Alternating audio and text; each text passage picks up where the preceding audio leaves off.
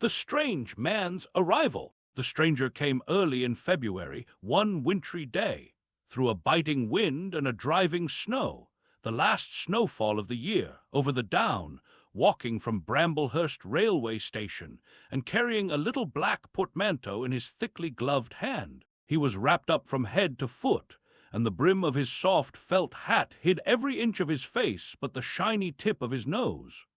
The snow had piled itself against his shoulders and chest, and added a white crest to the burden he carried. He staggered into the coach and horses, more dead than alive, and flung his portmanteau down. "A fire!" he cried. "In the name of human charity, a room and a fire!" He stamped and shook the snow from off himself in the bar, and followed Mrs. Hall into her guest parlour to strike his bargain. And with that much introduction, that and a couple of sovereigns flung upon the table, he took up his quarters in the inn. Mrs. Hall lit the fire and left him there, while she went to prepare him a meal with her own hands. A guest to stop at Iping in the winter-time was an unheard-of piece of luck, let alone a guest who was no haggler, and she was resolved to show herself worthy of her good fortune. As soon as the bacon was well under way, and Milly, her lymphatic maid, had been brisked up a bit by a few deftly chosen expressions of contempt, she carried the cloth, plates, and glasses into the parlour, and began to lay them with the utmost eclat. Although the fire was burning up briskly, she was surprised to see that her visitor still wore his hat and coat, standing with his back to her and staring out of the window at the falling snow in the yard. His gloved hands were clasped behind him, and he seemed to be lost in thought. She noticed that the melting snow that still sprinkled his shoulders dripped upon her carpet. "Can I take your hat and coat, sir?" she said, "and give them a good dry in the kitchen?" "No," he said without turning. She was not sure she had heard him, and was about to repeat her question. He turned his head and looked at her over his shoulder. "I prefer to keep them on," he said with emphasis, and she noticed that he wore big blue spectacles with sidelights and had a bush side whisker over his coat collar that completely hid his cheeks and face. "Very well, sir," she said. "As you like. In a bit the room will be warmer." He made no answer, and had turned his face away from her again, and Mrs. Hall, feeling that her conversational advances were ill-timed, laid the rest of the table things in a quick staccato and whisked out of the room. When she returned, he was still standing there, like a man of stone, his back hunched, his collar turned up, his dripping hat brim turned down, hiding his face and ears completely. She put down the eggs and bacon with considerable emphasis, and called rather than said to him, "Your lunch is served, sir." "Thank you," he said at the same time, and did not stir until she was closing the door. Then he swung round and approached the table with a certain eager quickness. As she went behind the bar to the kitchen, she heard a sound repeated at regular intervals.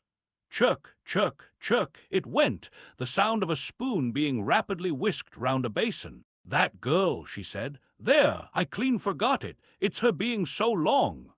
And while she herself finished mixing the mustard, she gave Milly a few verbal stabs for her excessive slowness. She had cooked the ham and eggs, laid the table, and done everything, while Milly, help indeed, had only succeeded in delaying the mustard, and him a new guest and wanting to stay. Then she filled the mustard pot, and putting it with a certain stateliness upon a gold and black tie tray, carried it into the parlour.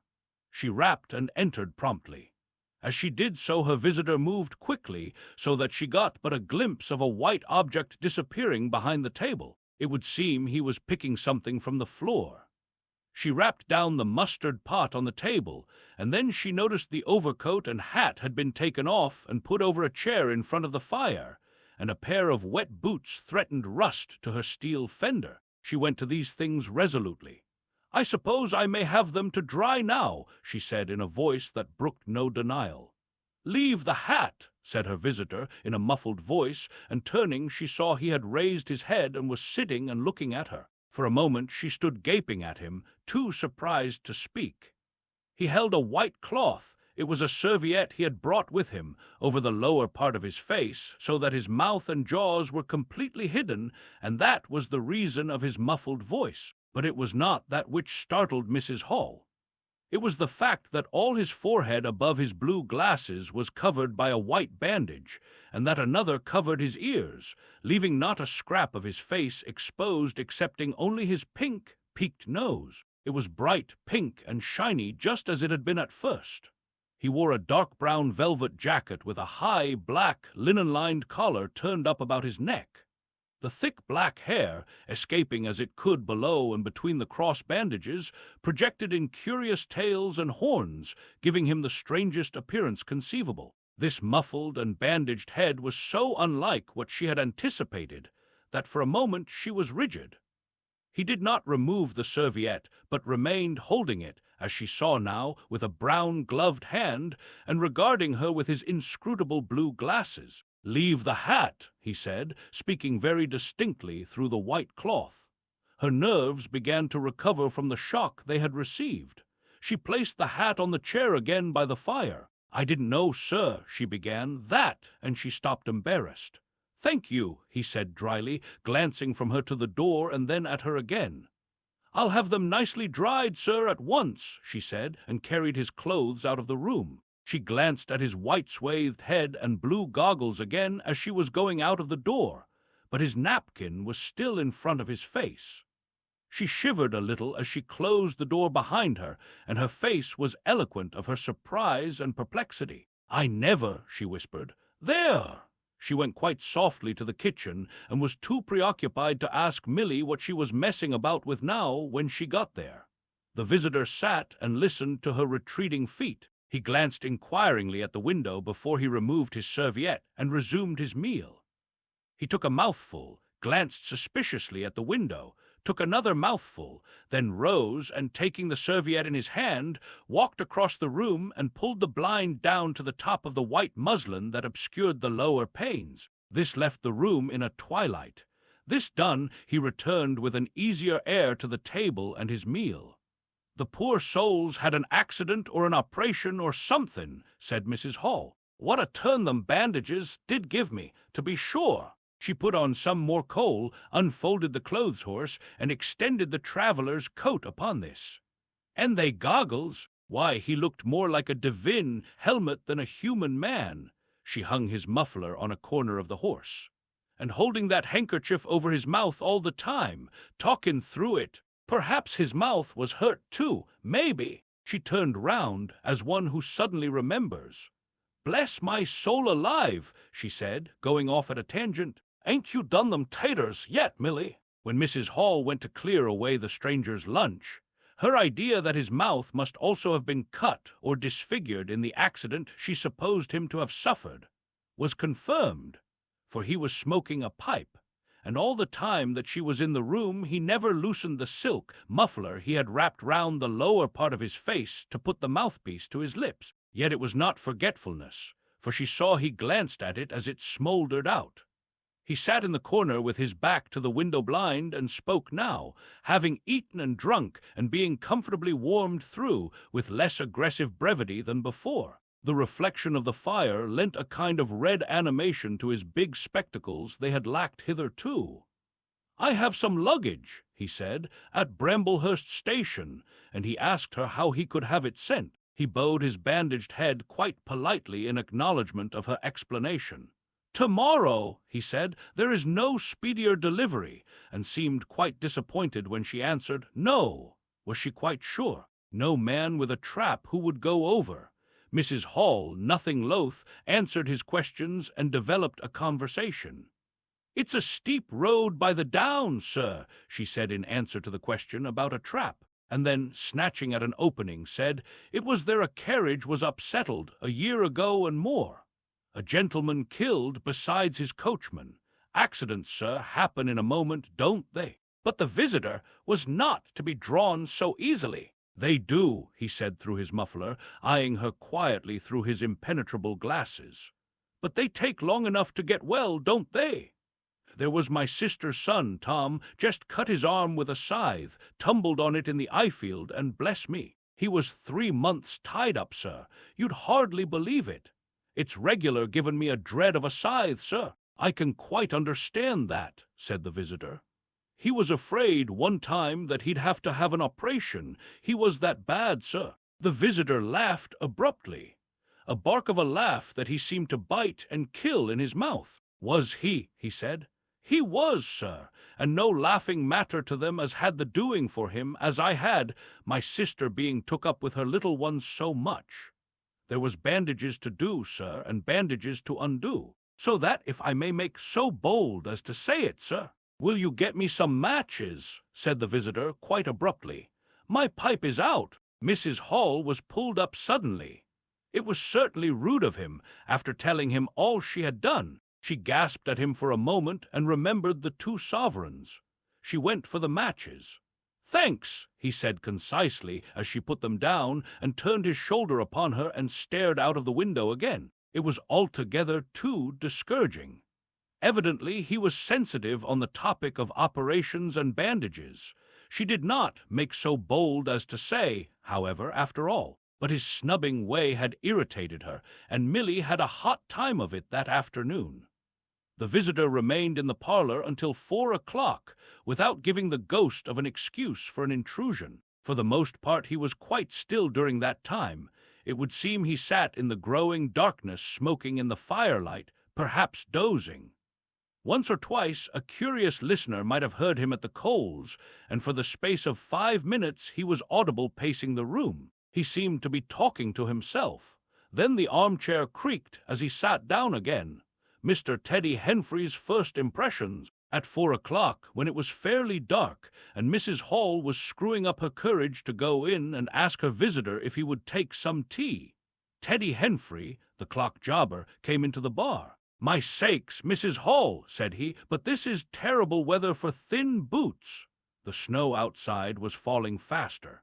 Mrs. Hall agreed, and then noticed he had his bag with him. "Now you're here, Mr. Teddy," said she, "I'd be glad if you'd give T.H. old clock in the parlor a bit of a look. Tea's going, and it strikes well and hearty, but the hour hand won't do nothing but point at 6. And leading the way, she went across to the parlor door and rapped and entered. Her visitor, she saw as she opened the door, was seated in the armchair before the fire, dozing it would seem, with his bandaged head drooping on one side. The only light in the room was the red glow from the fire, which lit his eyes like adverse railway signals, but left his downcast face in darkness, and the scanty vestiges of the day that came in through the open door. Everything was ruddy, shadowy, and indistinct to her, the more so since she had just been lighting the bar lamp, and her eyes were dazzled. But for a second it seemed to her that the man she looked at had an enormous mouth wide open, a vast and incredible mouth that swallowed the whole of the lower portion of his face. It was the sensation of a moment, the white-bound head, the monstrous goggle eyes, and this huge yawn below it. Then he stirred, started up in his chair, put up his hand. She opened the door wide so that the room was lighter, and she saw him more clearly, with the muffler held up to his face, just as she had seen him hold the serviette before. The shadows, she fancied, had tricked her. "Would you mind, sir, this man a-coming to look at the clock, sir?" she said, recovering from the momentary shock.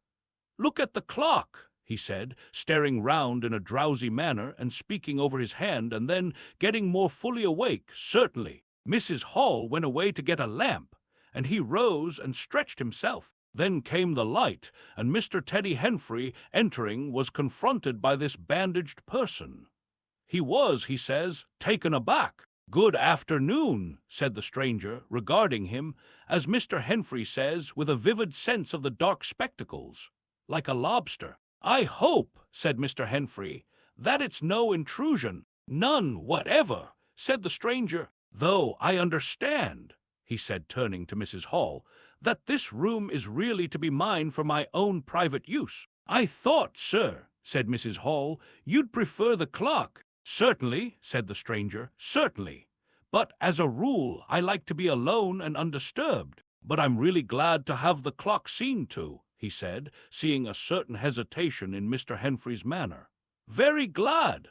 Mr. Henfrey had intended to apologize and withdraw, but this anticipation reassured him. The stranger turned round with his back to the fireplace and put his hands behind his back. 'And presently,' he said, 'when the clock mending is over, I think I should like to have some tea. But not till the clock mending is over. Mrs. Hall was about to leave the room. She made no conversational advances this time, because she did not want to be snubbed in front of Mr. Henfrey. When her visitor asked her if she had made any arrangements about his boxes at Bramblehurst, she told him she had mentioned the matter to the postman and that the carrier could bring them over on the morrow. "You are certain that is the earliest?" he said. She was certain, with a marked coldness. "I should explain," he added, "what I was really too cold and fatigued to do before, that I am an experimental investigator." "Indeed, sir," said Mrs. Hall, much impressed, "and my baggage contains apparatus and appliances." "Very useful things indeed they are, sir," said Mrs. Hall, "and I'm very naturally anxious to get on with my inquiries." "Of course, sir. My reason for coming to Iping," he proceeded, with a certain deliberation of manner, "was a desire for solitude. I do not wish to be disturbed in my work. In addition to my work, an accident, I thought as much," said Mrs. Hall to herself, "necessitates a certain retirement. My eyes are sometimes so weak and painful that I have to shut myself up in the dark for hours together, lock myself up. Sometimes, now and then, not at present certainly. At such times the slightest disturbance, the entry of a stranger into the room, is a source of excruciating annoyance to me.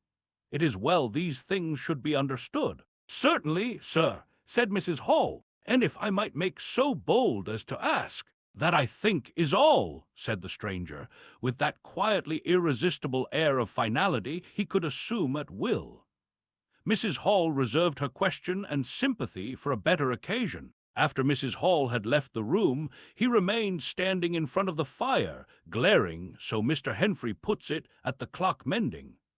Mr. Henfrey not only took off the hands of the clock and the face, but extracted the works, and he tried to work in as slow and quiet and unassuming a manner as possible. He worked with the lamp close to him, and the green shade threw a brilliant light upon his hands and upon the frame and wheels, and left the rest of the room shadowy. When he looked up, colored patches swam in his eyes. Being constitutionally of a curious nature, he had removed the works, a quite unnecessary proceeding, with the idea of delaying his departure and perhaps falling into conversation with the stranger. But the stranger stood there, perfectly silent and still. So still it got on Henfrey's nerves. He felt alone in the room and looked up, and there, gray and dim, was the bandaged head and huge blue lenses staring fixedly, with a mist of green spots drifting in front of them. It was so uncanny to Henfrey that for a minute they remained staring blankly at one another. Then Henfrey looked down again. Very uncomfortable position. One would like to say something. Should he remark that the weather was very cold for the time of year? He looked up as if to take aim with that introductory shot. "The weather," he began. "Why don't you finish and go?" said the rigid figure, evidently in a state of painfully suppressed rage. "All you've got to do is to fix the hour hand on its axle. You're simply humbugging." "Certainly, sir, 1 minute more. I overlooked." And Mr. Henfrey finished and went, but he went feeling excessively annoyed. "Damn it," said Mr. Henfrey to himself, trudging down the village through the thawing snow.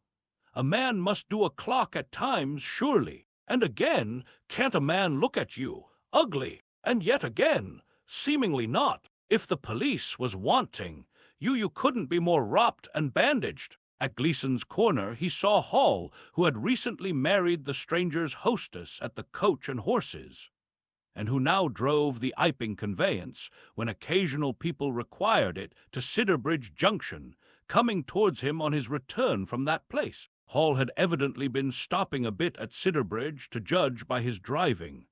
"'Ow do, Teddy," he said, passing. "You got a rum un up home," said Teddy. Hall very sociably pulled up.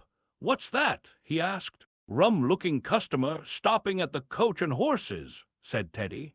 "My sakes!" And he proceeded to give Hall a vivid description of his grotesque guest. "Looks a bit like a disguise, don't it? I'd like to see a man's face if I had him stopping in my place," said Henfrey. "But women are that trustful where strangers are concerned. He's took your rooms and he ain't even given a name, Hall." "You don't say so," said Hall, who was a man of sluggish apprehension. "Yes," said Teddy, "by the week. Whatever he is, you can't get rid of him under the week. And he's got a lot of luggage coming tomorrow, so he says. Let's hope it won't be stones in boxes, Hall." He told Hall how his aunt at Hastings had been swindled by a stranger with empty portmanteaus. Altogether, he left Hall vaguely suspicious. "Get up, old girl," said Hall. "I suppose I must see 'bout this." Teddy trudged on his way with his mind considerably relieved. Instead of seeing 'bout it, however, Hall on his return was severely rated by his wife on the length of time he had spent in Sidderbridge, and his mild inquiries were answered snappishly and in a manner not to the point. But the seed of suspicion Teddy had sown germinated in the mind of Mr. Hall in spite of these discouragements. "You whim don't know everything," said Mr. Hall, resolved to ascertain more about the personality of his guest at the earliest possible opportunity. And after the stranger had gone to bed, which he did about 9:30, Mr. Hall went very aggressively into the parlor and looked very hard at his wife's furniture, just to show that the stranger wasn't master there, and scrutinized closely and a little contemptuously a sheet of mathematical computations the stranger had left. When retiring for the night, he instructed Mrs. Hall to look very closely at the stranger's luggage when it came next day. "You mind your own business, Hall," said Mrs. Hall, "and I'll mind mine." She was all the more inclined to snap at Hall because the stranger was undoubtedly an unusually strange sort of stranger, and she was by no means assured about him in her own mind. In the middle of the night she woke up dreaming of huge white heads like turnips that came trailing after her, at the end of interminable necks and with vast black eyes. But being a sensible woman, she subdued her terrors and turned over and went to sleep again. The 1001 BOTTLES. So it was that on the 29th day of February, at the beginning of the thaw, this singular person fell out of infinity into Iping village. Next day his luggage arrived through the slush, and very remarkable luggage it was. There were a couple of trunks indeed, such as a rational man might need, but in addition there were a box of books, big, fat books, of which some were just in an incomprehensible handwriting, and a dozen or more crates, boxes, and cases, containing objects packed in straw, as it seemed to Hall, tugging with a casual curiosity at the straw glass bottles. The stranger, muffled in hat, coat, gloves, and wrapper, came out impatiently to meet Fearenside's cart, while Hall was having a word or so of gossip preparatory to helping bring them in. Out he came, not noticing Fearenside's dog, who was sniffing in a dilettante spirit at Hall's legs. "Come along with those boxes," he said. "I've been waiting long enough." And he came down the steps towards the tail of the cart, as if to lay hands on the smaller crate. No sooner had Fearenside's dog caught sight of him, however, than it began to bristle and growl savagely, and when he rushed down the steps it gave an undecided hop, and then sprang straight at his hand. "Whoop!" cried Hall, jumping back, for he was no hero with dogs, and Fearenside howled, "Lie down!" and snatched his whip. They saw the dog's teeth had slipped the hand, heard a kick, saw the dog execute a flanking jump and get home on the stranger's leg, and heard the rip of his trousering. Then the finer end of Fearenside's whip reached his property, and the dog, yelping with dismay, retreated under the wheels of the wagon. It was all the business of a swift half-minute. No one spoke, everyone shouted. The stranger glanced swiftly at his torn glove and at his leg, made as if he would stoop to the latter, then turned and rushed swiftly up the steps into the inn. They heard him go headlong across the passage and up the uncarpeted stairs to his bedroom. "You brute, you!" said Fearenside, climbing off the wagon with his whip in his hand, while the dog watched him through the wheel. "Come here," said Fearenside. "You'd better." Hall had stood gaping. "He was bit," said Hall. "I'd better go and see to N," and he trotted after the stranger. He met Mrs. Hall in the passage. "Carrier's dog," he said, "bit N." He went straight upstairs, and the stranger's door being ajar, he pushed it open and was entering without any ceremony, being of a naturally sympathetic turn of mind. The blind was down and the room dim. He caught a glimpse of a most singular thing, what seemed a handless arm waving towards him, and a face of 3 huge indeterminate spots on white, very like the face of a pale pansy. Then he was struck violently in the chest, hurled back, and the door slammed in his face and locked. It was so rapid that it gave him no time to observe. A waving of indecipherable shapes, a blow, and a concussion. There he stood on the dark little landing, wondering what it might be that he had seen. A couple of minutes after, he rejoined the little group that had formed outside the coach and horses. There was fear inside telling about it all over again for the second time. There was Mrs. Hall saying his dog didn't have no business to bite her guests. There was Huckster, the general dealer from over the road, interrogative, and Sandy Wodgers from the forge, judicial, besides women and children, all of them saying fatuities. Wouldn't let en bite me, I knows, tasn't right have such dargs, wad e bite en for then, and so forth. Mr. Hall, staring at them from the steps and listening, found it incredible that he had seen anything so very remarkable happen upstairs. Besides, his vocabulary was altogether too limited to express his impressions. "He don't want no help, he says," he said in answer to his wife's inquiry. "We'd better be a-talkin' of his luggage in. He ought to have it cauterized at once," said Mr. Huckster, "especially if it's at all inflamed." "I'd shoot en, that's what I'd do," said a lady in the group. Suddenly the dog began growling again. "Come along," cried an angry voice in the doorway, and there stood the muffled stranger with his collar turned up and his hat brim bent down. "The sooner you get those things in the better I'll be pleased." It is stated by an anonymous bystander that his trousers and gloves had been changed. "Was you hurt, sir?" said Fearinside. "I'm rare sorry the dog." "Not a bit," said the stranger. "Never broke the skin. Hurry up with those things." He then swore to himself, so Mr. Hall asserts. Directly the first crate was, in accordance with his directions, carried into the parlor, the stranger flung himself upon it with extraordinary eagerness and began to unpack it, scattering the straw with an utter disregard of Mrs. Hall's carpet, and from it he began to produce bottles. Little fat bottles containing powders, small and slender bottles containing colored and white fluids, fluted blue bottles labeled poison, bottles with round bodies and slender necks, large green glass bottles, large white glass bottles, bottles with glass stoppers and frosted labels, bottles with fine corks, bottles with bungs, bottles with wooden caps, wine bottles, salado bottles, putting them in rows on the chiffonier, on the mantel, on the table under the window, round the floor, on the bookshelf, everywhere. The chemist's shop in Bramblehurst could not boast half so many. Quite a sight it was. Crate after crate yielded bottles until all 6 were empty and the table high with straw. The only things that came out of these crates besides the bottles were a number of test tubes and a carefully packed balance.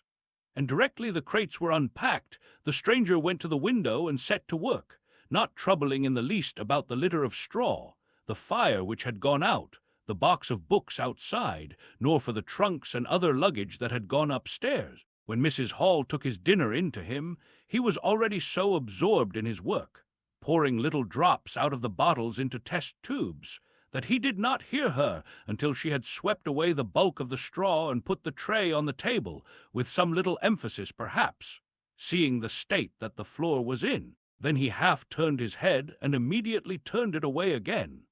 But she saw he had removed his glasses. They were beside him on the table, and it seemed to her that his eye sockets were extraordinarily hollow. He put on his spectacles again, and then turned and faced her. She was about to complain of the straw on the floor when he anticipated her. "I wish you wouldn't come in without knocking," he said in the tone of abnormal exasperation that seemed so characteristic of him. "I knocked, but seemingly, perhaps you did. But in my investigations, my really very urgent and necessary investigations, the slightest disturbance, the jar of a door, I must ask you." "Certainly, sir. You can turn the lock if you're like that, you know, any time." "A very good idea," said the stranger. "This straw, sir, if I might make so bold as to remark." "Don't! If the straw makes trouble, put it down in the bill." and he mumbled at her words suspiciously like curses. He was so odd, standing there, so aggressive and explosive, bottle in one hand and test tube in the other, that Mrs. Hall was quite alarmed. But she was a resolute woman. "In which case, I should like to know, sir, what you consider. A shilling, put down a shilling. Surely a shilling's enough." "So be it," said Mrs. Hall, taking up the tablecloth and beginning to spread it over the table. "If you're satisfied, of course." He turned and sat down, with his coat collar toward her. All the afternoon he worked with the door locked, and, as Mrs. Hall testifies, for the most part in silence. But once there was a concussion, and a sound of bottles ringing together as though the table had been hit, and the smash of a bottle flung violently down, and then a rapid pacing athwart the room. Fearing something was the matter, she went to the door and listened, not caring to knock. "I can't go on," he was raving. "I can't go on. 300,000, 400,000, the huge multitude, cheated. All my life it may take me. Patience, patience indeed. Fool, fool." There was a noise of hobnails on the bricks in the bar, and Mrs. Hall had very reluctantly to leave the rest of his soliloquy. When she returned, the room was silent again, save for the faint crepitation of his chair and the occasional clink of a bottle. It was all over. The stranger had resumed work. When she took in his tea, she saw broken glass in the corner of the room under the concave mirror, and a golden stain that had been carelessly wiped. She called attention to it. "Put it down in the bill," snapped her visitor. "For God's sake, don't worry me. If there's damage done, put it down in the bill." And he went on ticking a list in the exercise book before him. "I'll tell you something," said Fearenside mysteriously. It was late in the afternoon, and they were in the little beer shop of Iping Hanger. "Well," said Teddy Henfrey, "this chap you're speaking of, what my dog bit, well, he's black, leastways his legs are. I seed through the tear of his trousers and the tear of his glove. You'd have expected a sort of pinky to show, wouldn't you? Well, there wasn't none, just blackness. I tell you, he's as black as my hat." "My sakes," said Henfrey, "it's a rummy case altogether. Why, his nose is as pink as paint." "That's true," said Fearenside. "I knows that, and I tell 'ee what I'm thinking. That mon's a piebald Teddy, black here and white there in patches, and he's ashamed of it. He's a kind of half-breed, and the colors come off patchy instead of mixing. I've heard of such things before, and it's the common way with horses, as anyone can see. Mr. Cuss, INTRVIWS, the stranger. I have told the circumstances of the stranger's arrival in Iping with a certain fullness of detail, in order that the curious impression he created may be understood by the reader, but excepting two odd incidents, the circumstances of his stay until the extraordinary day of the club festival may be passed over very cursorily. There were a number of skirmishes with Mrs. Hall on matters of domestic discipline, but in every case until late April, when the first signs of penury began, he overrode her by the easy expedient of an extra payment. Hall did not like him, and whenever he dared he talked of the advisability of getting rid of him. But he showed his dislike chiefly by concealing it ostentatiously, and avoiding his visitor as much as possible. "Wait till the summer," said Mrs. Hall sagely, "when the artists are beginning to come. Then we'll see. He may be a bit overbearing, but bills settled punctual is bills settled punctual, whatever you'd like to say." The stranger did not go to church, and indeed made no difference between Sunday and the irreligious days, even in costume. He worked, as Mrs. Hall thought, very fitfully. Some days he would come down early and be continuously busy. On others he would rise late, pace his room, fretting audibly for hours together, smoke, sleep in the armchair by the fire. Communication with the world beyond the village he had none. His temper continued very uncertain. For the most part, his manner was that of a man suffering under almost unendurable provocation, and once or twice things were snapped, torn, crushed, or broken in spasmodic gusts of violence. He seemed under a chronic irritation of the greatest intensity. His habit of talking to himself in a low voice grew steadily upon him, but though Mrs. Hall listened conscientiously, she could make neither head nor tail of what she heard. He rarely went abroad by daylight, but at twilight he would go out muffled up invisibly, whether the weather were cold or not, and he chose the loneliest paths and those most overshadowed by trees and banks. His goggling spectacles and ghastly bandaged face under the penthouse of his hat came with a disagreeable suddenness out of the darkness upon one or two home-going laborers, and Teddy Henfrey, tumbling out of the scarlet coat one night at 9:30, was scared shamefully by the stranger's skull-like head. He was walking hat in hand, lit by the sudden light of the opened-in door. Such children as saw him at nightfall dreamt of bogies, and it seemed doubtful whether he disliked boys more than they disliked him, or the reverse. But there was certainly a vivid enough dislike on either side. It was inevitable that a person of so remarkable an appearance and bearing should form a frequent topic in such a village as Iping. Opinion was greatly divided about his occupation. Mrs. Hall was sensitive on the point. When questioned, she explained very carefully that he was an experimental investigator, going gingerly over the syllables as one who dreads pitfalls. When asked what an experimental investigator was, she would say with a touch of superiority that most educated people knew such things as that, and would thus explain that he discovered things. Her visitor had had an accident, she said, which temporarily discolored his face and hands, and being of a sensitive disposition, he was averse to any public notice of the fact. Out of her hearing, there was a view largely entertained that he was a criminal trying to escape from justice by wrapping himself up so as to conceal himself altogether from the eye of the police. This idea sprang from the brain of Mr. Teddy Henfrey.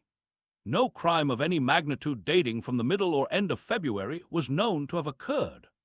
Elaborated in the imagination of Mr. Good, the probationary assistant in the National School, this theory took the form that the stranger was an anarchist in disguise, preparing explosives, and he resolved to undertake such detective operations as his time permitted. These consisted for the most part in looking very hard at the stranger whenever they met, or in asking people who had never seen the stranger leading questions about him.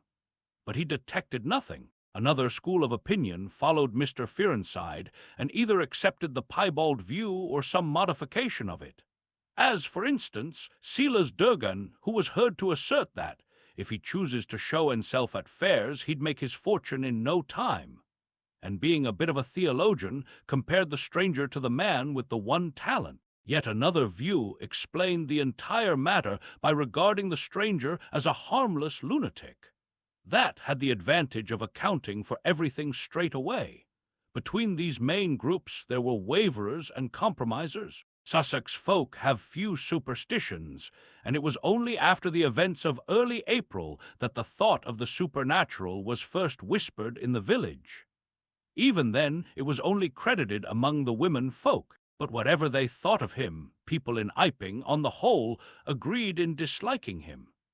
His irritability, though it might have been comprehensible to an urban brain worker, was an amazing thing to these quiet Sussex villagers. The frantic gesticulations they surprised now and then, the headlong pace after nightfall that swept him upon them round quiet corners, the inhuman bludgeoning of all tentative advances of curiosity, the taste for twilight that led to the closing of doors, the pulling down of blinds, the extinction of candles and lamps.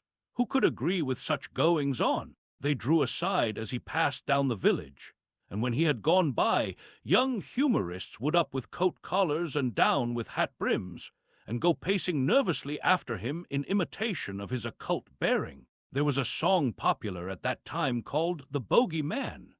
Miss Stachel sang it at the schoolroom concert in aid of the church lamps, and thereafter whenever one or two of the villagers were gathered together and the stranger appeared, a bar or so of this tune, more or less sharp or flat, was whistled in the midst of them. Also belated little children would call "Bogey Man" after him and make off tremulously elated. Cuss, the general practitioner, was devoured by curiosity.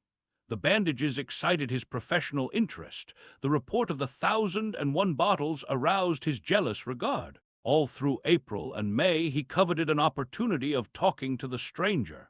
And at last, towards Whitsuntide, he could stand it no longer, but hit upon the subscription list for a village nurse as an excuse. He was surprised to find that Mr. Hall did not know his guest's name. "He give a name," said Mrs. Hall, an assertion which was quite unfounded, but I didn't rightly hear it. She thought it seemed so silly not to know the man's name. Cuss rapped at the parlor door and entered. There was a fairly audible imprecation from within. "Pardon my intrusion," said Cuss, and then the door closed and cut Mrs. Hall off from the rest of the conversation. She could hear the murmur of voices for the next 10 minutes, then a cry of surprise, a stirring of feet, a chair flung aside, a bark of laughter, quick steps to the door, and Cuss appeared, his face white, his eyes staring over his shoulder. He left the door open behind him, and without looking at her strode across the hall and went down the steps, and she heard his feet hurrying along the road. He carried his hat in his hand. She stood behind the door, looking at the open door of the parlor. Then she heard the stranger laughing quietly, and then his footsteps came across the room. She could not see his face where she stood. The parlor door slammed, and the place was silent again. Cuss went straight up the village to Bunting the vicar. "Am I mad?" Cuss began abruptly as he entered the shabby little study. "Do I look like an insane person?" "What's happened?" said the vicar, putting the ammonite on the loose sheets of his forthcoming sermon. "That chap at the inn." "Well, give me something to drink," said Cuss, and he sat down. When his nerves had been steadied by a glass of cheap sherry, the only drink the good vicar had available, he told him of the interview he had just had. "Went in," he gasped, and began to demand a subscription for that nurse fund. He'd stuck his hands in his pockets as I came in, and he sat down lumpily in his chair. Sniffed. I told him I'd heard he took an interest in scientific things. He said yes. Sniffed again, kept on sniffing all the time. Evidently recently caught an infernal cold. No wonder, wrapped up like that. I developed the nurse idea and all the while kept my eyes open. Bottles, chemicals everywhere. Balance, test tubes in stands, and a smell of evening primrose. Would he subscribe? Said he'd consider it. Asked him point blank was he researching. Said he was. A long research. Got quite cross. "A damnable long research," said he, blowing the cork out, so to speak. "Oh," said I, and out came the grievance. The man was just on the boil, and my question boiled him over. He had been given a prescription, most valuable prescription. What for he wouldn't say. Was it medical? "Damn you, what are you fishing after?" I apologized. Dignified sniff and cough. He resumed. He'd read it. 5 ingredients. Put it down, turned his head. Draught of air from window lifted the paper.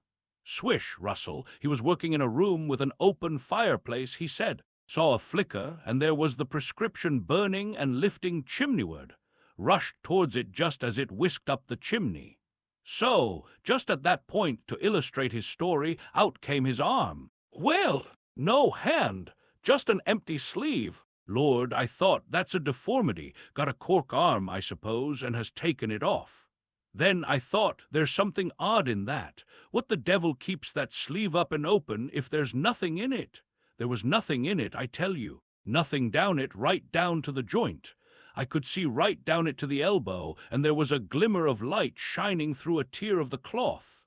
"Good God!" I said. Then he stopped, stared at me with those black goggles of his, and then at his sleeve. "Well, that's all. He never said a word, just glared and put his sleeve back in his pocket quickly. I was saying," said he, "that there was the prescription burning, wasn't I?" Interrogative cough. "How the devil," said I, "can you move an empty sleeve like that? Empty sleeve?" "Yes," said I, "an empty sleeve." "It's an empty sleeve, is it?" "You saw it was an empty sleeve." He stood up right away. I stood up too. He came towards me in 3 very slow steps and stood quite close. Sniffed venomously. I didn't flinch, though I'm hanged if that bandaged knob of his and those blinkers aren't enough to unnerve anyone coming quietly up to you. "You said it was an empty sleeve," he said. "Certainly," I said. at staring and saying nothing a barefaced man, unspectacled, starts scratch. Then very quietly he pulled his sleeve out of his pocket again and raised his arm towards me as though he would show it to me again. He did it very, very slowly. I looked at it, seemed an age. "Well," said I, clearing my throat, "there's nothing in it." Had to say something. I was beginning to feel frightened. I could see right down it. He extended it straight towards me, slowly, slowly, just like that, until the cuff was 6 inches from my face. Queer thing to see an empty sleeve come at you like that. And then, well, something, exactly like a finger and thumb it felt, nipped my nose. Bunting began to laugh. "There wasn't anything there," said Cuss, his voice running up into a shriek at the there. "It's all very well for you to laugh, but I tell you I was so startled. I hit his cuff hard and turned around and cut out of the room. I left him." Cuss stopped. There was no mistaking the sincerity of his panic. He turned round in a helpless way and took a second glass of the excellent vicar's very inferior sherry. "When I hit his cuff," said Cuss, "I tell you, it felt exactly like hitting an arm. And there wasn't an arm. There wasn't the ghost of an arm." Mr. Bunting thought it over. He looked suspiciously at Cuss. "It's a most remarkable story," he said. He looked very wise and grave indeed. "It's really," said Mr. Bunting with judicial emphasis, "a most remarkable story. The burglary at the vicarage, the facts of the burglary at the vicarage, came to us chiefly through the medium of the vicar and his wife. It occurred in the small hours of Whit Monday, the day devoted in Iping to the club festivities. Mrs. Bunting, it seems, woke up suddenly in the stillness that comes before the dawn, with the strong impression that the door of their bedroom had opened and closed. She did not arouse her husband at first, but sat up in bed listening.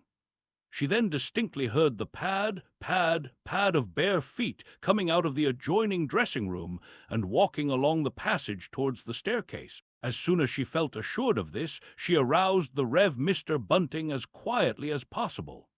He did not strike a light, but putting on his spectacles, her dressing-gown, and his bath-slippers, he went out on the landing to listen. He heard quite distinctly a fumbling going on at his study desk downstairs, and then a violent sneeze. At that, he returned to his bedroom, armed himself with the most obvious weapon, the poker, and descended the staircase as noiselessly as possible. Mrs. Bunting came out on the landing. The hour was about 4, and the ultimate darkness of the night was past. There was a faint shimmer of light in the hall, but the study doorway yawned impenetrably black. Everything was still except the faint creaking of the stairs under Mr. Bunting's tread and the slight movements in the study.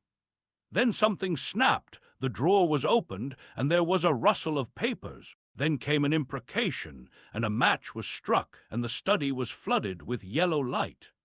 Mr. Bunting was now in the hall, and through the crack of the door he could see the desk and the open drawer and a candle burning on the desk, but the robber he could not see. He stood there in the hall undecided what to do, and Mrs. Bunting, her face white and intent, crept slowly downstairs after him. One thing kept Mr. Bunting's courage, the persuasion that this burglar was a resident in the village. They heard the chink of money and realized that the robber had found the housekeeping reserve of gold, £2.10 in half-sovereigns altogether. At that sound Mr. Bunting was nerved to abrupt action. Gripping the poker firmly, he rushed into the room, closely followed by Mrs. Bunting. "Surrender!" cried Mr. Bunting fiercely, and then stooped amazed. Apparently the room was perfectly empty. Yet their conviction that they had, that very moment, heard somebody moving in the room had amounted to a certainty. For half a minute, perhaps, they stood gaping. Then Mrs. Bunting went across the room and looked behind the screen, while Mr. Bunting, by a kindred impulse, peered under the desk. Then Mrs. Bunting turned back the window curtains, and Mr. Bunting looked up the chimney and probed it with the poker. Then Mrs. Bunting scrutinized the waste-paper basket, and Mr. Bunting opened the lid of the coal scuttle. Then they came to a stop and stood with eyes interrogating each other. "I could have sworn," said Mr. Bunting. "The candle," said Mr. Bunting. "Who lit the candle?" "The drawer," said Mrs. Bunting. And the money's gone. She went hastily to the doorway. Of all the strange occurrences, there was a violent sneeze in the passage. They rushed out, and as they did so, the kitchen door slammed. "Bring the candle," said Mr. Bunting, and led the way. They both heard a sound of bolts being hastily shot back. As he opened the kitchen door, he saw through the scullery that the back door was just opening, and the faint light of early dawn displayed the dark masses of the garden beyond. He is certain that nothing went out of the door. It opened, stood open for a moment, and then closed with a slam. As it did so, the candle Mrs. Bunting was carrying from the study flickered and flared. It was a minute or more before they entered the kitchen. The place was empty. They refastened the back door, examined the kitchen, pantry, and scullery thoroughly, and at last went down into the cellar. There was not a soul to be found in the house, search as they would. Daylight found the vicar and his wife, a quaintly costumed little couple, still marveling about on their own ground floor by the unnecessary light of a guttering candle. The furniture, that went mad! Now it happened that in the early hours of Whit Monday, before Milly was hunted out for the day, Mr. Hall and Mrs. Hall both rose and went noiselessly down into the cellar. Their business there was of a private nature, and had something to do with the specific gravity of their beer. They had hardly entered the cellar when Mrs. Hall found she had forgotten to bring down a bottle of sarsaparilla from their joint room. As she was the expert and principal operator in this affair, Hall very properly went upstairs for it. On the landing, he was surprised to see that the stranger's door was ajar. He went on into his own room and found the bottle as he had been directed. But returning with the bottle, he noticed that the bolts of the front door had been shot back, that the door was in fact simply on the latch, and with a flash of inspiration, he connected this with the stranger's room upstairs and the suggestions of Mr. Teddy Henfrey. He distinctly remembered holding the candle while Mrs. Hall shot these bolts overnight. At the sight he stopped, gaping, then with the bottle still in his hand went upstairs again. He rapped at the stranger's door. There was no answer. He rapped again, then pushed the door wide open and entered. It was as he expected. The bed, the room also, was empty. And what was stranger, even to his heavy intelligence, on the bedroom chair and along the rail of the bed were scattered the garments, the only garments so far as he knew, and the bandages of their guest. His big slouch hat even was cocked jauntily over the bedpost. As Hall stood there, he heard his wife's voice coming out of the depth of the cellar, with that rapid telescoping of the syllables and interrogative cocking up of the final words to a high note, by which the West Sussex villager is wont to indicate a brisk impatience. "George, you gart wad a wand." At that he turned and hurried down to her. "Janny," he said, over the rail of the cellar steps, "'ta's the truth what Henfrey says. 'E's not in us room, 'e ain't, and the front door's unbolted." At first Mrs. Hall did not understand, and as soon as she did she resolved to see the empty room for herself. Hall, still holding the bottle, went first. "If 'e ain't there," he said, "is close are, and what's 'e doin' ithout is close then. 'Ta's a most curious business." As they came up the cellar steps they both, it was afterwards ascertained, fancied they heard the front door open and shut, but seeing it closed and nothing there, neither said a word to the other about it at the time. Mrs. Hall passed her husband in the passage and ran on first upstairs. Someone sneezed on the staircase. Hall, following 6 steps behind, thought that he heard her sneeze. She, going on first, was under the impression that Hall was sneezing. She flung open the door and stood regarding the room. "Of all the curious," she said. She heard a sniff close behind her head as it seemed, and turning, was surprised to see Hall a dozen feet off on the topmost stair. But in another moment he was beside her. She bent forward and put her hand on the pillow and then under the clothes. "Cold," she said. "He's been up this hour or more." As she did so, a most extraordinary thing happened. The bedclothes gathered themselves together, leapt up suddenly into a sort of peak, and then jumped headlong over the bottom rail. It was exactly as if a hand had clutched them in the center and flung them aside. Immediately after, the stranger's hat hopped off the bedpost, described a whirling flight in the air through the better part of a circle, and then dashed straight at Mrs. Hall's face.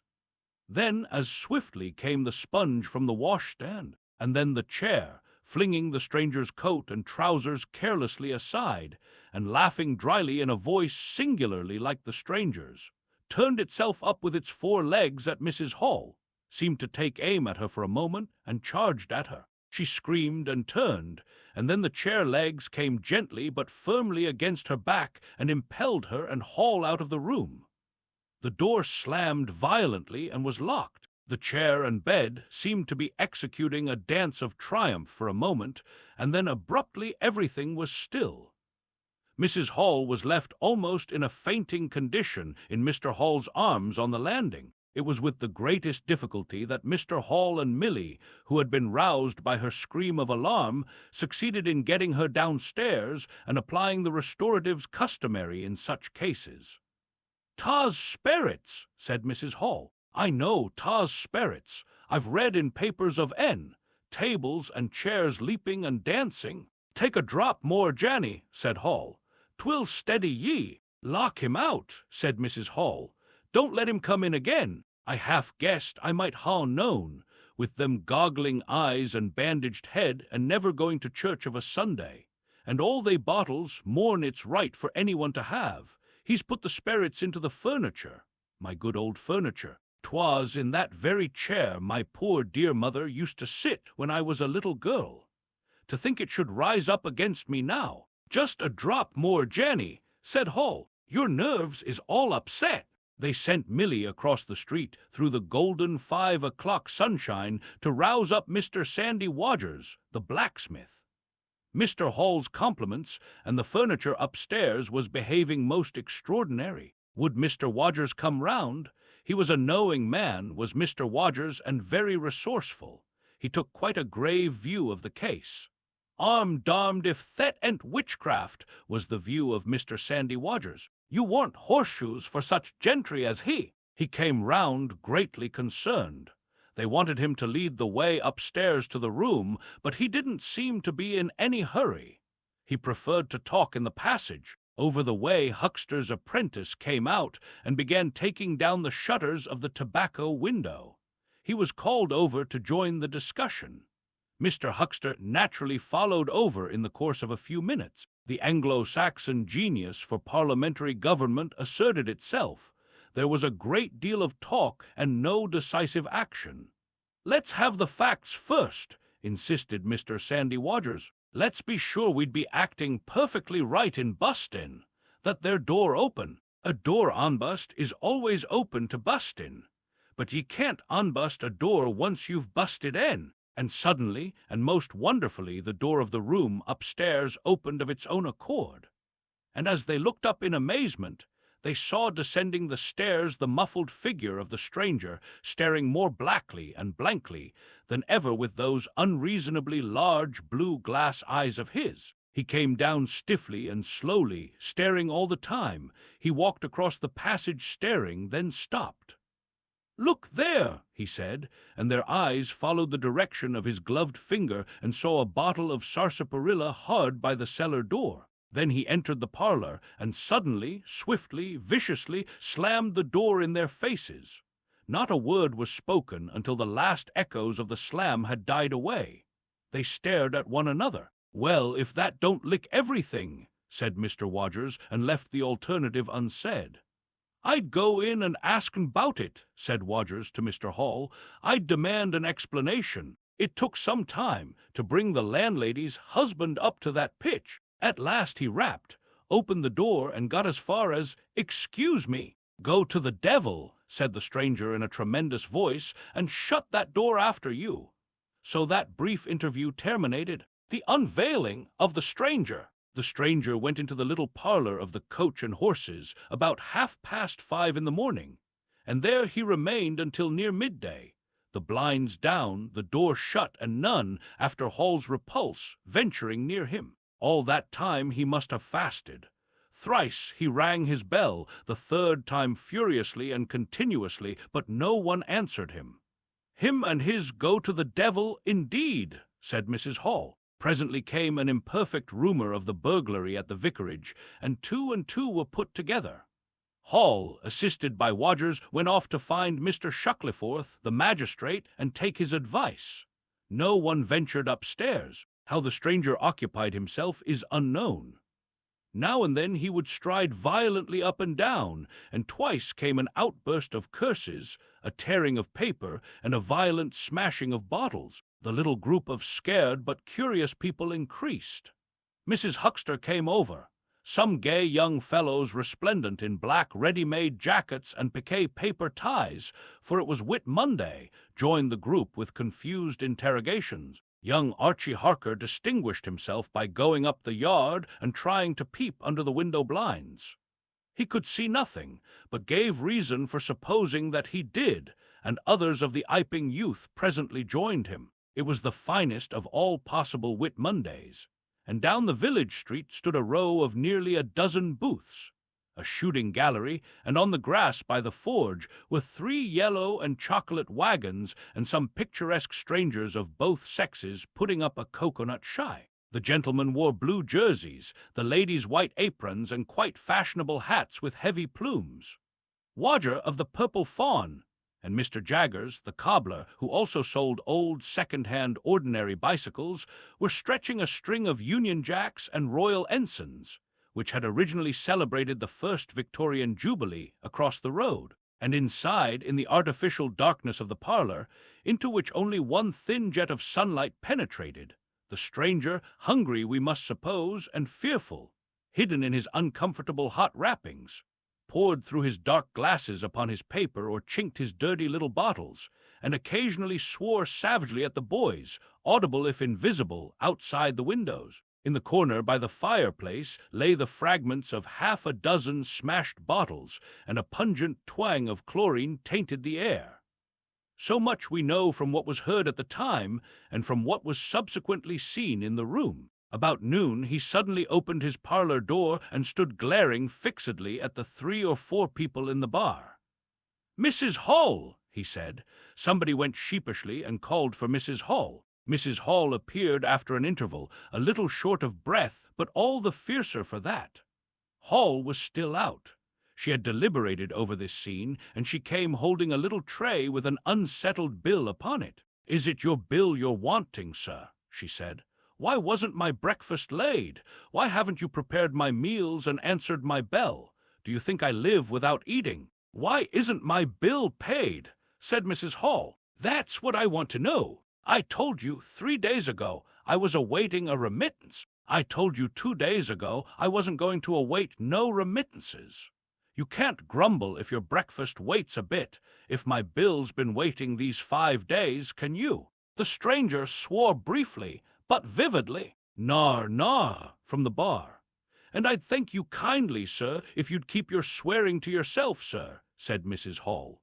The stranger stood looking more like an angry diving helmet than ever. It was universally felt in the bar that Mrs. Hall had the better of him. His next words showed as much. "Look here, my good woman," he began. "Don't good woman me," said Mrs. Hall. "I've told you my remittance hasn't come." "Remittance indeed," said Mrs. Hall. "Still, I dare say in my pocket. You told me 3 days ago that you hadn't anything but a sovereign's worth of silver upon you." "Well, I've found some more. Hullo, from the bar." "I wonder where you found it," said Mrs. Hall.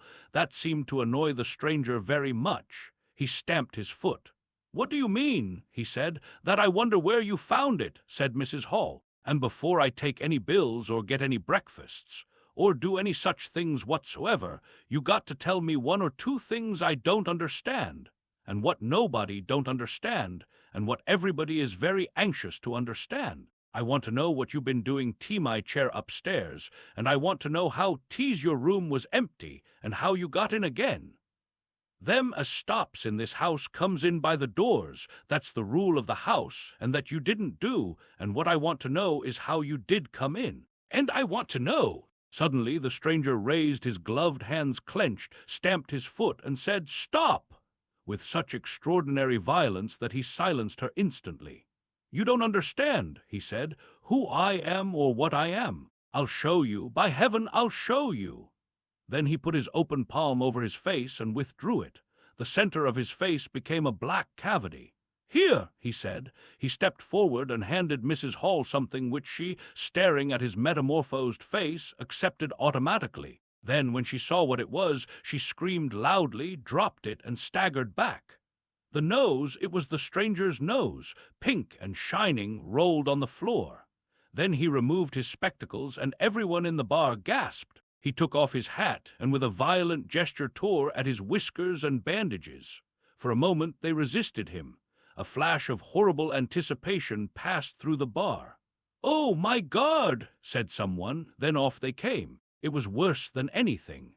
Mrs. Hall, standing open-mouthed and horror-struck, shrieked at what she saw and made for the door of the house.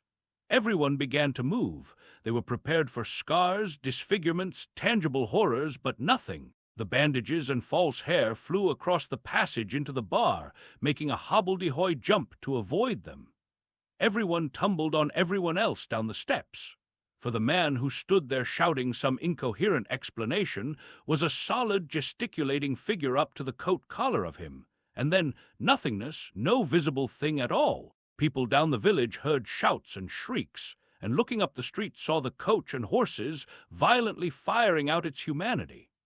They saw Mrs. Hall fall down and Mr. Teddy Henfrey jump to avoid tumbling over her, and then they heard the frightful screams of Milly, who, emerging suddenly from the kitchen at the noise of the tumult, had come upon the headless stranger from behind. These increased suddenly. Forthwith everyone all down the street, the sweetstuff seller, coconut-shy proprietor and his assistant, the swing man, little boys and girls, rustic dandies, smart wenches, smocked elders and aproned gypsies, began running towards the inn, and in a miraculously short space of time a crowd of perhaps 40 people, and rapidly increasing, swayed and hooted and inquired and exclaimed and suggested in front of Mrs. Hall's establishment. Everyone seemed eager to talk at once, and the result was Babel. A small group supported Mrs. Hall, who was picked up in a state of collapse. There was a conference, and the incredible evidence of a vociferous eyewitness. "Oh, Bogey, what's he been doing then? Ain't hurt the girl, as he? Run at en with a knife, I believe. No eed, I tell ye, I don't mean no manner of speaking. I mean marn ithout a eed. Nonsense. 'Tis some conjuring trick. Fetched off is rapping, he did." In its struggles to see in through the open door, the crowd formed itself into a straggling wedge, with the more adventurous apex nearest the inn. He stood for a moment, I heard the gal scream, and he turned. I saw her skirts whisk, and he went after her. Didn't take 10 seconds. Back he comes with a knife in us hand and a loaf, stood just as if he was staring. Not a moment ago, went in that there door. I tell, he ain't got no eed at all, you just missed en. There was a disturbance behind, and the speaker stopped to step aside for a little procession that was marching very resolutely towards the house. First Mr. Hall, very red and determined, then Mr. Bobby Jaffers, the village constable, and then the wary Mr. Wodgers. They had come now armed with a warrant. People shouted conflicting information of the recent circumstances. "Eed or no eed," said Jaffers. "I got to rest en, and rest en I will." Mr. Hall marched up the steps, marched straight to the door of the parlor, and flung it open. "Constable," he said, "do your duty." Jaffers marched in, Hall next, Wodgers last. They saw in the dim light the headless figure facing them, with a gnawed crust of bread in one gloved hand and a chunk of cheese in the other. "That's him," said Hall. "What the devil's this?" came in a tone of angry expostulation from above the collar of the figure. "You're a damned rum customer, mister," said Mr. Jaffers. "But eed or no eed, the warrant says body, and duty's duty." "Keep off," said the figure, starting back. Abruptly he whipped down the bread and cheese, and Mr. Hall just grasped the knife on the table in time to save it. Off came the stranger's left glove and was slapped in Jaffers' face. In another moment Jaffers, cutting short some statement concerning a warrant, had gripped him by the handless wrist and caught his invisible throat. He got a sounding kick on the shin that made him shout, but he kept his grip. Hall sent the knife sliding along the table to Wodgers, who acted as goalkeeper for the offensive, so to speak, and then stepped forward as Jaffers and the stranger swayed and staggered towards him, clutching and hitting in. A chair stood in the way and went aside with a crash as they came down together. "Get the feet," said Jaffers between his teeth. Mr. Hall, endeavoring to act on instructions, received a sounding kick in the ribs that disposed of him for a moment.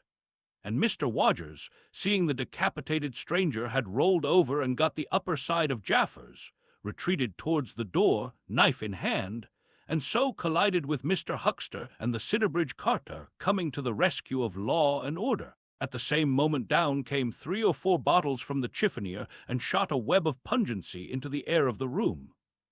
"I'll surrender," cried the stranger, though he had Jaffers down, and in another moment he stood up panting, a strange figure, headless and handless, for he had pulled off his right glove now as well as his left. "It's no good," he said, as if sobbing for breath. It was the strangest thing in the world to hear that voice coming as if out of empty space, but the Sussex peasants are perhaps the most matter-of-fact people under the sun. Jaffers got up also and produced a pair of handcuffs. Then he stared. "I say," said Jaffers, brought up short by a dim realization of the incongruity of the whole business, "darn it, can't use 'em as I can see." The stranger ran his arm down his waistcoat, and as if by a miracle the buttons, to which his empty sleeve pointed, became undone. Then he said something about his shin and stooped down. He seemed to be fumbling with his shoes and socks. "Why," said Huckster suddenly, "that's not a man at all. It's just empty clothes. Look, you can see down his collar and the linings of his clothes. I could put my arm." He extended his hand. It seemed to meet something in midair, and he drew it back with a sharp exclamation. "I wish you'd keep your fingers out of my eye," said the aerial voice, in a tone of savage expostulation. "The fact is, I'm all here, head, hands, legs, and all the rest of it, but it happens I'm invisible. It's a confounded nuisance, but I am. That's no reason why I should be poked to pieces by every stupid bumpkin in Iping, is it? The suit of clothes, now all unbuttoned and hanging loosely upon its unseen supports, stood up, arms akimbo. Several other of the men folks had now entered the room, so that it was closely crowded. "Invisible, eh?" said Huckster, ignoring the stranger's abuse. "Who ever heard the likes of that? It's strange, perhaps, but it's not a crime. Why am I assaulted by a policeman in this fashion?" "Ah, that's a different matter," said Jaffers. "No doubt you are a bit difficult to see in this light, but I got a warrant and it's all correct. What I'm after ain't no invisibility, it's burglary. There's a house been broke into and money took. Well, and circumstances certainly point." "Stuff and nonsense," said the invisible man. "I hope so, sir, but I've got my instructions." "Well," said the stranger, I'll come, but no handcuffs." "It's the regular thing," said Jaffers. "No handcuffs," stipulated the stranger. "Pardon me," said Jaffers. Abruptly the figure sat down, and before anyone could realize what was being done, the slippers, socks, and trousers had been kicked off under the table. Then he sprang up again and flung off his coat. "Here, stop that," said Jaffers, suddenly realizing what was happening. He gripped at the waistcoat, it struggled, and the shirt slipped out of it and left it limp and empty in his hand. "Hold him," said Jaffers loudly. "Once he gets the things off." "Hold him," cried everyone, and there was a rush at the fluttering white shirt, which was now all that was visible of the stranger. The shirt sleeve planted a shrewd blow in Hall's face that stopped his open-armed advance, and sent him backward into old Toothsome the sexton. And in another moment the garment was lifted up and became convulsed and vacantly flapping about the arms, even as a shirt that is being thrust over a man's head. Jaffers clutched at it and only helped to pull it off. He was struck in the mouth out of the air, and incontinently threw his truncheon and smote Teddy Henfrey savagely upon the crown of his head. "Look out," said everybody, fencing at random and hitting at nothing. "Hold him, shut the door, don't let him loose, I got something, here he is." A perfect babel of noises they made. Everybody, it seemed, was being hit all at once, and Sandy Wodgers, knowing as ever and his wits sharpened by a frightful blow in the nose, reopened the door and led the rout. The others, following incontinently, were jammed for a moment in the corner by the doorway. The hitting continued. Phipps, the Unitarian, had a front tooth broken, and Henfrey was injured in the cartilage of his ear. Jaffers was struck under the jaw and, turning, caught at something that intervened between him and Huckster in the melee and prevented their coming together.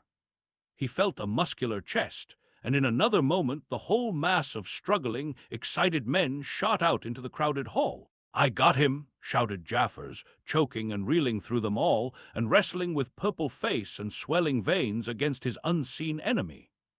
Men staggered right and left as the extraordinary conflict swayed swiftly towards the house door and went spinning down the half-dozen steps of the inn. Jaffers cried in a strangled voice, holding tight nevertheless, and making play with his knee, spun around, and fell heavily undermost with his head on the gravel. Only then did his fingers relax. There were excited cries of "Hold him!"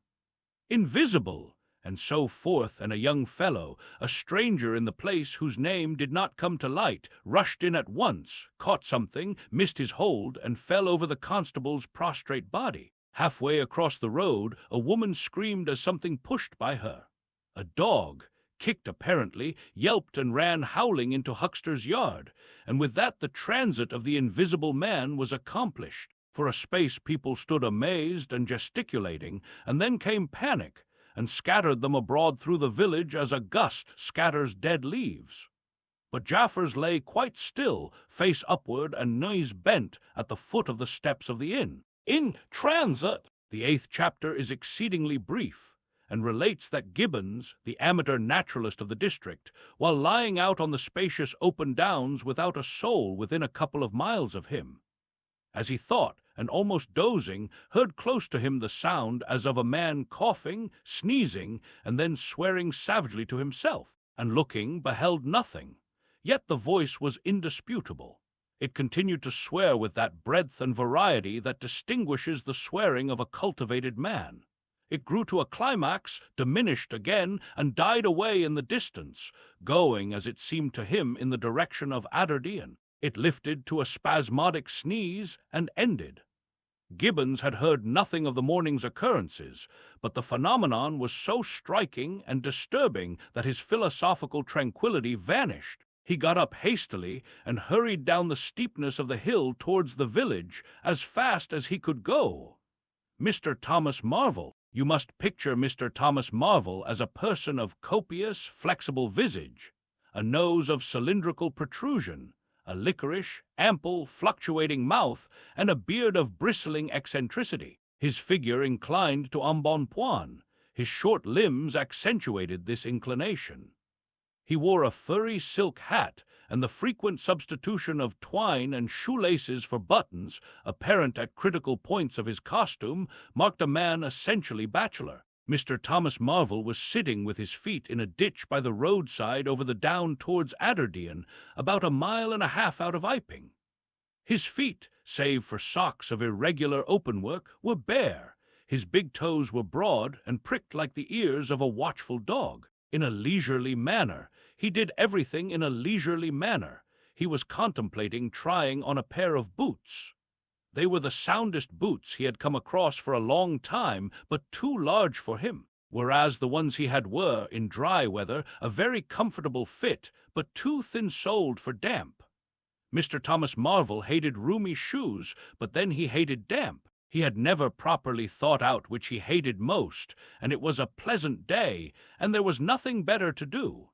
So he put the 4 shoes in a graceful group on the turf and looked at them, and seeing them there among the grass and springing agrimony, it suddenly occurred to him that both pairs were exceedingly ugly to see. He was not at all startled by a voice behind him. "They're boots, anyhow," said the voice. "They are charity boots," said Mr. Thomas Marvel, with his head on one side regarding them distastefully. "And which is the ugliest pair in the whole blessed universe, I'm darned if I know." "H," said the voice. I've worn worse. In fact, I've worn none, but none so audacious ugly, if you'll allow the expression.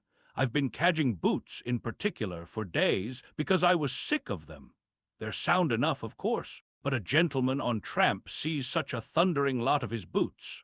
And if you'll believe me, I've raised nothing in the whole blessed country, try as I would, but them. Look at 'em, and a good country for boots, too, in a general way. But it's just my promiscuous luck. I've got my boots in this country 10 years or more, and then they treat you like this. It's a beast of a country, said the voice. And pigs for people, ain't it, said Mr. Thomas Marvel. Lord, but them boots, it beats it. He turned his head over his shoulder to the right, to look at the boots of his interlocutor with a view to comparisons, and lo! Where the boots of his interlocutor should have been were neither legs nor boots. He was irradiated by the dawn of a great amazement. "Where are ye?" said Mr. Thomas Marvel over his shoulder, and coming on all fours. He saw a stretch of empty downs with the wind swaying the remote green-pointed furze bushes. "Am I drunk?" said Mr. Marvel. "Have I had visions? Was I talking to myself? What the—" "Don't be alarmed," said a voice. "None of your ventriloquizing me," said Mr. Thomas Marvel, rising sharply to his feet. "Where are ye?" "Alarmed, indeed." "Don't be alarmed," repeated the voice. "You'll be alarmed in a minute, you silly fool," said Mr. Thomas Marvel. "Where are ye? Lemme get my mark on ye." "Are you buried?" said Mr. Thomas Marvel after an interval. There was no answer. Mr. Thomas Marvel stood bootless and amazed, his jacket nearly thrown off. "Peewit," said a peewit very remote. "Peewit indeed," said Mr. Thomas Marvel. "This ain't no time for foolery." The down was desolate, east and west, north and south. The road, with its shallow ditches and white bordering stakes, ran smooth and empty north and south, and save for that peewit, the blue sky was empty too. "So help me," said Mr. Thomas Marvel, shuffling his coat onto his shoulders again. "It's the drink, I might ha' known." "It's not the drink," said the voice. "You keep your nerves steady." "Ow," said Mr. Marvel, and his face grew white amidst its patches. "It's the drink," his lips repeated noiselessly. He remained staring about him, rotating slowly backwards. "I could have swore I heard a voice," he whispered. "Of course you did." "It's there again," said Mr. Marvel, closing his eyes and clasping his hand on his brow with a tragic gesture. He was suddenly taken by the collar and shaken violently and left more dazed than ever. "Don't be a fool," said the voice. "I'm off my blooming chump," said Mr. Marvel. "It's no good, it's fretting about them blarsted boots. I'm off my blessed blooming chump. Or it's spirits, neither one thing nor the other," said the voice. "Listen, chump," said Mr. Marvel. "1 minute," said the voice, penetratingly, tremulous with self-control. "Well," said Mr. Thomas Marvel, with a strange feeling of having been dug in the chest by a finger. "You think I'm just imagination, just imagination. What else can you be?" said Mr. Thomas Marvel, rubbing the back of his neck. "Very well," said the voice, in a tone of relief. "Then I'm going to throw flints at you till you think differently." "But where are you?" The voice made no answer. Whiz came a flint, apparently out of the air, and missed Mr. Marvel's shoulder by a hair's breadth. Mr. Marvel, turning, saw a flint jerk up into the air, trace a complicated path, hang for a moment, and then fling at his feet with almost invisible rapidity. He was too amazed to dodge. Whiz it came and ricocheted from a bare toe into the ditch. Mr. Thomas Marvel jumped a foot and howled aloud. Then he started to run, tripped over an unseen obstacle, and came head over heels into a sitting position. "Now," said the voice, as a third stone curved upward and hung in the air above the tramp. "Am I imagination?" Mr. Marvel, by way of reply, struggled to his feet, and was immediately rolled over again. He lay quiet for a moment. "If you struggle any more," said the voice, "I shall throw the flint at your head." "It's a fair do," said Mr. Thomas Marvel, sitting up, taking his wounded toe in hand and fixing his eye on the third missile. "I don't understand it. Stones flinging themselves. Stones talking. Put yourself down. Rot away. I'm done." The third flint fell.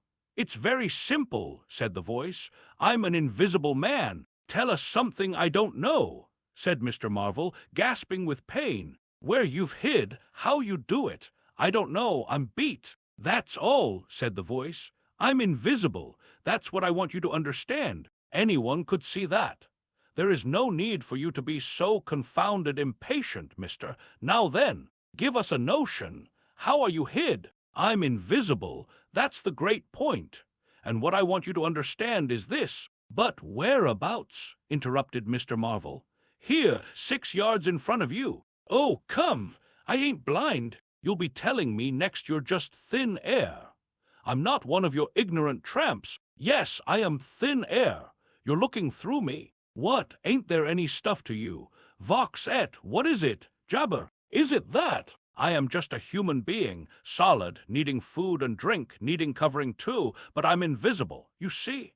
Invisible, simple idea, invisible. What, real like? Yes, real. Let's have a hand of you," said Marvel. "If you are real, it won't be so darn out of the way like then. Lord," he said, "how you made me jump, gripping me like that." He felt the hand that had closed round his wrist with his disengaged fingers, and his fingers went timorously up the arm, patted a muscular chest, and explored a bearded face. Marvel's face was astonishment.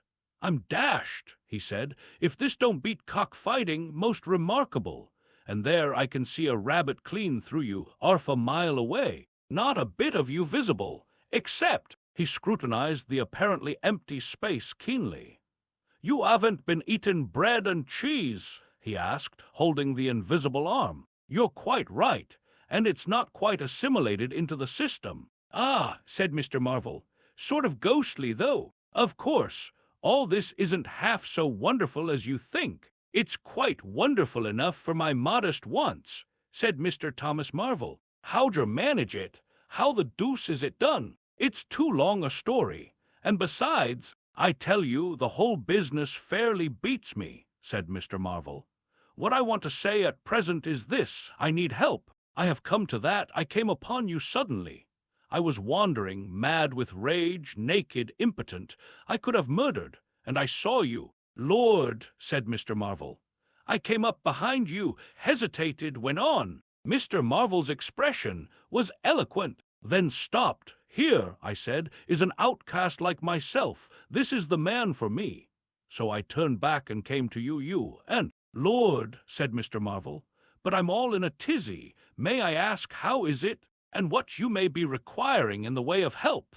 Invisible. I want you to help me get clothes and shelter, and then with other things. I've left them long enough. If you won't, well, but you will, must." "Look here," said Mr. Marvel. "I'm too flabbergasted. Don't knock me about any more, and leave me go. I must get steady a bit.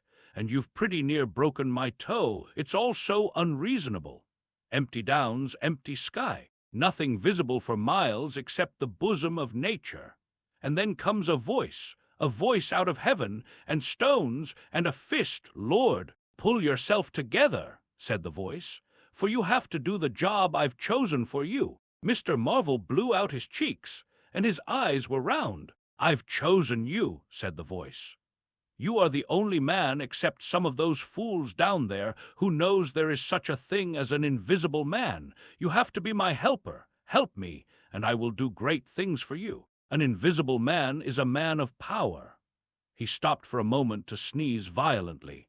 "But if you betray me," he said, "if you fail to do as I direct you—" He paused and tapped Mr. Marvel's shoulder smartly. Mr. Marvel gave a yelp of terror at the touch.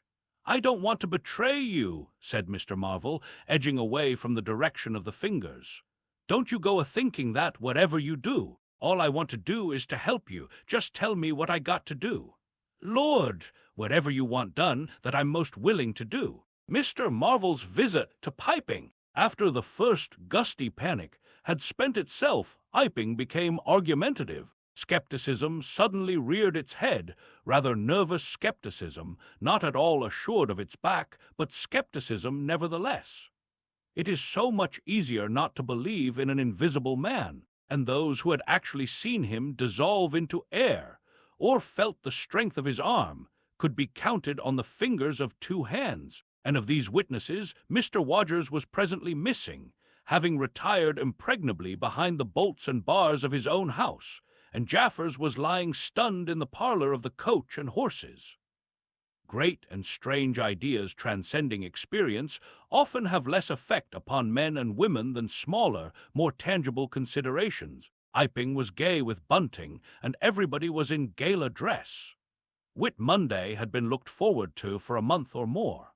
By the afternoon, even those who believed in the unseen were beginning to resume their little amusements in a tentative fashion, on the supposition that he had quite gone away, and with the skeptics he was already a jest. But people, skeptics and believers alike, were remarkably sociable all that day. Haseman's Meadow was gay with a tent, in which Mrs. Bunting and other ladies were preparing tea, while without, the Sunday school children ran races and played games under the noisy guidance of the curate and the Misses Cuss and Sackbut. No doubt there was a slight uneasiness in the air, but people for the most part had the sense to conceal whatever imaginative qualms they experienced. On the village green an inclined strong rope, down which, clinging the while to a pulley-swung handle, one could be hurled violently against a sack at the other end, came in for considerable favor among the adolescents, as also did the swings and the coconut shies. There was also promenading, and the steam organ attached to a small roundabout filled the air with a pungent flavor of oil and with equally pungent music. Members of the club, who had attended church in the morning, were splendid in badges of pink and green, and some of the gayer-minded had also adorned their bowler hats with brilliant-colored favors of ribbon. Old Fletcher, whose conceptions of holiday-making were severe, was visible through the jasmine about his window or through the open door, whichever way you chose to look, poised delicately on a plank supported on two chairs and whitewashing the ceiling of his front room. About 4 o'clock, a stranger entered the village from the direction of the Downs. He was a short, stout person in an extraordinarily shabby top hat, and he appeared to be very much out of breath. His cheeks were alternately limp and tightly puffed. His mottled face was apprehensive, and he moved with a sort of reluctant alacrity. He turned the corner of the church and directed his way to the Coach and Horses. Among others, old Fletcher remembers seeing him, and indeed the old gentleman was so struck by his peculiar agitation that he inadvertently allowed a quantity of whitewash to run down the brush into the sleeve of his coat while regarding him. This stranger, to the perceptions of the proprietor of the coconut shy, appeared to be talking to himself, and Mr. Huckster remarked the same thing. He stopped at the foot of the Coach and Horses steps, and, according to Mr. Huckster, appeared to undergo a severe internal struggle before he could induce himself to enter the house. Finally, he marched up the steps, and was seen by Mr. Huckster to turn to the left and open the door of the parlor. Mr. Huckster heard voices from within the room and from the bar apprising the man of his error. "That room's private," said Hall, and the stranger shut the door clumsily and went into the bar. In the course of a few minutes he reappeared, wiping his lips with the back of his hand with an air of quiet satisfaction that somehow impressed Mr. Huckster as assumed. He stood looking about him for some moments, and then Mr. Huckster saw him walk in an oddly furtive manner towards the gates of the yard, upon which the parlor window opened. The stranger, after some hesitation, leant against one of the gate-posts, produced a short clay pipe, and prepared to fill it. His fingers trembled while doing so. He lit it clumsily, and folding his arms began to smoke in a languid attitude, an attitude which his occasional glances up the yard altogether belied. All this Mr. Huckster saw over the canisters of the tobacco window, and the singularity of the man's behavior prompted him to maintain his observation. Presently the stranger stood up abruptly and put his pipe in his pocket. Then he vanished into the yard.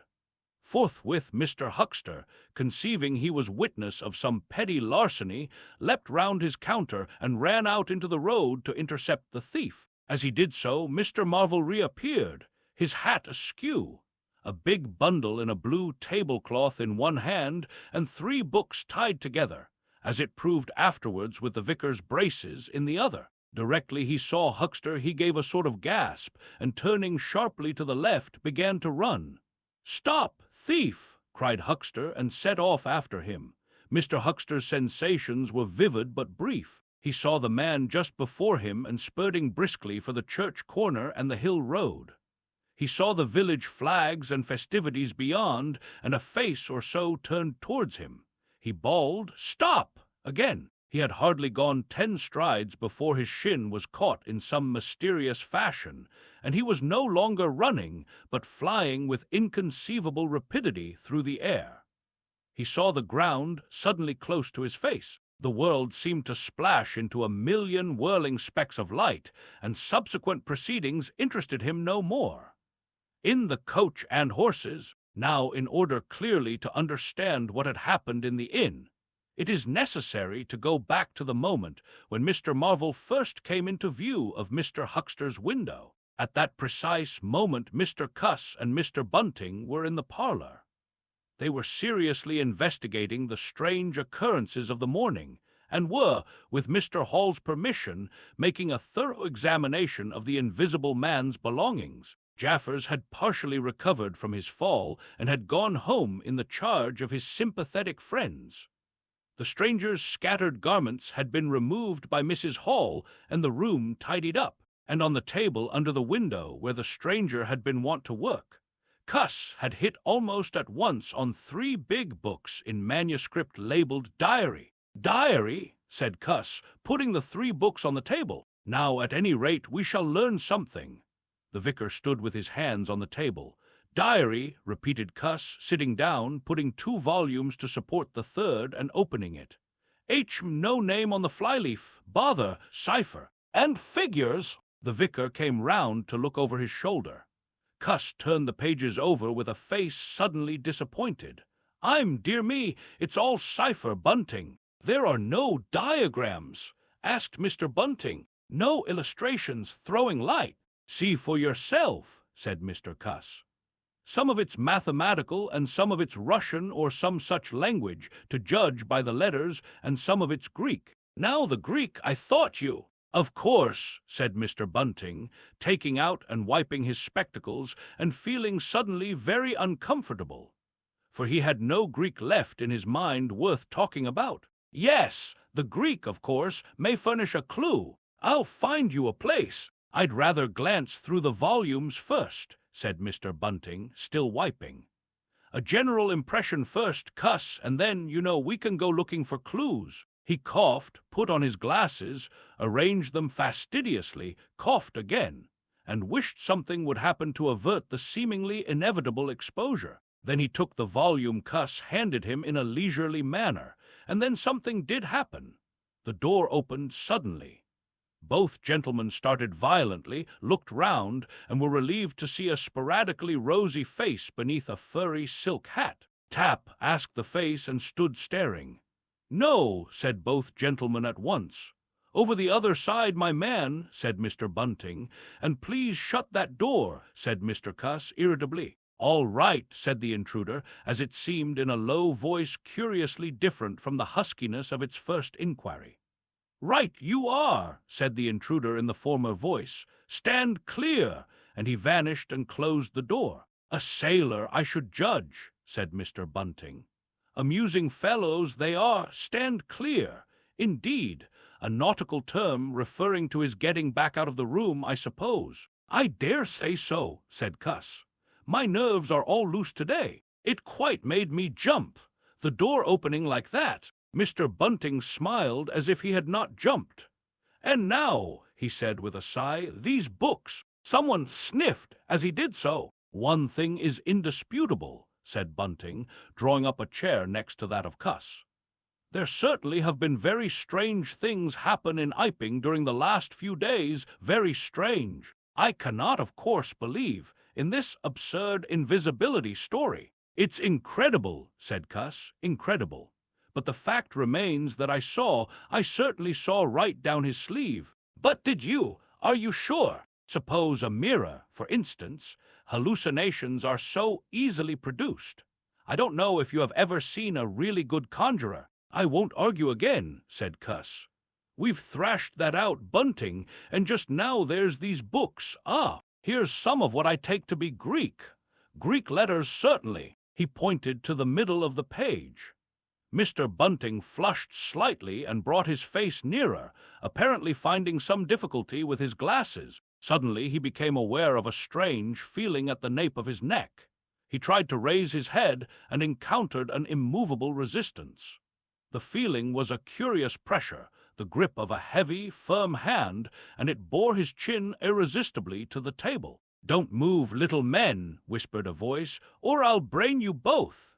He looked into the face of Cuss, close to his own, and each saw a horrified reflection of his own sickly astonishment. "I'm sorry to handle you so roughly," said the voice, "but it's unavoidable. Since when did you learn to pry into an investigator's private memoranda?" said the voice, and two chins struck the table simultaneously, and two sets of teeth rattled.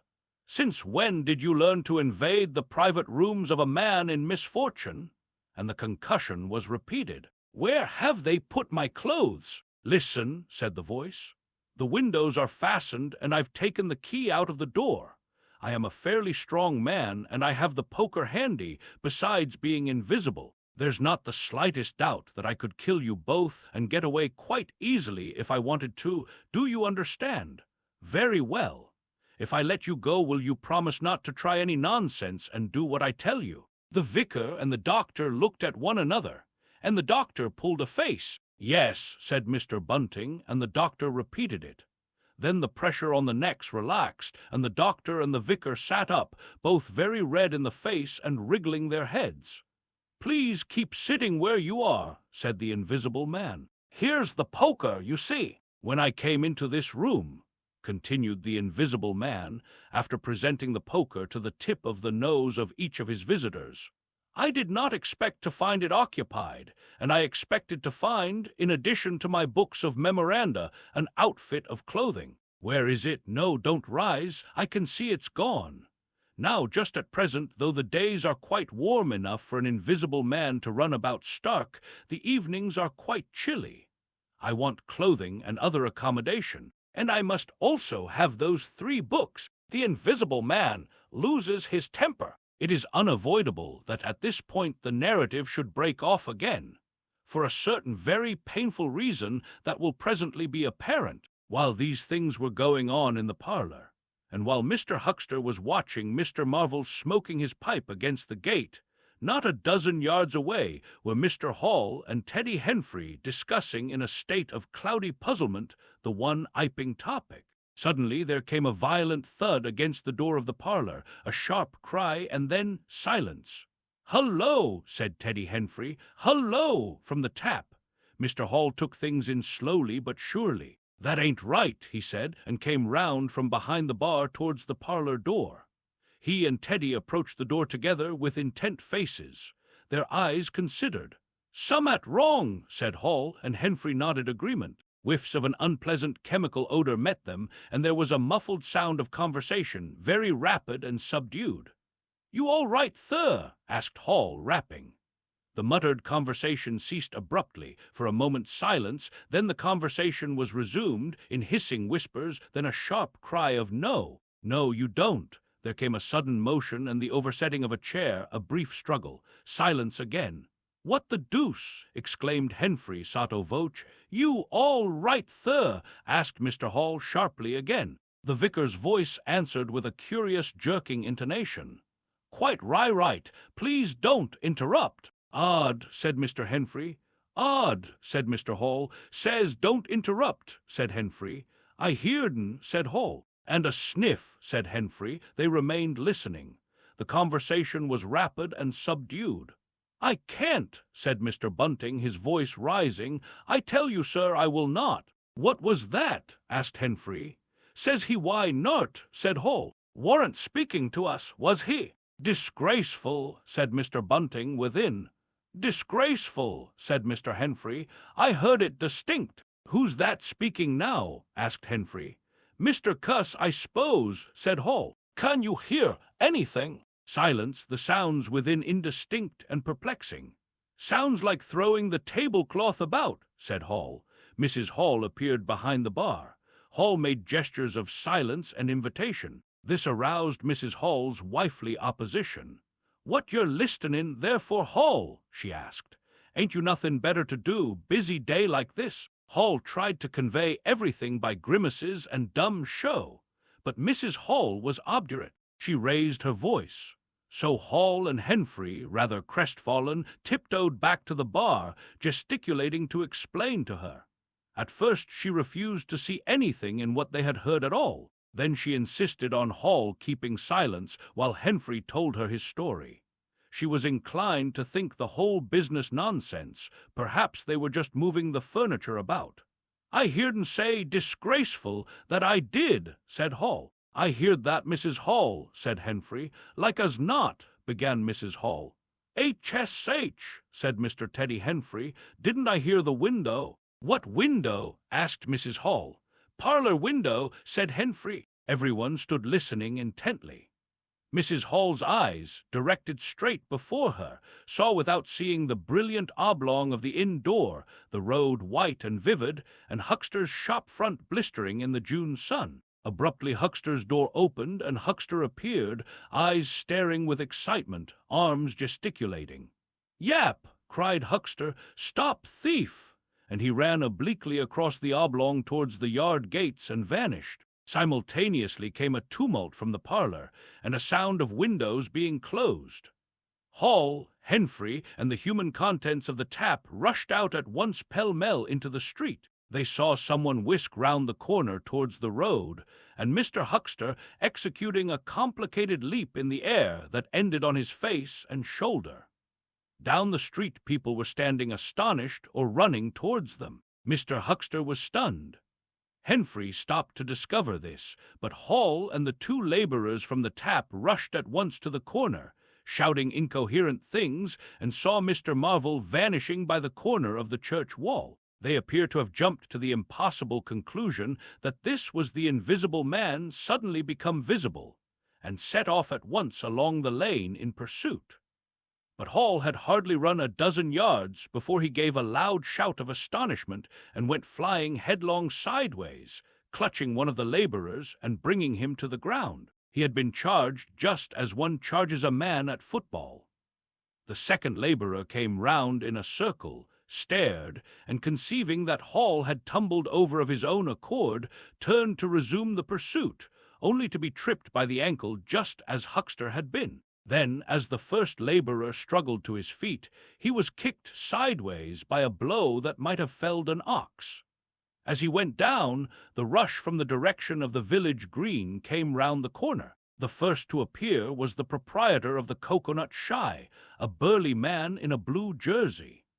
He was astonished to see the lane empty save for 3 men sprawling absurdly on the ground. And then something happened to his rearmost foot, and he went headlong and rolled sideways just in time to graze the feet of his brother and partner, following headlong. The two were then kicked, knelt on, fallen over, and cursed by quite a number of over-hasty people. Now when Hall and Henfrey and the laborers ran out of the house, Mrs. Hall, who had been disciplined by years of experience, remained in the bar next the till. And suddenly the parlor door was opened, and Mr. Cuss appeared, and without glancing at her rushed at once down the steps toward the corner. "Hold him!" he cried.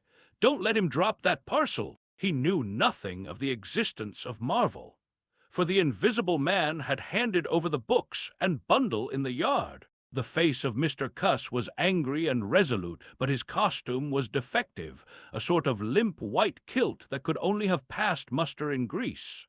"Hold him!" he bawled.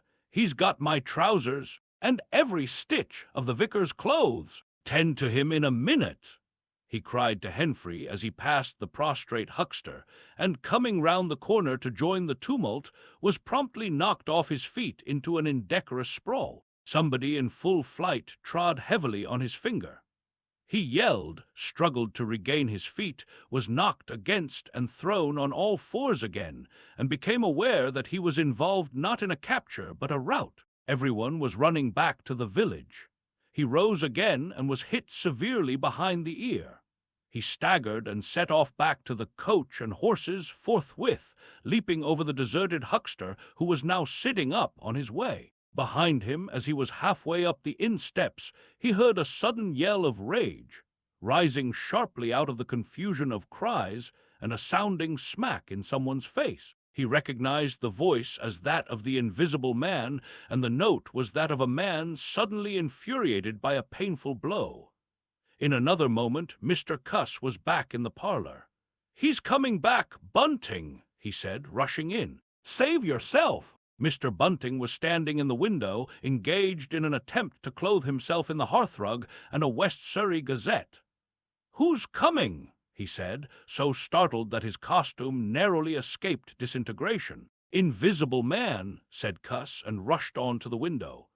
"We'd better clear out from here. He's fighting mad." In another moment he was out in the yard. "Good heavens!" said Mr. Bunting, hesitating between two horrible alternatives. He heard a frightful struggle in the passage of the inn, and his decision was made. He clambered out of the window, adjusted his costume hastily, and fled up the village as fast as his fat little legs would carry him. From the moment when the invisible man screamed with rage, and Mr. Bunting made his memorable flight up the village, it became impossible to give a consecutive account of affairs in Iping. Possibly the invisible man's original intention was simply to cover Marvel's retreat with the clothes and books. But his temper, at no time very good, seems to have gone completely at some chance blow, and forthwith he set to smiting and overthrowing for the mere satisfaction of herding. You must figure the street full of running figures, of doors slamming and fights for hiding places. You must figure the tumult suddenly striking on the unstable equilibrium of old Fletcher's planks and two chairs with cataclysmic results. You must figure an appalled couple caught dismally in a swing. And then the whole tumultuous rush has passed, and the Iping street with its gauds and flags is deserted save for the still raging unseen, and littered with coconuts, overthrown canvas screens, and the scattered stock in trade of a sweetstuff stall. Everywhere there is a sound of closing shutters and shoving bolts, and the only visible humanity is an occasional flitting eye under a raised eyebrow in the corner of a window pane. The invisible man amused himself for a little while by breaking all the windows in the coach and horses, and then he thrust a street lamp through the parlor window of Mrs. Gribble. He it must have been who cut the telegraph wire to Adderdean just beyond Higgins' cottage on the Adderdean road. And after that, as his peculiar qualities allowed, he passed out of human perceptions altogether, and he was neither heard, seen, nor felt in Iping any more. He vanished absolutely. But it was the best part of 2 hours before any human being ventured out again into the desolation of Iping Street. Mr. Marvel, DISCUSSES, his resignation. When the dusk was gathering, and Iping was just beginning to peep timorously forth again upon the shattered wreckage of its bank holiday, a short, thick-set man in a shabby silk hat was marching painfully through the twilight behind the beechwoods on the road to Bramblehurst. He carried 3 books bound together by some sort of ornamental elastic ligature, and a bundle wrapped in a blue tablecloth. His rubicund face expressed consternation and fatigue. He appeared to be in a spasmodic sort of hurry. He was accompanied by a voice other than his own, and ever and again he winced under the touch of unseen hands. "If you give me the slip again," said the voice, "if you attempt to give me the slip again." "Lord," said Mr. Marvel, "that shoulder's a mass of bruises, as it is." "On my honor," said the voice, "I will kill you." "I didn't try to give you the slip," said Marvel, in a voice that was not far remote from tears. "I swear I didn't. I didn't know the blessed turning, that was all. How the devil was I to know the blessed turning? As it is, I've been knocked about." "You'll get knocked about a great deal more if you don't mind," said the voice, and Mr. Marvel abruptly became silent. He blew out his cheeks, and his eyes were eloquent of despair. "It's bad enough to let these floundering yokels explode my little secret without your cutting off with my books. It's lucky for some of them they cut and ran when they did. Here am I, no one knew I was invisible, and now what am I to do? "What am I to do?" asked Marvel sotto voce. "It's all about. It will be in the papers. Everybody will be looking for me. Everyone on their guard." The voice broke off into vivid curses and ceased. The despair of Mr. Marvel's face deepened, and his pace slackened. "Go on," said the voice. Mr. Marvel's face assumed a grayish tint between the ruddier patches. "Don't drop those books, stupid," said the voice, sharply overtaking him. "The fact is," said the voice, "I shall have to make use of you. You're a poor tool, but I must." "I'm a miserable tool," said Marvel. "You are," said the voice. "I'm the worst possible tool you could have," said Marvel. "I'm not strong," he said after a discouraging silence.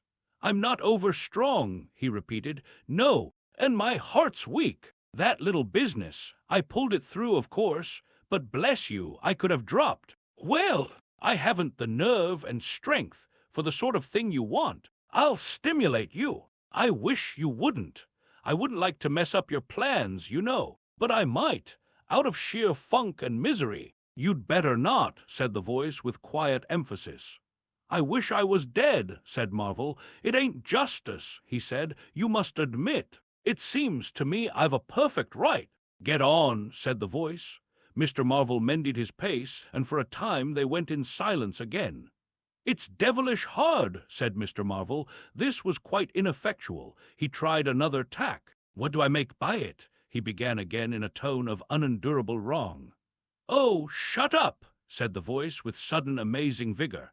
"I'll see to you all right. You do what you're told. You'll do it all right. You're a fool and all that, but you'll do. I tell you, sir, I'm not the man for it. Respectfully.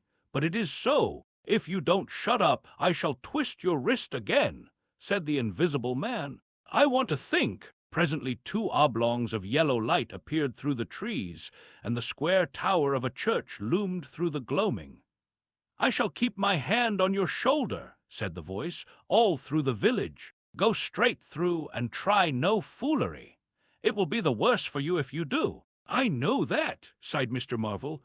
"I know all that." The unhappy-looking figure in the obsolete silk hat passed up the street of the little village with his burdens, and vanished into the gathering darkness beyond the lights of the windows. A.T. Portstow. 10 o'clock the next morning found Mr. Marvel, unshaven, dirty, and travel-stained, sitting with the books beside him and his hands deep in his pockets, looking very weary, nervous, and uncomfortable, and inflating his cheeks at infrequent intervals on the bench outside a little inn on the outskirts of Portstow. Beside him were the books, but now they were tied with string.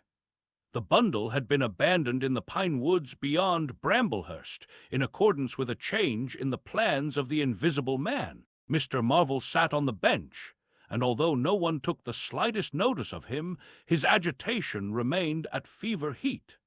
His hands would go ever and again to his various pockets with a curious, nervous fumbling. When he had been sitting for the best part of an hour, however, an elderly mariner, carrying a newspaper, came out of the inn and sat down beside him. "Pleasant day," said the mariner. Mr. Marvel glanced about him with something very like terror. "Very," he said. "Just seasonable weather for the time of year," said the mariner, taking no denial. "Quite," said Mr. Marvel. The mariner produced a toothpick, and saving his regard, was engrossed thereby for some minutes. His eyes, meanwhile, were at liberty to examine Mr. Marvel's dusty figure and the books beside him. As he had approached Mr. Marvel, he had heard a sound like the dropping of coins into a pocket. He was struck by the contrast of Mr. Marvel's appearance with this suggestion of opulence. Thence his mind wandered back again to a topic that had taken a curiously firm hold of his imagination. "Books," he said suddenly, noisily finishing with the toothpick. Mr. Marvel started and looked at them. "Oh, yes," he said. "Yes, they're books." "There's some extraordinary things in books," said the mariner. "I believe you," said Mr. Marvel. "And some extraordinary things out of 'em," said the mariner. "True likewise," said Mr. Marvel. He eyed his interlocutor and then glanced about him. "There's some extraordinary things in newspapers, for example," said the mariner. "There ought." "In this newspaper," said the mariner. "Ah," said Mr. Marvel. "There's a story," said the mariner, fixing Mr. Marvel with an eye that was firm and deliberate. "There's a story about an invisible man, for instance." Mr. Marvel pulled his mouth askew and scratched his cheek and felt his ears glowing. "What will they be writing next?" he asked faintly. "Austria or America?" "Neither," said the mariner. "Here." "Lord," said Mr. Marvel, starting. "When I say here," said the mariner, to Mr. Marvel's intense relief, "I don't of course mean here in this place, I mean hereabouts." "An invisible man," said Mr. Marvel. "And what's he been up to?" "Everything," said the mariner, controlling Marvel with his eye, and then amplifying, "every blessed thing." "I ain't seen a paper these 4 days," said Marvel. "Iping's the place he started at," said the mariner. "Indeed," said Mr. Marvel, "he started there, and where he came from nobody don't seem to know. Here it is, peculiar story from Iping. And it says in this paper that the evidence is extraordinary strong, extraordinary." "Lord," said Mr. Marvel, "but then it's an extraordinary story. There is a clergyman and a medical gent witnesses, saw I am all right and proper, or leastways didn't see I am he was staying, it says, at the Coach and Horses. And no one don't seem to have been aware of his misfortune, it says, aware of his misfortune, until in an altercation in the inn, it says, his bandages on his head was torn off. It was then observed that his head was invisible. Attempts were at once made to secure him, but casting off his garments, it says, he succeeded in escaping, but not until after a desperate struggle in which he had inflicted serious injuries, it says, on our worthy and able constable, Mr. J. A. Jaffers. Pretty straight story, names and everything." "Lord," said Mr. Marvel, looking nervously about him, trying to count the money in his pockets by his unaided sense of touch, and full of a strange and novel idea. "It sounds most astonishing." "Don't it? Extraordinary, I call it. Never heard tell of invisible men before, I haven't, but nowadays one hears such a lot of extraordinary things. That all he did?" asked Marvel, trying to seem at his ease. "It's enough, ain't it?" said the mariner. "Didn't go back by any chance?" asked Marvel. "Just escaped, and that's all, eh?" "All," said the mariner. "Why, ain't it enough?" "Quite enough," said Marvel. "I should think it was enough," said the mariner. "I should think it was enough." "He didn't have any pals. It don't say he had any pals, does it?" asked Mr. Marvel, anxious. "Ain't one of a sort enough for you?" asked the mariner. "No, thank heaven. As one might say, he didn't." He nodded his head slowly. "It makes me regular uncomfortable, the bare thought of that chap running about the country. He is at present at large, and from certain evidence it is supposed that he has took, I suppose they mean, the road to Port Stowe. You see, we're right in it. None of your American wonders this time. And just think of the things he might do. Where'd you be if he took a drop over and above and had a fancy to go for you? Suppose he wants to rob, who can prevent him? He can trespass, he can burgle, he could walk through a cordon of policemen as easy as me, or you could give the slip to a blind man. Easier, for these here blind chaps here uncommon sharp, I'm told. And moreover, there was liquor he fancied. He's got a tremendous advantage, certainly," said Mr. Marvel. "And, well, you're right," said the mariner. "He has." All this time Mr. Marvel had been glancing about him intently, listening for faint footfalls, trying to detect imperceptible movements. He seemed on the point of some great resolution. He coughed behind his hand. He looked about him again, listened, bent towards the mariner, and lowered his voice. "The fact of it is, I happen to know just a thing or two about this invisible man. From private sources." "Oh," said the mariner, interested. "You?" "Yes," said Mr. Marvel. "Me." "Indeed," said the mariner. "And may I ask—" "You'll be astonished," said Mr. Marvel behind his hand. "It's tremendous." "Indeed," said the mariner. "The fact is," began Mr. Marvel eagerly in a confidential undertone. Suddenly his expression changed marvelously. "Ow!" he said. He rose stiffly in his seat. His face was eloquent of physical suffering. "Wow!" he said. "What's up?" said the mariner, concerned. "Toothache," said Mr. Marvel, and put his hand to his ear. He caught hold of his books. "I must be getting on, I think," he said. He edged in a curious way along the seat away from his interlocutor. "But you was just a-going to tell me about this here invisible man," protested the mariner. Mr. Marvel seemed to consult with himself. "Hoax," said a voice. "It's a hoax," said Mr. Marvel. "But it's in the paper," said the mariner. "Hoax all the same," said Marvel. "I know the chap that started the lie. There ain't no invisible man whatsoever, blimey. But how 'bout this paper? Do you mean to say—" "Not a word of it," said Marvel stoutly. The mariner stared, paper in hand. Mr. Marvel jerkily faced about. "Wait a bit," said the mariner, rising and speaking slowly. "Do you mean to say—" "I do," said Mr. Marvel. "Then why did you let me go on and tell you all this blarsted stuff then? What d'ye mean by letting a man make a fool of himself like that for, eh?" Mr. Marvel blew out his cheeks. The mariner was suddenly very red indeed. He clenched his hands. "I've been talking here this 10 minutes," he said, "and you little pot-bellied, leathery-faced son of an old boot, couldn't have the elementary manners. Don't you come bandying words with me," said Mr. Marvel. "Bandying words? I'm a jolly good mind." "Come up," said a voice, and Mr. Marvel was suddenly whirled about and started marching off in a curious, spasmodic manner. "You'd better move on," said the mariner. "Who's moving on?" said Mr. Marvel. He was receding obliquely with a curious hurrying gait, with occasional violent jerks forward.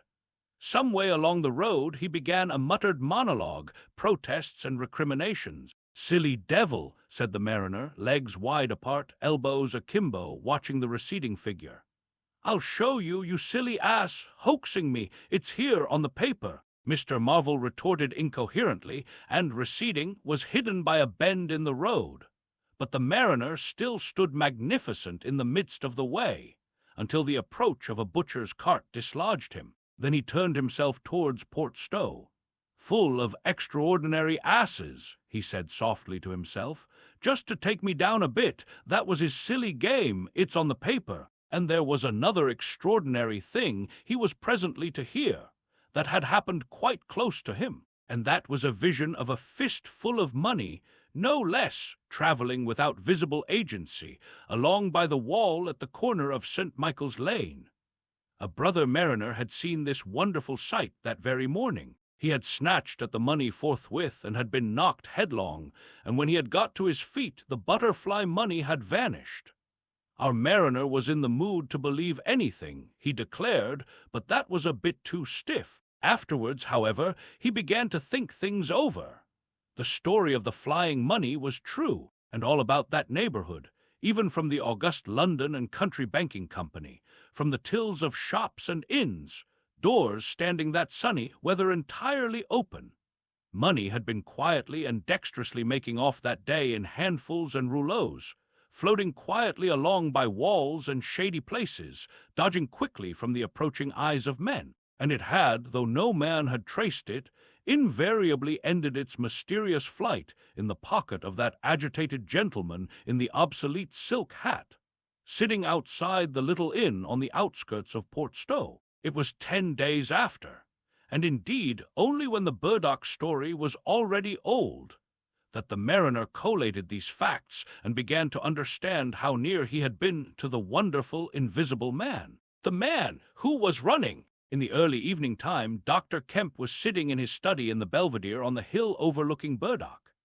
It was a pleasant little room, with 3 windows, north, west, and south, and bookshelves covered with books and scientific publications, and a broad writing table, and under the north window a microscope, glass slips, minute instruments, some cultures, and scattered bottles of reagents. Dr. Kemp's solar lamp was lit, albeit the sky was still bright with the sunset light, and his blinds were up, because there was no offense of peering outsiders to require them pulled down. Dr. Kemp was a tall and slender young man, with flaxen hair and a moustache almost white, and the work he was upon would earn him, he hoped, the fellowship of the Royal Society, so highly did he think of it, and his eye, presently wandering from his work, caught the sunset blazing at the back of the hill that is over against his own. For a minute perhaps he sat, pen in mouth, admiring the rich golden color above the crest, and then his attention was attracted by the little figure of a man, inky black, running over the hill brow towards him. He was a shortish little man, and he wore a high hat, and he was running so fast that his legs verily twinkled. "Another of those fools," said Dr. Kemp, "like that ass who ran into me this morning round a corner, with the visible man a-coming, sir. I can't imagine what possesses people. One might think we were in the 13th century. He got up, went to the window, and stared at the dusky hillside and the dark little figure tearing down it." "He seems in a confounded hurry," said Dr. Kemp, "but he doesn't seem to be getting on. If his pockets were full of lead, he couldn't run heavier." "Spurted, sir," said Dr. Kemp.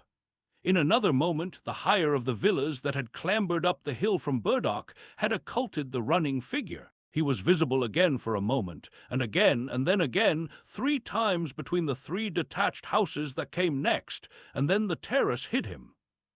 "Asses," said Dr. Kemp, swinging round on his heel and walking back to his writing table. But those who saw the fugitive nearer, and perceived the abject terror on his perspiring face, being themselves in the open roadway, did not share in the doctor's contempt. By the man pounded, and as he ran he chinked like a well-filled purse that is tossed to and fro. He looked neither to the right nor the left, but his dilated eyes stared straight downhill to where the lamps were being lit and the people were crowded in the street, and his ill-shaped mouth fell apart, and a glary foam lay on his lips, and his breath came hoarse and noisy. All he passed stopped and began staring up the road and down, and interrogating one another with an inkling of discomfort for the reason of his haste. And then presently, far up the hill, a dog playing in the road yelped and ran under a gate, and as they still wondered something, a wind, a pad, pad, pad, a sound like a panting breathing, rushed by. People screamed. People sprang off the pavement. It passed in shouts. It passed by instinct down the hill. They were shouting in the street before Marvel was halfway there. They were bolting into houses and slamming the doors behind them with the news. He heard it and made one last desperate spurt. Fear came striding by, rushed ahead of him, and in a moment had seized the town. "The Invisible Man is coming! The Invisible Man! In the Jolly, CRICKTRS, the Jolly Cricketers, is just at the bottom of the hill, where the tram lines begin." The barman leant his fat red arms on the counter and talked of horses with an anemic cabman, while a black-bearded man in grey snapped up biscuit and cheese, drank Burton, and conversed in American with a policeman off duty. "What's the shouting about?" said the anemic cabman, going off at a tangent, trying to see up the hill over the dirty yellow blind in the low window of the inn. Somebody ran by outside.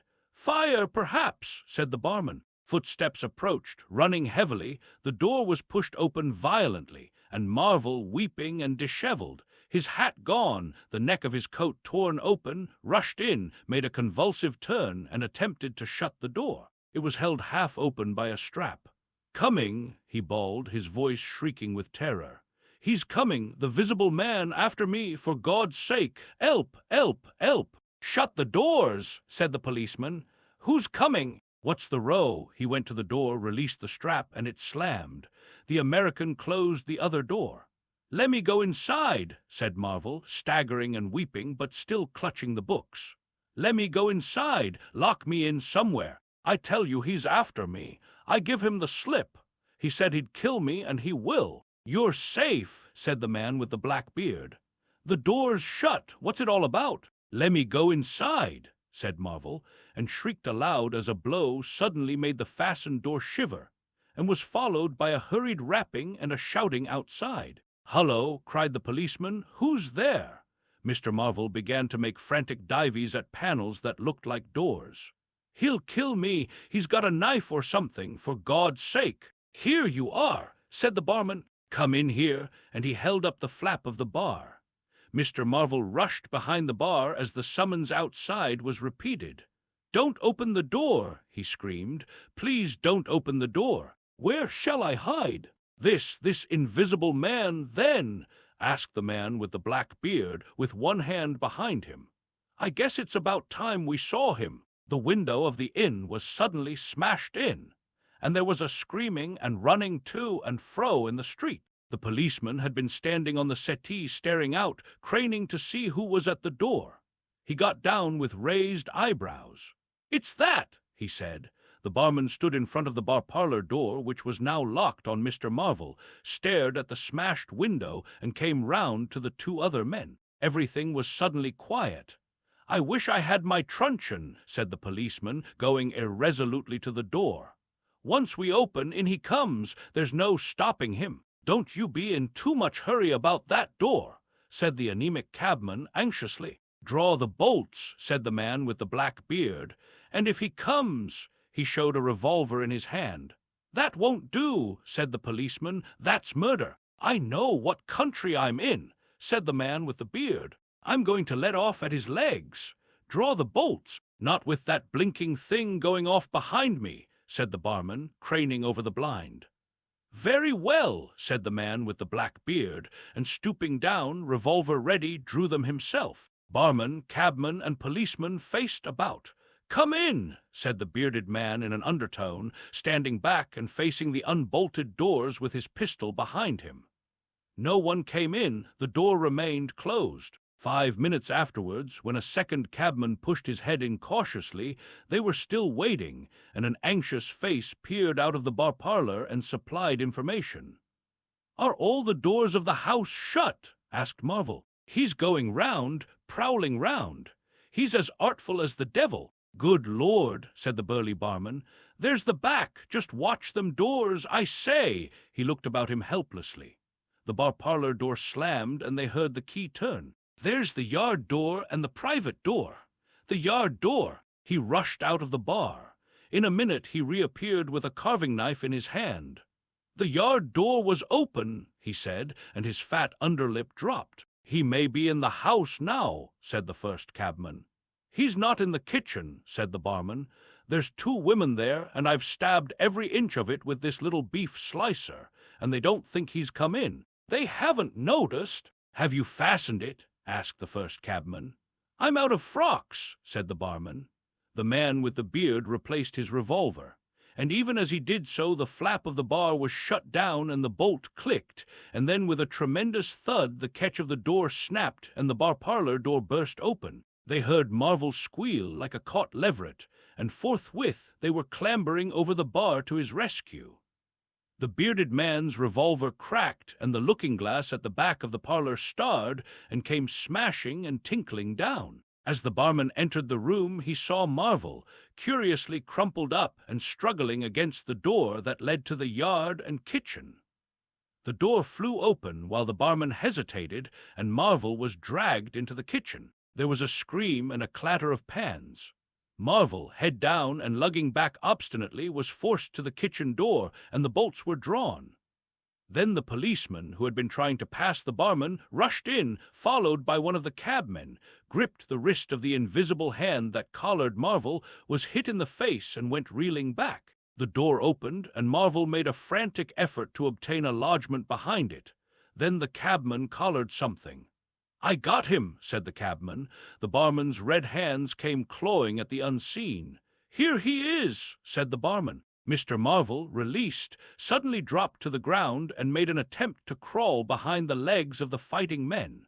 The struggle blundered round the edge of the door. The voice of the invisible man was heard for the first time, yelling out sharply as the policeman trod on his foot. Then he cried out passionately, and his fists flew round like flails. The cabman suddenly whooped and doubled up, kicked under the diaphragm. The door into the bar parlor from the kitchen slammed and covered Mr. Marvel's retreat. The men in the kitchen found themselves clutching at and struggling with empty air. "Where's he gone?" cried the man with the beard. "Out! This way!" said the policeman, stepping into the yard and stopping. A piece of tile whizzed by his head and smashed among the crockery on the kitchen table. "I'll show him!" shouted the man with the black beard, and suddenly a steel barrel shone over the policeman's shoulder, and 5 bullets had followed one another into the twilight whence the missile had come. As he fired, the man with the beard moved his hand in a horizontal curve, so that his shots radiated out into the narrow yard like spokes from a wheel. A silence followed. 5 cartridges, said the man with the black beard. That's the best of all. 4 aces and a joker. Get a lantern, someone, and come and feel about for his body. Dr. Kemp's visitor. Dr. Kemp had continued writing in his study until the shots aroused him. Crack, crack, crack, they came one after the other. "Hullo," said Dr. Kemp, putting his pen into his mouth again and listening. "Who's letting off revolvers in Burdock? What are the asses at now?" He went to the south window, threw it up, and leaning out stared down on the network of windows, beaded gas lamps and shops, with its black interstices of roof and yard that made up the town at night. "Looks like a crowd down the hill," he said, "by the cricketers," and remained watching. Thence his eyes wandered over the town to far away where the ship's lights shone and the pier glowed, a little illuminated, feasted pavilion like a gem of yellow light. The moon in its first quarter hung over the westward hill, and the stars were clear and almost tropically bright. After 5 minutes, during which his mind had traveled into a remote speculation of social conditions of the future, and lost itself at last over the time dimension, Dr. Kemp roused himself with a sigh, pulled down the window again, and returned to his writing desk. It must have been about an hour after this that the front door bell rang. He had been writing slackly and with intervals of abstraction since the shots. He sat listening. He heard the servant answer the door and waited for her feet on the staircase, but she did not come. "Wonder what that was," said Dr. Kemp. He tried to resume his work, failed, got up, went downstairs from his study to the landing, rang, and called over the balustrade to the housemaid as she appeared in the hall below. "Was that a letter?" he asked. "Only a runaway ring, sir," she answered. "I'm restless tonight," he said to himself. He went back to his study, and this time attacked his work resolutely. In a little while he was hard at work again, and the only sounds in the room were the ticking of the clock and the subdued shrillness of his quill. Hurrying in the very center of the circle of light, his lampshade threw on his table. It was 2 o'clock before Dr. Kemp had finished his work for the night. He rose, yawned, and went downstairs to bed. He had already removed his coat and vest when he noticed that he was thirsty. He took a candle and went down to the dining room in search of a siphon and whiskey. Dr. Kemp's scientific pursuits have made him a very observant man, and as he recrossed the hall, he noticed a dark spot on the linoleum near the mat at the foot of the stairs. He went on upstairs, and then it suddenly occurred to him to ask himself what the spot on the linoleum might be. Apparently some subconscious element was at work. At any rate, he turned with his burden, went back to the hall, put down the siphon and whiskey, and bending down, touched the spot. Without any great surprise, he found it had the stickiness and color of drying blood. He took up his burden again and returned upstairs, looking about him and trying to account for the blood spot. On the landing he saw something and stopped astonished. The door handle of his own room was blood-stained. He looked at his own hand. It was quite clean, and then he remembered that the door of his room had been open when he came down from his study, and that consequently he had not touched the handle at all. He went straight into his room, his face quite calm, perhaps a trifle more resolute than usual. His glance, wandering inquisitively, fell on the bed. On the counterpane was a mess of blood, and the sheet had been torn. He had not noticed this before, because he had walked straight to the dressing-table. On the further side, the bedclothes were depressed, as if someone had been recently sitting there. Then he had an odd impression that he had heard a low voice say, "Good heavens, Kemp!" But Dr. Kemp was no believer in voices. He stood staring at the tumbled sheets. Was that really a voice? He looked about again, but noticed nothing further than the disordered and blood-stained bed. Then he distinctly heard a movement across the room, near the wash-hand stand. All men, however highly educated, retain some superstitious inklings. The feeling that is called eerie came upon him. He closed the door of the room, came forward to the dressing-table, and put down his burdens. Suddenly, with a start, he perceived a coiled and blood-stained bandage of linen rag hanging in midair, between him and the wash-hand stand. He stared at this in amazement. It was an empty bandage, a bandage properly tied but quite empty. He would have advanced to grasp it, but a touch arrested him, and a voice speaking quite close to him. "Kemp," said the voice. "Hey," said Kemp with his mouth open. "Keep your nerve," said the voice. "I'm an invisible man." Kemp made no answer for a space, simply stared at the bandage. "Invisible man," he said. "I am an invisible man," repeated the voice. The story he had been active to ridicule only that morning rushed through Kemp's brain. He does not appear to have been either very much frightened or very greatly surprised at the moment. Realization came later. "I thought it was all a lie," he said. The thought uppermost in his mind was the reiterated arguments of the morning. "Have you a bandage on?" he asked. "Yes," said the invisible man. "Oh," said Kemp, and then roused himself. "I say," he said, "but this is nonsense. It's some trick." He stepped forward suddenly, and his hand, extended towards the bandage, met invisible fingers. He recoiled at the touch, and his color changed. "Keep steady, Kemp, for God's sake. I want help badly. Stop!" The hand gripped his arm. He struck at it. "Kemp!" cried the voice. "Kemp, keep steady!" And the grip tightened. A frantic desire to free himself took possession of Kemp. The hand of the bandaged arm gripped his shoulder, and he was suddenly tripped and flung backwards upon the bed. He opened his mouth to shout, and the corner of the sheet was thrust between his teeth. The invisible man had him down grimly, but his arms were free, and he struck and tried to kick savagely. "Listen to reason, will you?" said the invisible man, sticking to him in spite of a pounding in the ribs. "By heaven, you'll madden me in a minute. Lie still, you fool!" bawled the invisible man in Kemp's ear. Kemp struggled for another moment and then lay still. "If you shout, I'll smash your face," said the invisible man, relieving his mouth. "I'm an invisible man. It's no foolishness and no magic. I really am an invisible man, and I want your help. I don't want to hurt you, but if you behave like a frantic rustic, I must.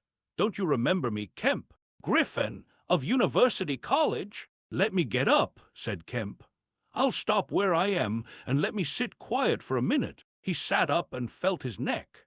"I am Griffin, of University College, and I have made myself invisible. I am just an ordinary man, a man you have known, made invisible." "Griffin," said Kemp. "Griffin," answered the voice. "A younger student than you were, almost an albino, 6 feet high and broad, with a pink and white face and red eyes, who won the medal for chemistry." "I am confused," said Kemp. "My brain is rioting. What has this to do with Griffin? I am Griffin." Kemp thought. "It's horrible," he said. "But what devilry must happen to make a man invisible?" "It's no devilry. It's a process, sane and intelligible enough." "It's horrible," said Kemp. "How on earth?" "It's horrible enough, but I'm wounded and in pain and tired. Great God! Kemp, you are a man, take it steady. Give me some food and drink, and let me sit down here." Kemp stared at the bandage as it moved across the room, then saw a basket chair dragged across the floor and come to rest near the bed. It creaked, and the seat was depressed the quarter of an inch or so. He rubbed his eyes and felt his neck again. "This beats ghosts," he said, and laughed stupidly. "That's better. Thank heaven, you're getting sensible." "Or silly," said Kemp, and knuckled his eyes. "Give me some whiskey. I'm near dead." "It didn't feel so. Where are you? If I get up, shall I run into you?" "There, all right, whiskey. Here. Where shall I give it to you?" The chair creaked, and Kemp felt the glass drawn away from him. He let go by an effort. His instinct was all against it. It came to rest poised 20 inches above the front edge of the seat of the chair. He stared at it in infinite perplexity. This must be hypnotism. You have suggested you are invisible." "Nonsense," said the voice. "It's frantic. Listen to me. I demonstrated conclusively this morning," began Kemp, "that invisibility—" "Never mind what you've demonstrated. I'm starving," said the voice, "and the night is chilly to a man without clothes." "Food," said Kemp. The tumbler of whiskey tilted itself. "Yes," said the invisible man, rapping it down. "Have you a dressing gown?" Kemp made some exclamation in an undertone. He walked to a wardrobe and produced a robe of dingy scarlet. "This do?" he asked. It was taken from him. It hung limp for a moment in midair, fluttered weirdly, stood full and decorous buttoning itself, and sat down in his chair. "Drawers, socks, slippers would be a comfort," said the unseen curtly. "And food, anything. But this is the insanest thing I ever was in my life." He turned out his drawers for the articles, and then went downstairs to ransack his larder. He came back with some cold cutlets and bread, pulled up a light table, and placed them before his guest.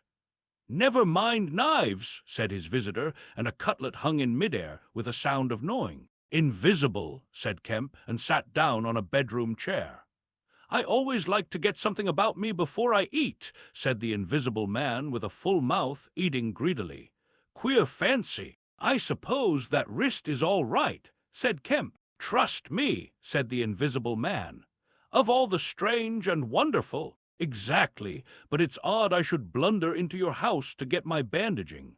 My first stroke of luck.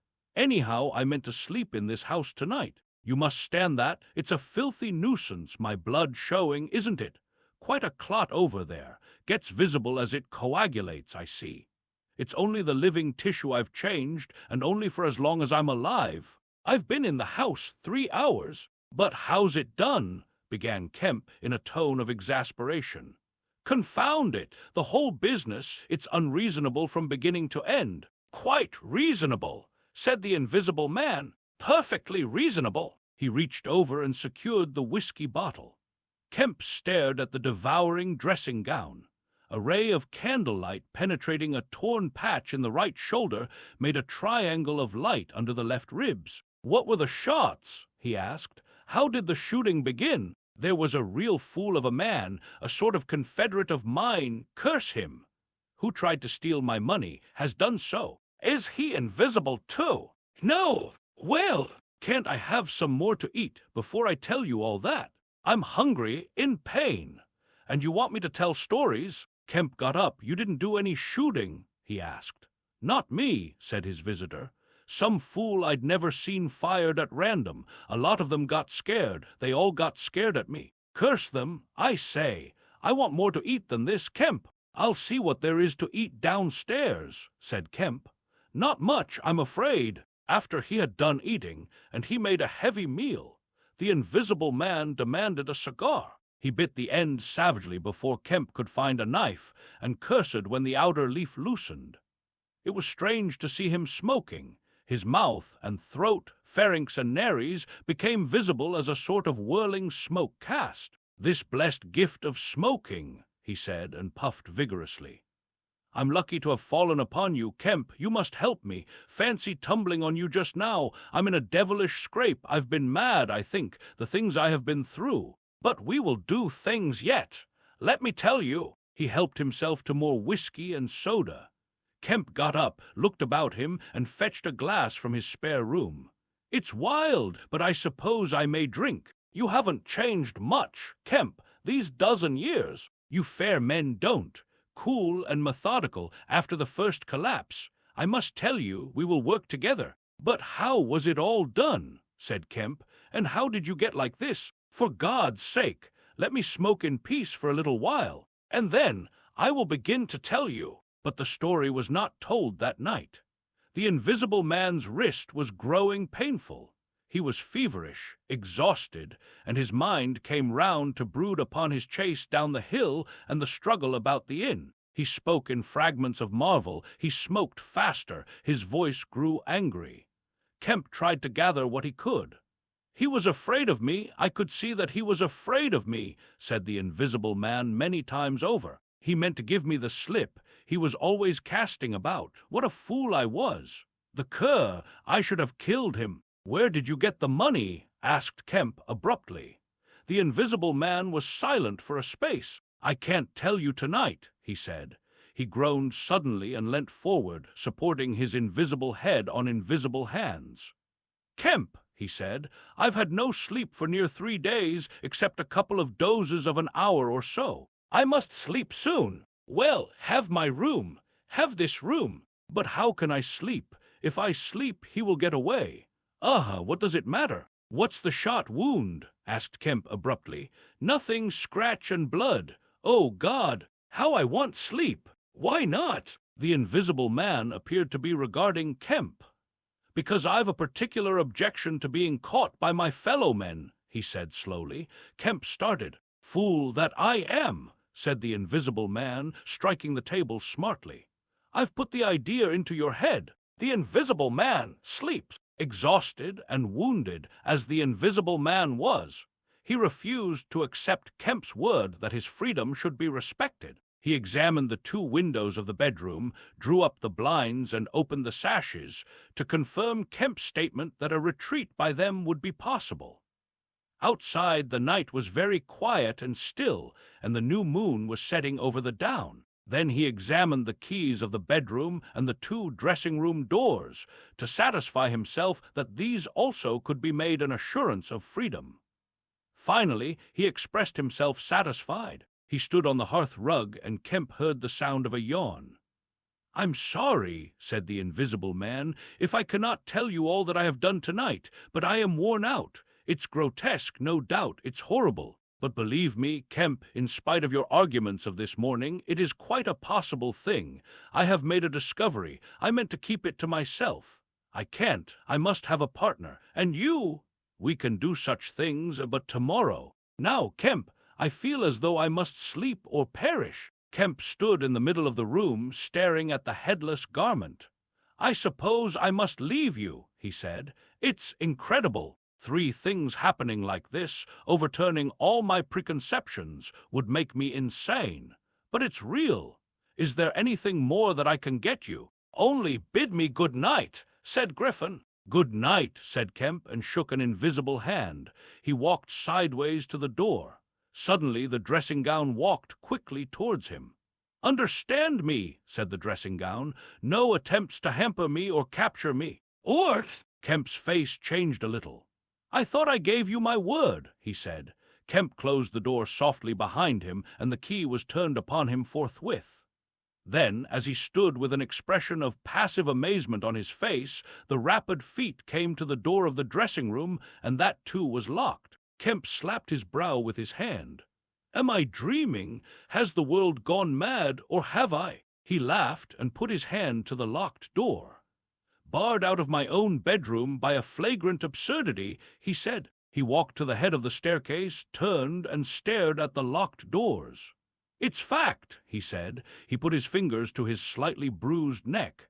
"Undeniable fact, but—" He shook his head hopelessly, turned, and went downstairs. He lit the dining-room lamp, got out a cigar, and began pacing the room, ejaculating. Now and then he would argue with himself. "Invisible," he said. "Is there such a thing as an invisible animal? In the sea, yes, thousands, millions. All the larvae, all the little nauplii and tornarias, all the microscopic things, the jellyfish.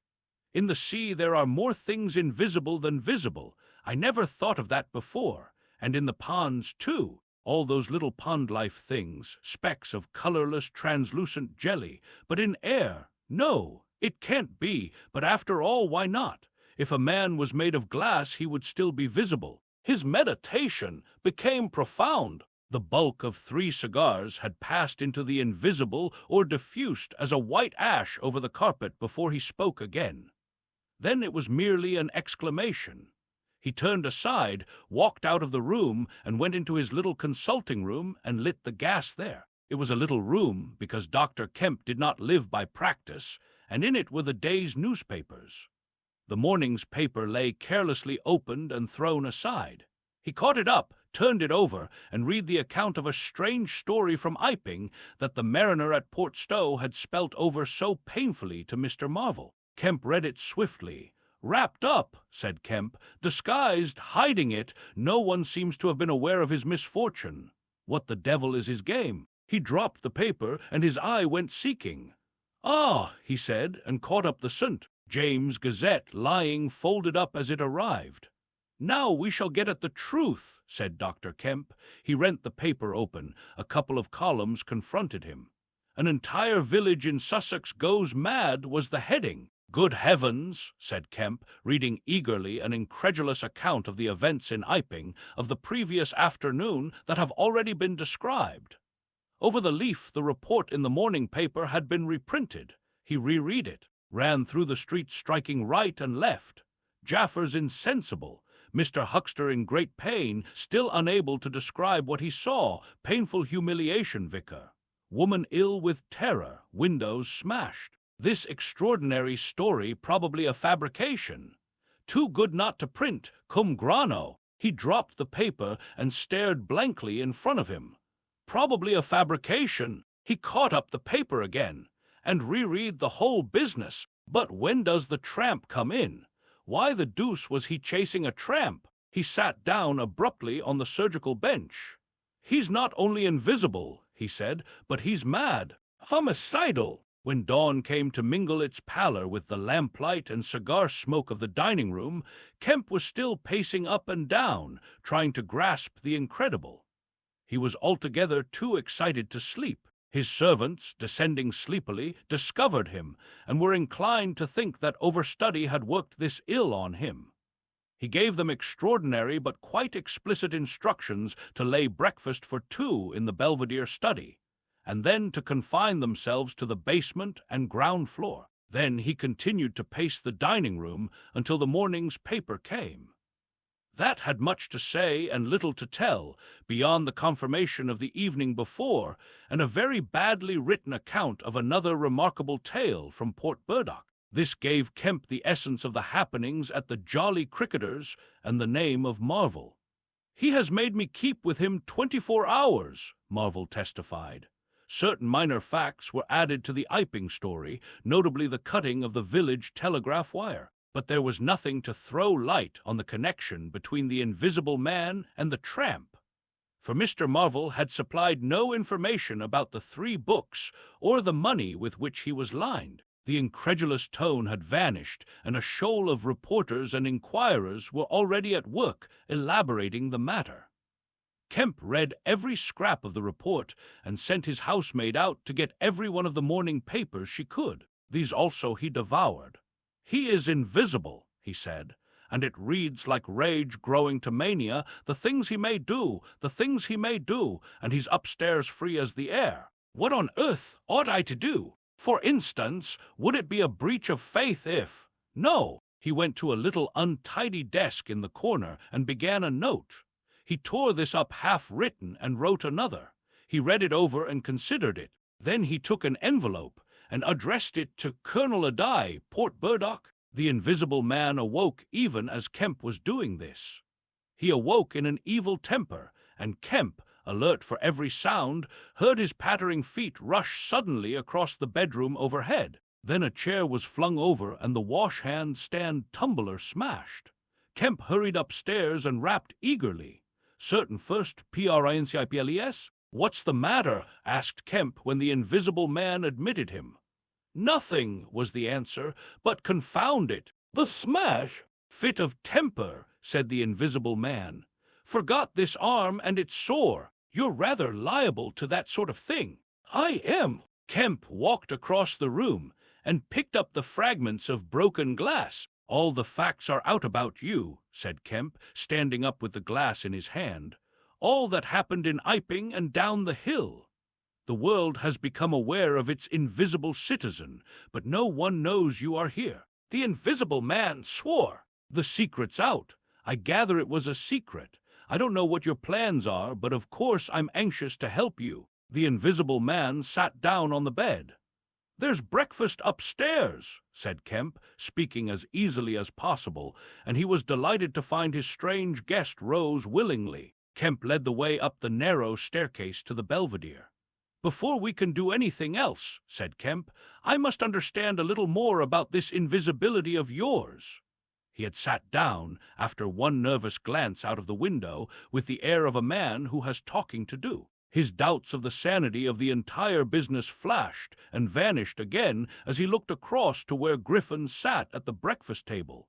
A headless, handless dressing gown, wiping unseen lips on a miraculously held serviette. "It's simple enough and credible enough," said Griffin, putting the serviette aside and leaning the invisible head on an invisible hand. "No doubt to you, but—" Kemp laughed. "Well, yes, to me it seemed wonderful at first, no doubt. But now, great God! But we will do great things yet. I came on the stuff first at Chesilstowe." "Chesilstowe! I went there after I left London. You know I dropped medicine and took up physics." "No, well, I did. Light fascinated me." "Ugh! Optical density. The whole subject is a network of riddles, a network with solutions glimmering elusively through. And being but 22 and full of enthusiasm, I said, I will devote my life to this. This is worthwhile. You know what fools we are at 22. Fools then or fools now, said Kemp. As though knowing could be any satisfaction to a man, but I went to work like a slave, and I had hardly worked and thought about the matter 6 months before light came through one of the meshes suddenly, blindingly. I found a general principle of pigments and refraction, a formula, a geometrical expression involving 4 dimensions. Fools, common men, even common mathematicians, do not know anything of what some general expression may mean to the student of molecular physics. In the books that Tramp has hidden, there are marvels, miracles, but this was not a method. It was an idea that might lead to a method by which it would be possible, without changing any other property of matter, except, in some instances, colors, to lower the refractive index of a substance, solid or liquid, to that of air, so far as all practical purposes are concerned. "Phew," said Kemp. "That's odd, but still I don't see quite. I can understand that thereby you could spoil a valuable stone, but personal invisibility is a far cry." "Precisely," said Griffin. "But consider, visibility depends on the action of the visible bodies on light.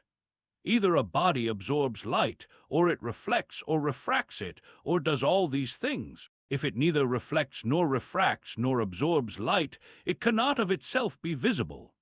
You see an opaque red box, for instance, because the color absorbs some of the light and reflects the rest, all the red part of the light, to you. If it did not absorb any particular part of the light, but reflected it all, then it would be a shining white box. Silver, a diamond box, would neither absorb much of the light nor reflect much from the general surface. But just here and there, where the surfaces were favorable, the light would be reflected and refracted, so that you would get a brilliant appearance of flashing reflections and translucencies, a sort of skeleton of light. A glass box would not be so brilliant nor so clearly visible as a diamond box, because there would be less refraction and reflection. See that? From certain points of view you would see quite clearly through it. Some kinds of glass would be more visible than others. A box of flint glass would be brighter than a box of ordinary window glass.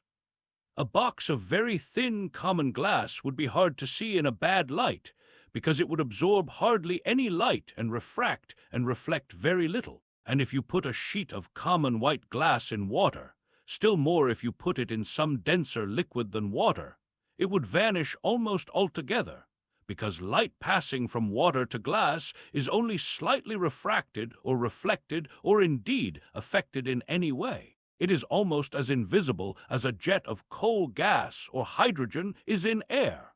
And for precisely the same reason. "Yes," said Kemp, "that is pretty plain sailing. And here is another fact you will know to be true. If a sheet of glass is smashed, Kemp, and beaten into a powder, it becomes much more visible while it is in the air. It becomes at last an opaque white powder. This is because the powdering multiplies the surfaces of the glass at which refraction and reflection occur. In the sheet of glass, there are only 2 surfaces. In the powder, the light is reflected or refracted by each grain it passes through, and very little gets right through the powder. But if the white powdered glass is put into water, it forthwith vanishes. The powdered glass and water have much the same refractive index. That is, the light undergoes very little refraction or reflection in passing from one to the other. You make the glass invisible by putting it into a liquid of nearly the same refractive index. A transparent thing becomes invisible if it is put in any medium of almost the same refractive index, and if you will consider only a second, you will see also that the powder of glass might be made to vanish in air, if its refractive index could be made the same as that of air, for then there would be no refraction or reflection, as the light passed from glass to air. "Yes, yes," said Kemp, "but a man's not powdered glass." "No," said Griffin, "he's more transparent." "Nonsense! That from a doctor! How one forgets! Have you already forgotten your physics in 10 years? Just think of all the things that are transparent and seem not to be so. Paper, for instance, is made up of transparent fibers, and it is white and opaque only for the same reason that a powder of glass is white and opaque. Oil white paper, fill up the interstices between the particles with oil so that there is no longer refraction or reflection except at the surfaces, and it becomes as transparent as glass. And not only paper, but cotton fiber, linen fiber, wool fiber, woody fiber, and bone, Kemp, flesh, Kemp, hair, Kemp, nails, and nerves. Kemp, in fact, the whole fabric of a man, except the red of his blood and the black pigment of hair, are all made up of transparent, colorless tissue. So little suffices to make us visible one to the other. For the most part, the fibers of a living creature are no more opaque than water. "Great heavens!" cried Kemp. Of course, of course. I was thinking only last night of the sea larvae and all jellyfish. Now you have me, and all that I knew and had in mind a year after I left London 6 years ago. But I kept it to myself. I had to do my work under frightful disadvantages. Oliver, my professor, was a scientific bounder, a journalist by instinct, a thief of ideas. He was always prying. And you know the knavish system of the scientific world. I simply would not publish and let him share my credit. I went on working. I got nearer and nearer making my formula into an experiment, a reality. I told no living soul because I meant to flash my work upon the world with crushing effect and become famous at a blow. I took up the question of pigments to fill up certain gaps. And suddenly, not by design but by accident, I made a discovery in physiology. Yes! You know the red, coloring matter of blood. It can be made white, colorless, and remain with all the functions it has now. Kemp gave a cry of incredulous amazement.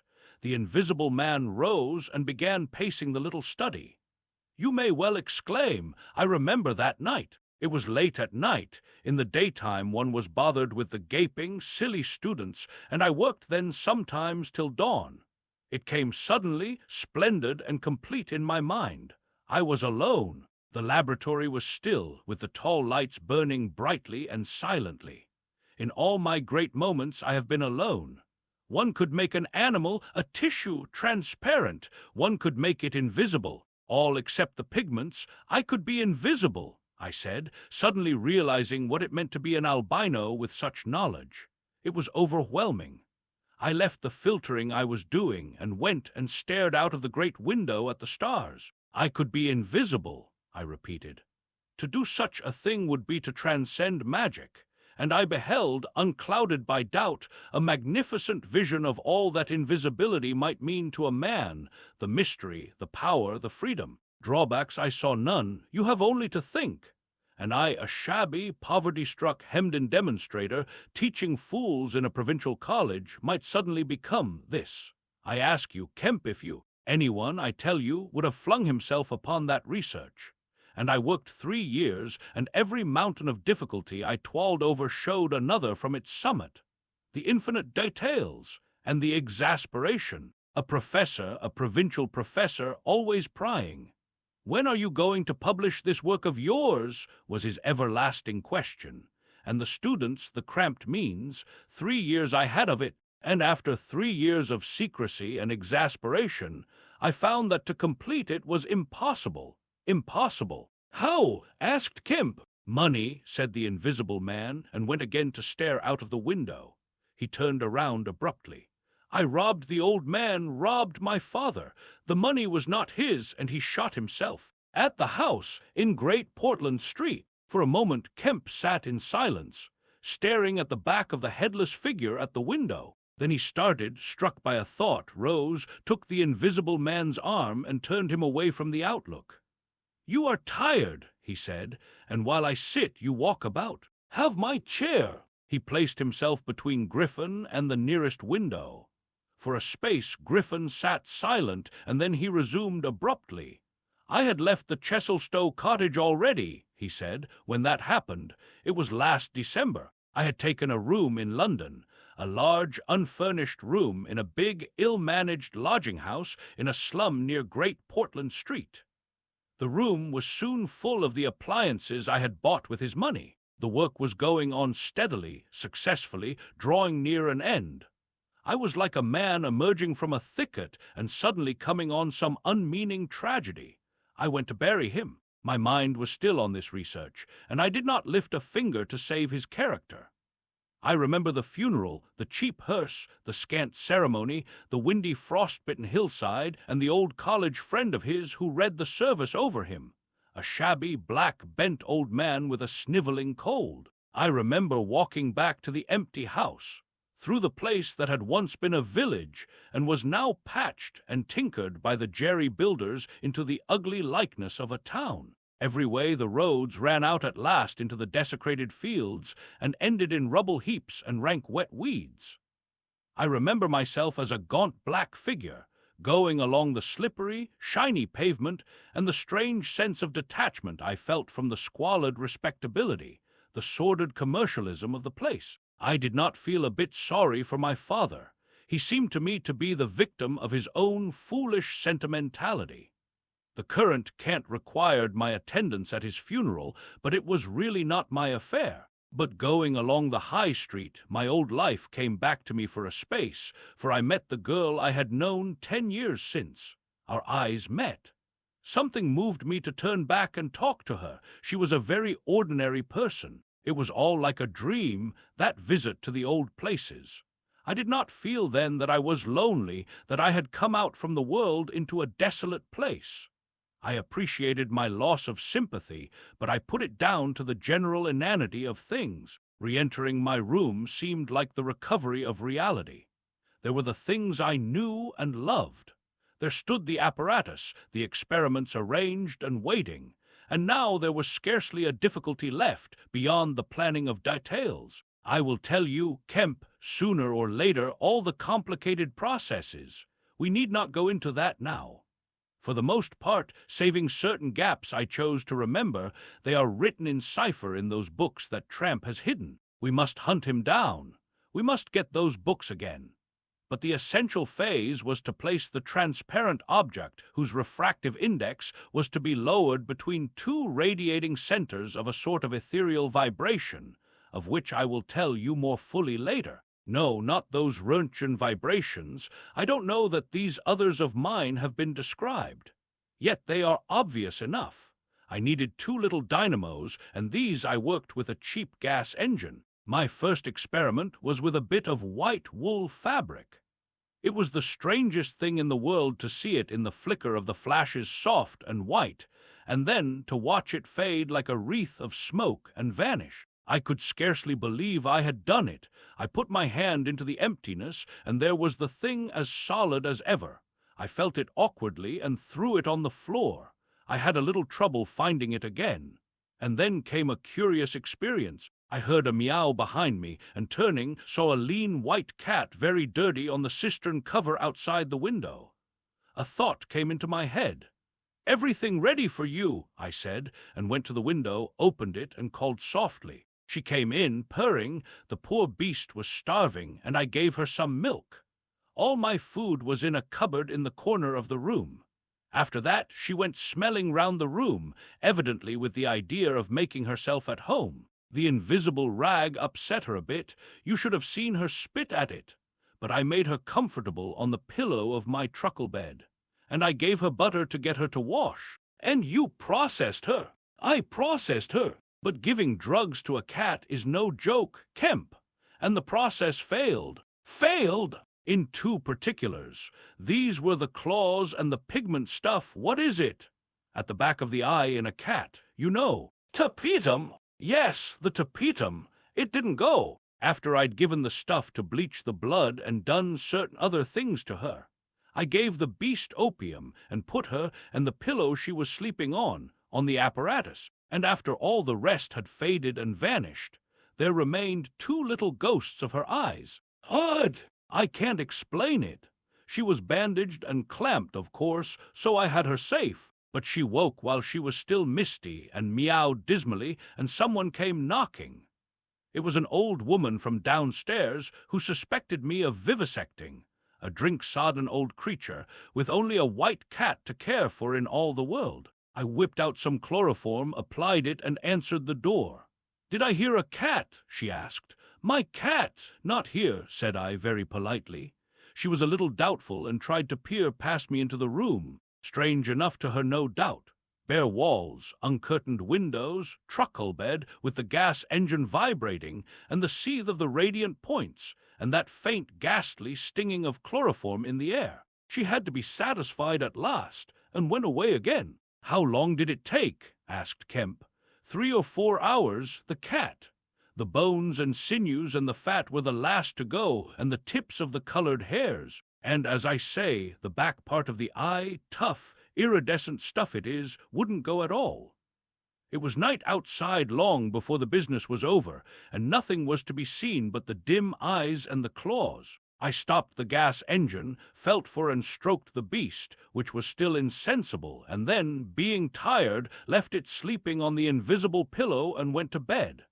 I found it hard to sleep. I lay awake thinking weak, aimless stuff, going over the experiment over and over again, or dreaming feverishly of things growing misty and vanishing about me, until everything, the ground I stood on, vanished, and so I came to that sickly falling nightmare one gets. About 2, the cat began meowing about the room. I tried to hush it by talking to it, and then I decided to turn it out. I remember the shock I had when striking a light. There were just the round eyes shining green and nothing round them. I would have given it milk, but I hadn't any. It wouldn't be quiet. It just sat down and meowed at the door. I tried to catch it with an idea of putting it out of the window, but it wouldn't be caught. It vanished. Then it began meowing in different parts of the room. At last I opened the window and made a bustle. I suppose it went out at last. I never saw any more of it. Then, heaven knows why, I fell thinking of my father's funeral again and the dismal windy hillside until the day had come. I found sleeping was hopeless, and, locking my door after me, wandered out into the morning streets. "You don't mean to say there's an invisible cat at large?" said Kemp. "If it hasn't been killed," said the invisible man. "Why not? Why not?" said Kemp. "I didn't mean to interrupt. It's very probably been killed," said the invisible man. "It was alive 4 days after, I know, and down a grating in Great Titchfield Street, because I saw a crowd round the place, trying to see whence the meowing came." He was silent for the best part of a minute. Then he resumed abruptly. "I remember that morning before the change very vividly. I must have gone up Great Portland Street.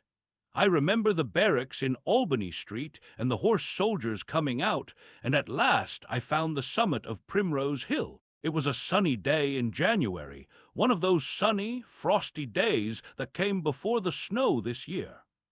My weary brain tried to formulate the position, to plot out a plan of action. I was surprised to find, now that my prize was within my grasp, how inconclusive its attainment seemed. As a matter of fact, I was worked out.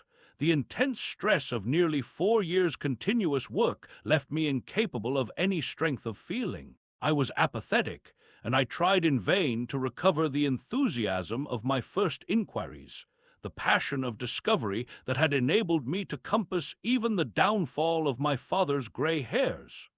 Nothing seemed to matter. I saw pretty clearly this was a transient mood, due to overwork and want of sleep, and that either by drugs or rest it would be possible to recover my energies. All I could think clearly was that the thing had to be carried through. The fixed idea still ruled me, and soon, for the money I had was almost exhausted. I looked about me at the hillside, with children playing and girls watching them, and tried to think of all the fantastic advantages an invisible man would have in the world. After a time, I crawled home, took some food and a strong dose of strychnine, and went to sleep in my clothes on my unmade bed. Strychnine is a grand tonic, Kemp, to take the flabbiness out of a man. "It's the devil," said Kemp. "It's the Paleolithic in a bottle." I awoke vastly invigorated and rather irritable. I know the stuff, and there was someone rapping at the door. It was my landlord with threats and inquiries, an old Polish Jew in a long gray coat and greasy slippers. I had been tormenting a cat in the night, he was sure. The old woman's tongue had been busy. He insisted on knowing all about it. The laws in this country against vivisection were very severe. He might be liable. I denied the cat. Then the vibration of the little gas engine could be felt all over the house, he said. That was true, certainly. He edged round me into the room, peering about over his German silver spectacles, and a sudden dread came into my mind that he might carry away something of my secret. I tried to keep between him and the concentrating apparatus I had arranged, and that only made him more curious. What was I doing? Why was I always alone and secretive? Was it legal? Was it dangerous? I paid nothing but the usual rent. His had always been a most respectable house in a disreputable neighborhood. Suddenly my temper gave way. I told him to get out. He began to protest, to jabber of his right of entry. In a moment I had him by the collar. Something ripped, and he went spinning out into his own passage. I slammed and locked the door and sat down quivering. He made a fuss outside, which I disregarded, and after a time he went away. But this brought matters to a crisis. I did not know what he would do, nor even what he had the power to do. To move to fresh apartments would have meant delay. Altogether, I had barely £20 left in the world, for the most part in a bank, and I could not afford that. Vanish, it was irresistible. Then there would be an inquiry, the sacking of my room. At the thought of the possibility of my work being exposed or interrupted at its very climax, I became very angry and active. I hurried out with my 3 books of notes, my checkbook. The tramp has them now, and directed them from the nearest post office to a house of call for letters and parcels in Great Portland Street. I tried to go out noiselessly. Coming in, I found my landlord going quietly upstairs. He had heard the door close, I suppose. You would have laughed to see him jump aside on the landing as I came tearing after him. He glared at me as I went by him, and I made the house quiver with the slamming of my door. I heard him come shuffling up to my floor, hesitate, and go down. I set to work upon my preparations forthwith. It was all done that evening and night. While I was still sitting under the sickly, drowsy influence of the drugs that decolorize blood, there came a repeated knocking at the door. It ceased, footsteps went away and returned, and the knocking was resumed. There was an attempt to push something under the door, a blue paper. Then in a fit of irritation I rose and went and flung the door wide open. "Now then," said I. It was my landlord, with a notice of ejectment or something. He held it out to me, saw something odd about my hands, I expect, and lifted his eyes to my face. For a moment he gaped. Then he gave a sort of inarticulate cry, dropped candle and writ together, and went blundering down the dark passage to the stairs. I shut the door, locked it, and went to the looking-glass. Then I understood his terror. My face was white, like white stone. But it was all horrible. I had not expected the suffering. A night of racking anguish, sickness, and fainting. I set my teeth, though my skin was presently afire, all my body afire. But I lay there like grim death. I understood now how it was the cat had howled until I chloroformed it. Lucky it was I lived alone and untended in my room. There were times when I sobbed and groaned and talked, but I stuck to it. I became insensible and woke languid in the darkness. The pain had passed. I thought I was killing myself, and I did not care. I shall never forget that dawn and the strange horror of seeing that my hands had become as clouded glass, and watching them grow clearer and thinner as the day went by, until at last I could see the sickly disorder of my room through them. Though I closed my transparent eyelids, my limbs became glassy, the bones and arteries faded, vanished, and the little white nerves went last. I gritted my teeth and stayed there to the end. At last only the dead tips of the fingernails remained, pallid and white, and the brown stain of some acid upon my fingers. I struggled up. At first I was as incapable as a swathed infant, stepping with limbs I could not see. I was weak and very hungry. I went and stared at nothing in my shaving glass, at nothing save where an attenuated pigment still remained behind the retina of my eyes, fainter than mist. I had to hang on to the table and press my forehead against the glass. It was only by a frantic effort of will that I dragged myself back to the apparatus and completed the process. I slept during the forenoon, pulling the sheet over my eyes to shut out the light, and about midday I was awakened again by a knocking. My strength had returned. I sat up and listened and heard a whispering. I sprang to my feet and as noiselessly as possible began to detach the connections of my apparatus and to distribute it about the room so as to destroy the suggestions of its arrangement. Presently the knocking was renewed and voices called, first my landlord's and then two others. To gain time I answered them. The invisible rag and pillow came to hand, and I opened the window and pitched them out onto the cistern cover. As the window opened, a heavy crash came at the door. Someone had charged it with the idea of smashing the lock, but the stout bolts I had screwed up some days before stopped him. That startled me, made me angry. I began to tremble and do things hurriedly. I tossed together some loose paper, straw, packing paper, and so forth in the middle of the room and turned on the gas. Heavy blows began to rain upon the door. I could not find the matches. I beat my hands on the wall with rage. I turned down the gas again, stepped out of the window on the cistern cover, very softly lowered the sash, and sat down, secure and invisible, but quivering with anger, to watch events. They split a panel, I saw, and in another moment they had broken away the staples of the bolts and stood in the open doorway. It was the landlord and his two stepsons, sturdy young men of 3 or 4 and 20. Behind them fluttered the old hag of a woman from downstairs. You may imagine their astonishment to find the room empty. One of the younger men rushed to the window at once, flung it up, and stared out. His staring eyes and thick-lipped, bearded face came a foot from my face. I was half-minded to hit his silly countenance, but I arrested my doubled fist. He stared right through me, so did the others as they joined him. The old man went and peered under the bed, and then they all made a rush for the cupboard. They had to argue about it at length in Yiddish and Cockney English. They concluded I had not answered them, that their imagination had deceived them. A feeling of extraordinary elation took the place of my anger as I sat outside the window and watched these 4 people. For the old lady came in, glancing suspiciously about her like a cat, trying to understand the riddle of my behavior. The old man, so far as I could understand his patois, agreed with the old lady that I was a vivisectionist. The sons protested in garbled English that I was an electrician and appealed to the dynamos and radiators. They were all nervous about my arrival, although I found subsequently that they had bolted the front door.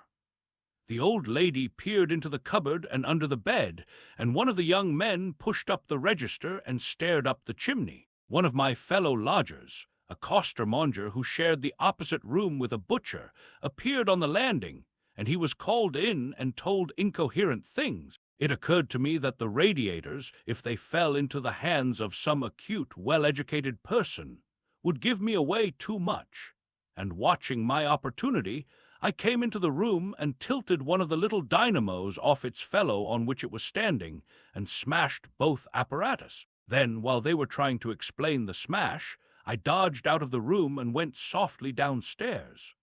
I went into one of the sitting rooms and waited until they came down, still speculating and argumentative, all a little disappointed at finding no horrors, and all a little puzzled how they stood legally towards me. Then I slipped up again with a box of matches, fired my heap of paper and rubbish, put the chairs and bedding thereby, led the gas to the affair by means of an india-rubber tube, and waving a farewell to the room left it for the last time. "You fired the house!" exclaimed Kemp. "Fired the house! It was the only way to cover my trail, and no doubt it was insured. I slipped the bolts of the front door quietly and went out into the street. I was invisible, and I was only just beginning to realize the extraordinary advantage my invisibility gave me. My head was already teeming with plans of all the wild and wonderful things I had now impunity to do. In Oxford Street, in going downstairs the first time, I found an unexpected difficulty, because I could not see my feet. Indeed, I stumbled twice, and there was an unaccustomed clumsiness in gripping the bolt. By not looking down, however, I managed to walk on the level passably well.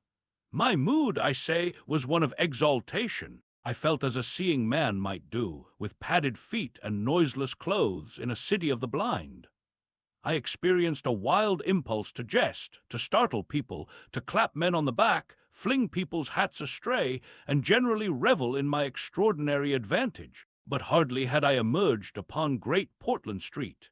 However, my lodging was close to the big draper's shop there, when I heard a clashing concussion and was hit violently behind, and turning saw a man carrying a basket of soda-water siphons and looking in amazement at his burden. Although the blow had really hurt me, I found something so irresistible in his astonishment that I laughed aloud. "The devil's in the basket," I said, and suddenly twisted it out of his hand. He let go incontinently, and I swung the whole weight into the air. But a fool of a cabman, standing outside a public house, made a sudden rush for this, and his extending fingers took me with excruciating violence under the ear. I let the whole down with a smash on the cabman, and then, with shouts and the clatter of feet about me, people coming out of shops, vehicles pulling up, I realized what I had done for myself, and cursing my folly, backed against a shop window and prepared to dodge out of the confusion. In a moment I should be wedged into a crowd and inevitably discovered.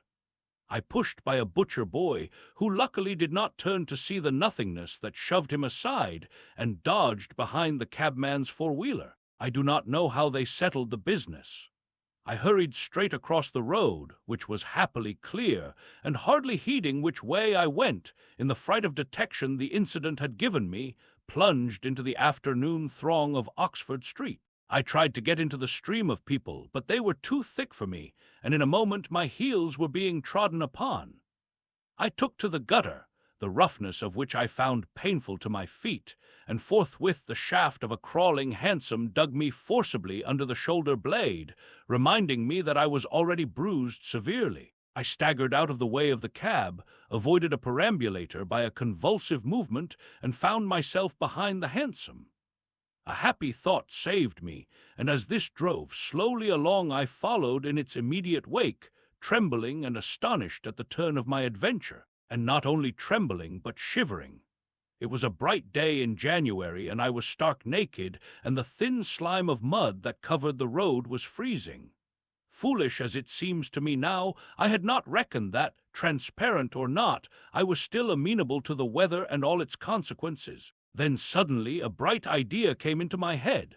I ran round and got into the cab, and so, shivering, scared, and sniffing with the first intimations of a cold, and with the bruises in the small of my back growing upon my attention, I drove slowly along Oxford Street and past Tottenham Court Road. My mood was as different from that in which I had sallied forth 10 minutes ago as it is possible to imagine. This invisibility indeed. The one thought that possessed me was, how was I to get out of the scrape I was in? We crawled past Mudi's, and there a tall woman with 5 or 6 yellow-labeled books hailed my cab, and I sprang out just in time to escape her, shaving a railway van narrowly in my flight. I made off up the roadway to Bloomsbury Square, intending to strike north past the museum and so get into the quiet district. I was now cruelly chilled, and the strangeness of my situation so unnerved me that I whimpered as I ran. At the northward corner of the square, a little white dog ran out of the Pharmaceutical Society's offices, and incontinently made for me, nose down. I had never realized it before, but the nose is to the mind of a dog what the eye is to the mind of a seeing man. Dogs perceive the scent of a man moving as men perceive his vision. This brute began barking and leaping, showing, as it seemed to me, only too plainly that he was aware of me. I crossed Great Russell Street, glancing over my shoulder as I did so, and went some way along Montague Street before I realized what I was running towards. Then I became aware of a blare of music, and looking along the street saw a number of people advancing out of Russell Square, red shirts and the banner of the Salvation Army to the fore. Such a crowd, chanting in the roadway and scoffing on the pavement, I could not hope to penetrate, and dreading to go back and farther from home again. And deciding on the spur of the moment, I ran up the white steps of a house facing the museum railings, and stood there until the crowd should have passed. Happily the dog stopped at the noise of the band too, hesitated and turned tail, running back to Bloomsbury Square again. On came the band, bawling with unconscious irony some hymn about, "When shall we see his face?" And it seemed an interminable time to me before the tide of the crowd washed along the pavement by me. Thud, thud, thud came the drum with a vibrating resonance, and for the moment I did not notice two urchins stopping at the railings by me. "See 'em," said one. "See what?" said the other. "Why, them footmarks bare, like what you makes in mud." I looked down and saw the youngsters had stopped and were gaping at the muddy footmarks I had left behind me up the newly whitened steps. The passing people elbowed and jostled them, but their confounded intelligence was arrested. Thud, thud, thud, when thud shall we see thud his face, thud, thud. "There's a barefoot man gone up them steps, or I don't know nothing," said one, "and he ain't never come down again, and his foot was a-bleeding." The thick of the crowd had already passed. "Looky there, Ted," quoth the younger of the detectives, with the sharpness of surprise in his voice, and pointed straight to my feet. I looked down and saw at once the dim suggestion of their outlines sketched in splashes of mud. For a moment I was paralyzed. "Why, that's rum," said the elder. "Dashed rum. It's just like the ghost of a foot, ain't it?" He hesitated and advanced with outstretched hand. A man pulled up short to see what he was catching, and then a girl. In another moment he would have touched me. Then I saw what to do. I made a step, the boy started back with an exclamation, and with a rapid movement I swung myself over into the portico of the next house. But the smaller boy was sharp-eyed enough to follow the movement, and before I was well down the steps and upon the pavement, he had recovered from his momentary astonishment and was shouting out that the feet had gone over the wall. They rushed round and saw my new footmarks flash into being on the lower step and upon the pavement. "What's up?" asked someone. "Feet, look, feet running." Everybody in the road, except my 3 pursuers, was pouring along after the Salvation Army, and this blow not only impeded me but them. There was an eddy of surprise and interrogation. At the cost of bowling over one young fellow I got through, and in another moment I was rushing headlong round the circuit of Russell Square, with 6 or 7 astonished people following my footmarks. There was no time for explanation, or else the whole host would have been after me. Twice I doubled round corners, thrice I crossed the road and came back upon my tracks, and then, as my feet grew hot and dry, the damp impressions began to fade. At last I had a breathing space, and rubbed my feet clean with my hands, and so got away altogether.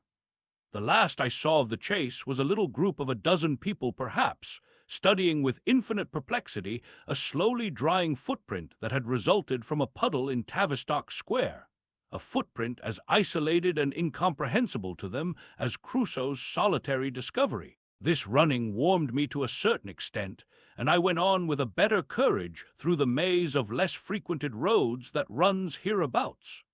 My back had now become very stiff and sore, my tonsils were painful from the cabman's fingers, and the skin of my neck had been scratched by his nails. My feet hurt exceedingly, and I was lame from a little cut on one foot. I saw in time a blind man approaching me, and fled limping, for I feared his subtle intuitions. Once or twice accidental collisions occurred, and I left people amazed, with unaccountable curses ringing in their ears. Then came something silent and quiet against my face, and across the square fell a thin veil of slowly falling flakes of snow. I had caught a cold, and do as I would I could not avoid an occasional sneeze. And every dog that came in sight, with its pointing nose and curious sniffing, was a terror to me. Then came men and boys running, first one and then others, and shouting as they ran. It was a fire. They ran in the direction of my lodging, and looking back down a street, I saw a mass of black smoke streaming up above the roofs and telephone wires. It was my lodging burning, my clothes, my apparatus, all my resources indeed, except my checkbook and the 3 volumes of memoranda that awaited me in Great Portland Street, were there. Burning. I had burnt my boats, if ever a man did.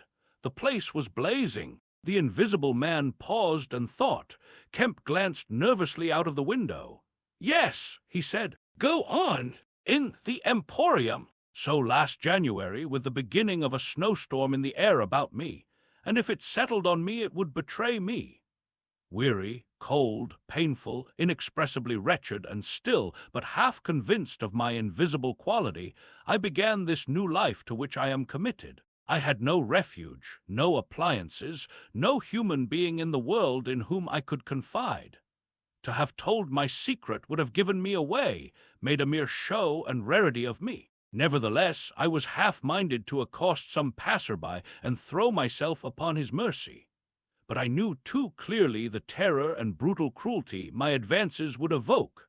I made no plans in the street. My sole object was to get shelter from the snow, to get myself covered and warm. Then I might hope to plan. But even to me, an invisible man, the rows of London houses stood latched, barred, and bolted impregnably. Only one thing could I see clearly before me, the cold exposure and misery of the snowstorm and the night. And then I had a brilliant idea.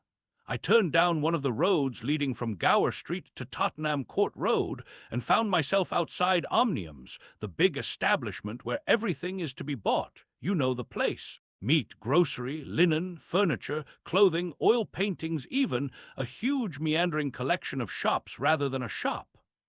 I had thought I should find the doors open, but they were closed, and as I stood in the wide entrance a carriage stopped outside and a man in uniform, you know the kind of personage with Omnium on his cap, flung open the door. I contrived to enter, and walking down the shop, it was a department where they were selling ribbons and gloves and stockings and that kind of thing, came to a more spacious region devoted to picnic baskets and wicker furniture. I did not feel safe there, however. People were going to and fro, and I prowled restlessly about until I came upon a huge section in an upper floor containing multitudes of bedsteads, and over these I clambered and found a resting place at last among a huge pile of folded flock mattresses. The place was already lit up and agreeably warm, and I decided to remain where I was, keeping a cautious eye on the 2 or 3 sets of shopmen and customers who were meandering through the place, until closing time came. Then I should be able, I thought, to rob the place for food and clothing, and disguised, prowl through it and examine its resources, perhaps sleep on some of the bedding. That seemed an acceptable plan. My idea was to procure clothing to make myself a muffled but acceptable figure, to get money, and then to recover my books and parcels where they awaited me, take a lodging somewhere, and elaborate plans for the complete realization of the advantages my invisibility gave me, as I still imagined, over my fellow men. Closing time arrived quickly enough. It could not have been more than an hour after I took up my position on the mattresses before I noticed the blinds of the windows being drawn and customers being marched doorward. And then a number of brisk young men began with remarkable alacrity to tidy up the goods that remained disturbed. I left my lair as the crowds diminished and prowled cautiously out into the less desolate parts of the shop. I was really surprised to observe how rapidly the young men and women whipped away the goods displayed for sale during the day. All the boxes of goods, the hanging fabrics, the festoons of lace, the boxes of sweets in the grocery section, the displays of this and that, were being whipped down, folded up, slapped into tidy receptacles, and everything that could not be taken down and put away had sheets of some coarse stuff like sacking flung over them. Finally, all the chairs were turned up onto the counters, leaving the floor clear. Directly each of these young people had done, he or she made promptly for the door with such an expression of animation as I have rarely observed in a shop assistant before. Then came a lot of youngsters scattering sawdust and carrying pails and brooms. I had to dodge to get out of the way, and as it was, my ankle got stung with the sawdust. For some time, wandering through the swathed and darkened apartments, I could hear the brooms at work, and at last, a good hour or more after the shop had been closed, came a noise of locking doors. Silence came upon the place, and I found myself wandering through the vast and intricate shops, galleries, showrooms of the place alone. It was very still. In one place, I remember passing near one of the Tottenham Court Road entrances and listening to the tapping of boot heels of the passers-by. My first visit was to the place where I had seen stockings and gloves for sale. It was dark, and I had the devil of a hunt after matches, which I found at last in the drawer of the little cash desk. Then I had to get a candle. I had to tear down wrappings and ransack a number of boxes and drawers, but at last I managed to turn out what I sought. The box label called them lambswool pants and lambswool vests. Then socks, a thick comforter, and then I went to the clothing place and got trousers, a lounge jacket, an overcoat, and a slouch hat, a clerical sort of hat with the brim turned down. I began to feel a human being again, and my next thought was food. Upstairs was a refreshment department, and there I got cold meat. There was coffee still in the urn, and I lit the gas and warmed it up again, and altogether I did not do badly. Afterwards, prowling through the place in search of blankets, I had to put up at last with a heap of down quilts.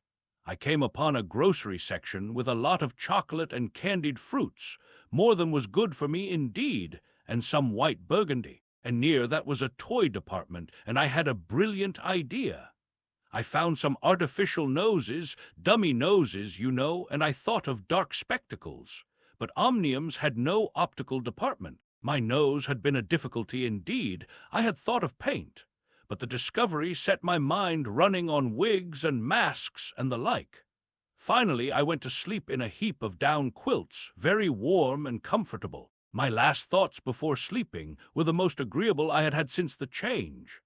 I was in a state of physical serenity, and that was reflected in my mind.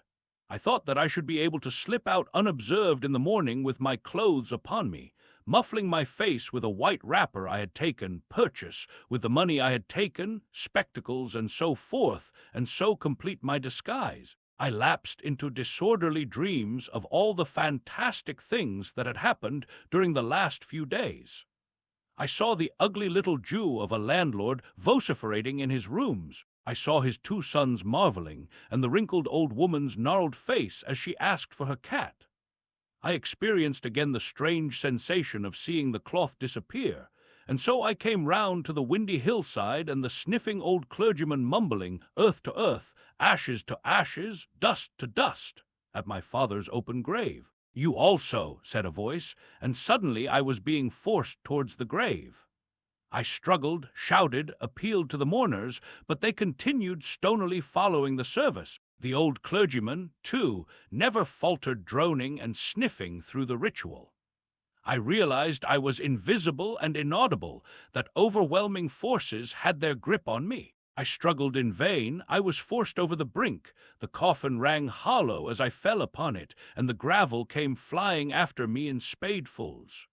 Nobody heeded me. Nobody was aware of me. I made convulsive struggles and awoke. The pale London dawn had come. The place was full of a chilly grey light that filtered round the edges of the window blinds. I sat up, and for a time I could not think where this ample apartment, with its counters, its piles of rolled stuff, its heap of quilts and cushions, its iron pillars, might be. Then, as recollection came back to me, I heard voices in conversation. Then, far down the place, in the brighter light of some department which had already raised its blinds, I saw two men approaching. I scrambled to my feet, looking about me for some way of escape, and even as I did so the sound of my movement made them aware of me. I suppose they saw merely a figure moving quietly and quickly away. "Who's that?" cried one, and "Stop there!" shouted the other. I dashed around a corner and came full tilt, a faceless figure, mind, a lanky lad of 15. He yelled, and I bowled him over, rushed past him, turned another corner, and by a happy inspiration threw myself behind a counter. In another moment feet went running past, and I heard voices shouting, "All hands to the doors!" asking what was up, and giving one another advice how to catch me. Lying on the ground, I felt scared out of my wits, but odd as it may seem, it did not occur to me at the moment to take off my clothes as I should have done. I had made up my mind, I suppose, to get away in them, and that ruled me. And then down the vista of the counters came a bawling of, "Here he is!" I sprang to my feet, whipped a chair off the counter, and sent it whirling at the fool who had shouted, turned, came into another round a corner, sent him spinning, and rushed up the stairs. He kept his footing, gave a view hallow, and came up the staircase hot after me. Up the staircase were piled a multitude of those bright-colored pot things. "What are they?" "Art pots," suggested Kemp. "That's it, art pots." Well, I turned at the top step and swung round, plucked one out of a pile and smashed it on his silly head as he came at me. The whole pile of pots went headlong, and I heard shouting and footsteps running from all parts. I made a mad rush for the refreshment place, and there was a man in white like a man cook who took up the chase. I made one last desperate turn and found myself among lamps and ironmongery. I went behind the counter of this and waited for my cook, and as he bolted in at the head of the chase, I doubled him up with a lamp. Down he went, and I crouched down behind the counter and began whipping off my clothes as fast as I could. Coat, jacket, trousers, shoes were all right, but a lambswool vest fits a man like a skin. I heard more men coming. My cook was lying quiet on the other side of the counter, stunned or scared speechless, and I had to make another dash for it, like a rabbit hunted out of a woodpile. "This way, policeman!" I heard someone shouting. I found myself in my bedstead storeroom again, and at the end of a wilderness of wardrobes. I rushed among them, went flat, got rid of my vest after infinite wriggling, and stood a free man again, panting and scared, as the policeman and 3 of the shopmen came round the corner. They made a rush for the vest and pants and collared the trousers. "He's dropping his plunder," said one of the young men. "He must be somewhere here." But they did not find me all the same. I stood watching them hunt for me for a time, and cursing my ill luck in losing the clothes. Then I went into the refreshment room, drank a little milk I found there, and sat down by the fire to consider my position. In a little while 2 assistants came in and began to talk over the business very excitedly, and like the fools they were. I heard a magnified account of my depredations and other speculations as to my whereabouts. Then I fell to scheming again. The insurmountable difficulty of the place, especially now it was alarmed, was to get any plunder out of it.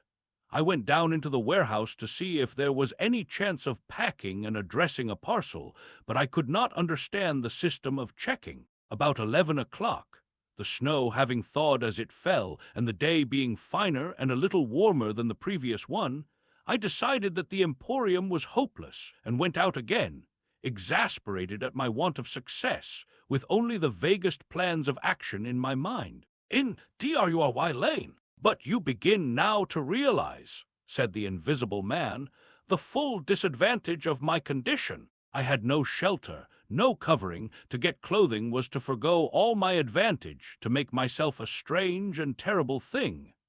I was fasting, for to eat, to fill myself with unassimilated matter, would be to become grotesquely visible again." "I never thought of that," said Kemp. "Nor had I, and the snow had warned me of other dangers.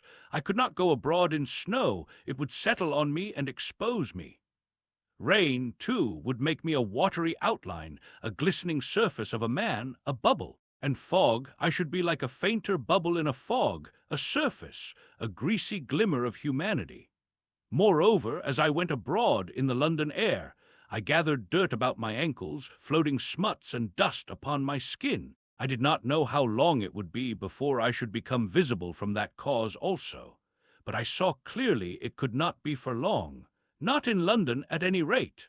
I went into the slums towards Great Portland Street, and found myself at the end of the street in which I had lodged. I did not go that way, because of the crowd halfway down it opposite to the still smoking ruins of the house I had fired.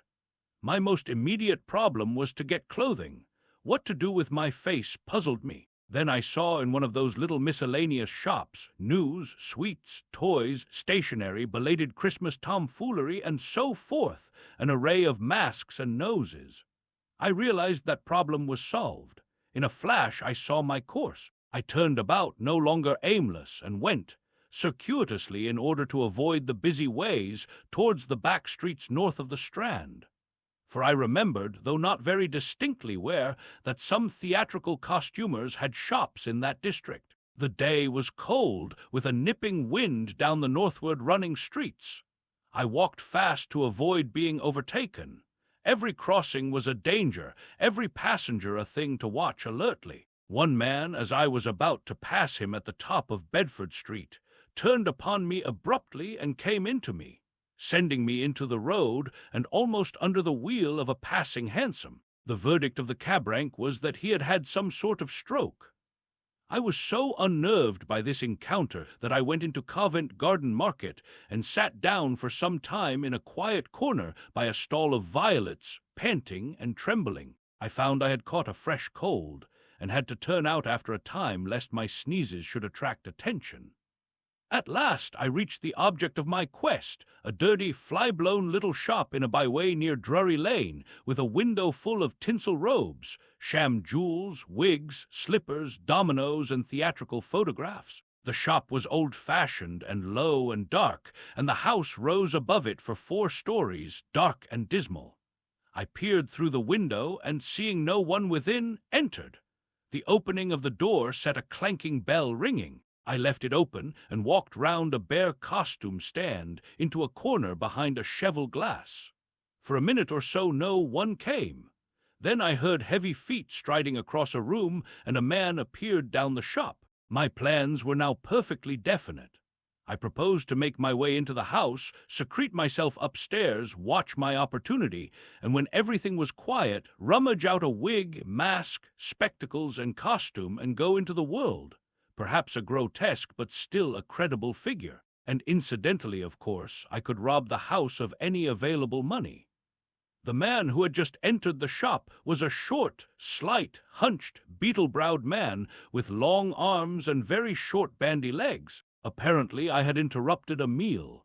He stared about the shop with an expression of expectation. This gave way to surprise and then to anger as he saw the shop empty. "Damn the boys," he said. He went to stare up and down the street. He came in again in a minute, kicked the door to with his foot spitefully, and went muttering back to the house door.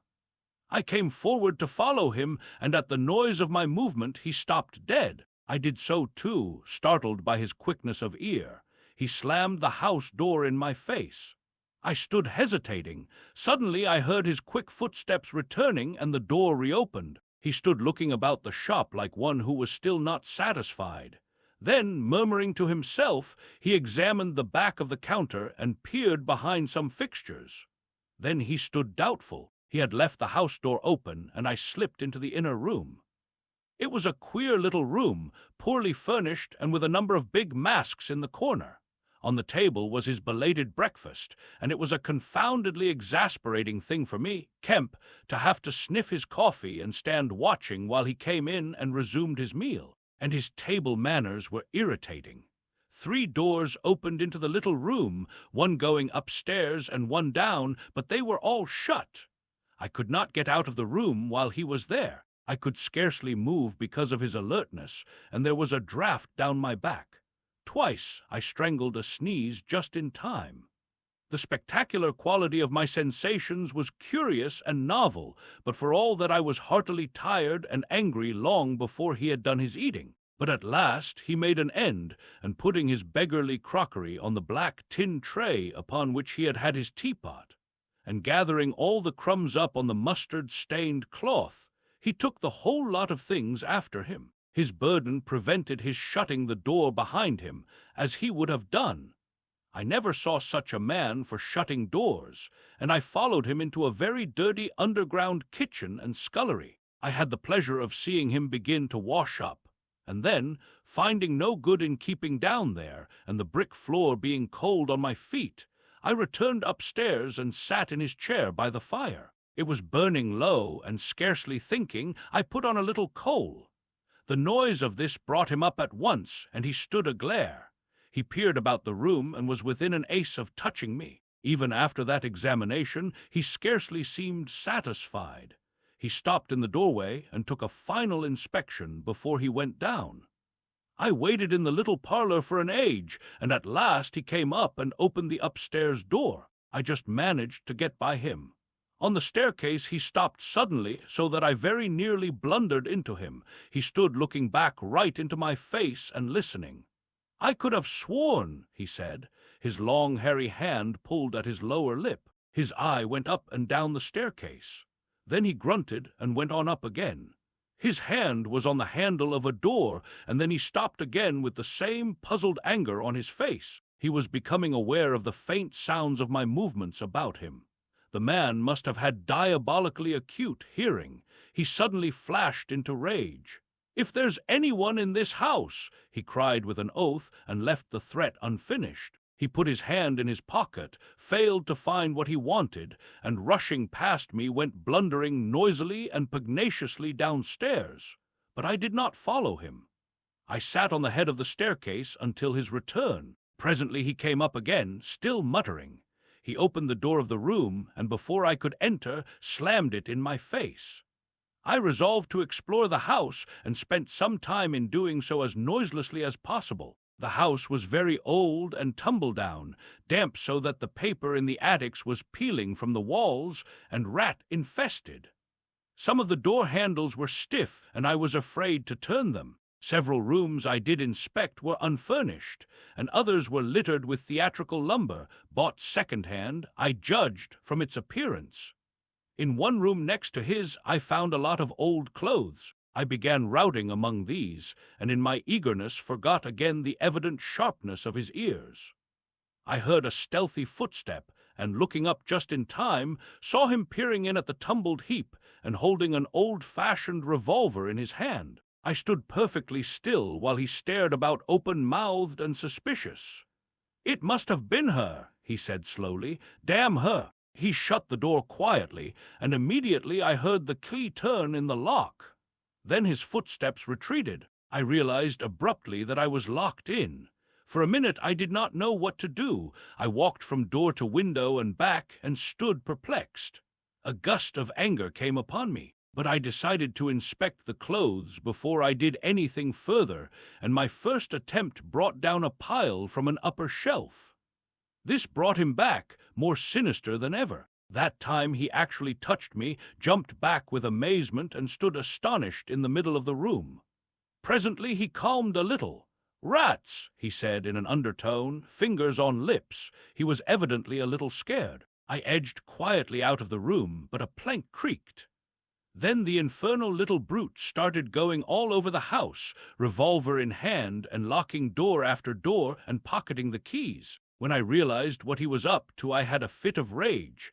I could hardly control myself sufficiently to watch my opportunity.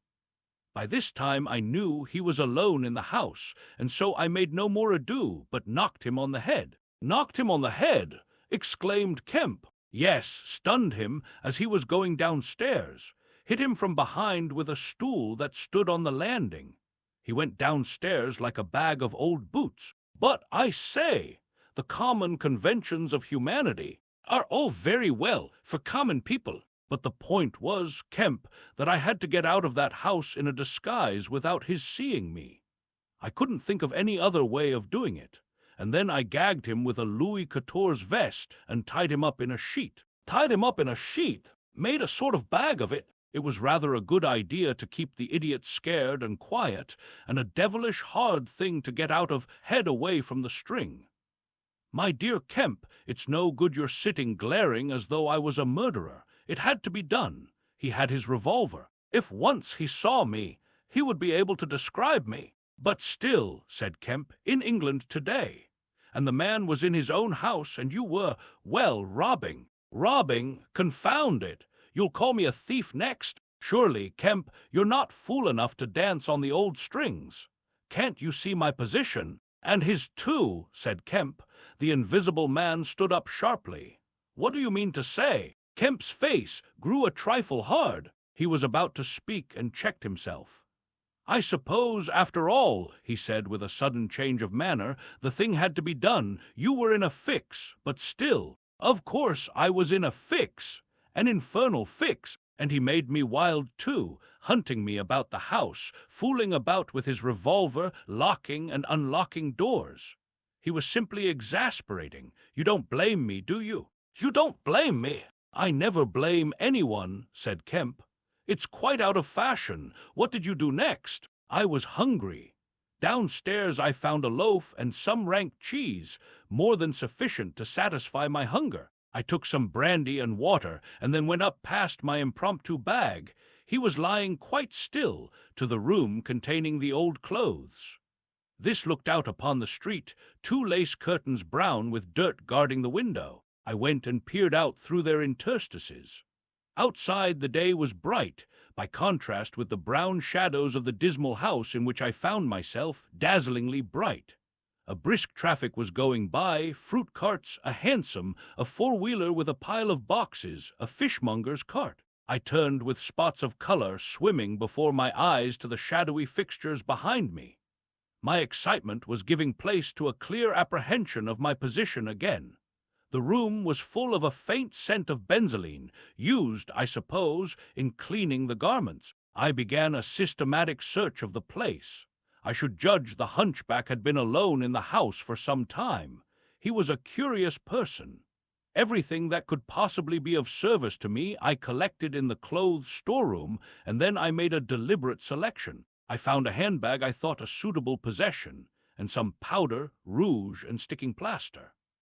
I had thought of painting and powdering my face and all that there was to show of me in order to render myself visible, but the disadvantage of this lay in the fact that I should require turpentine and other appliances and a considerable amount of time before I could vanish again. Finally, I chose a mask of the better type, slightly grotesque, but not more so than many human beings, dark glasses, grayish whiskers, and a wig.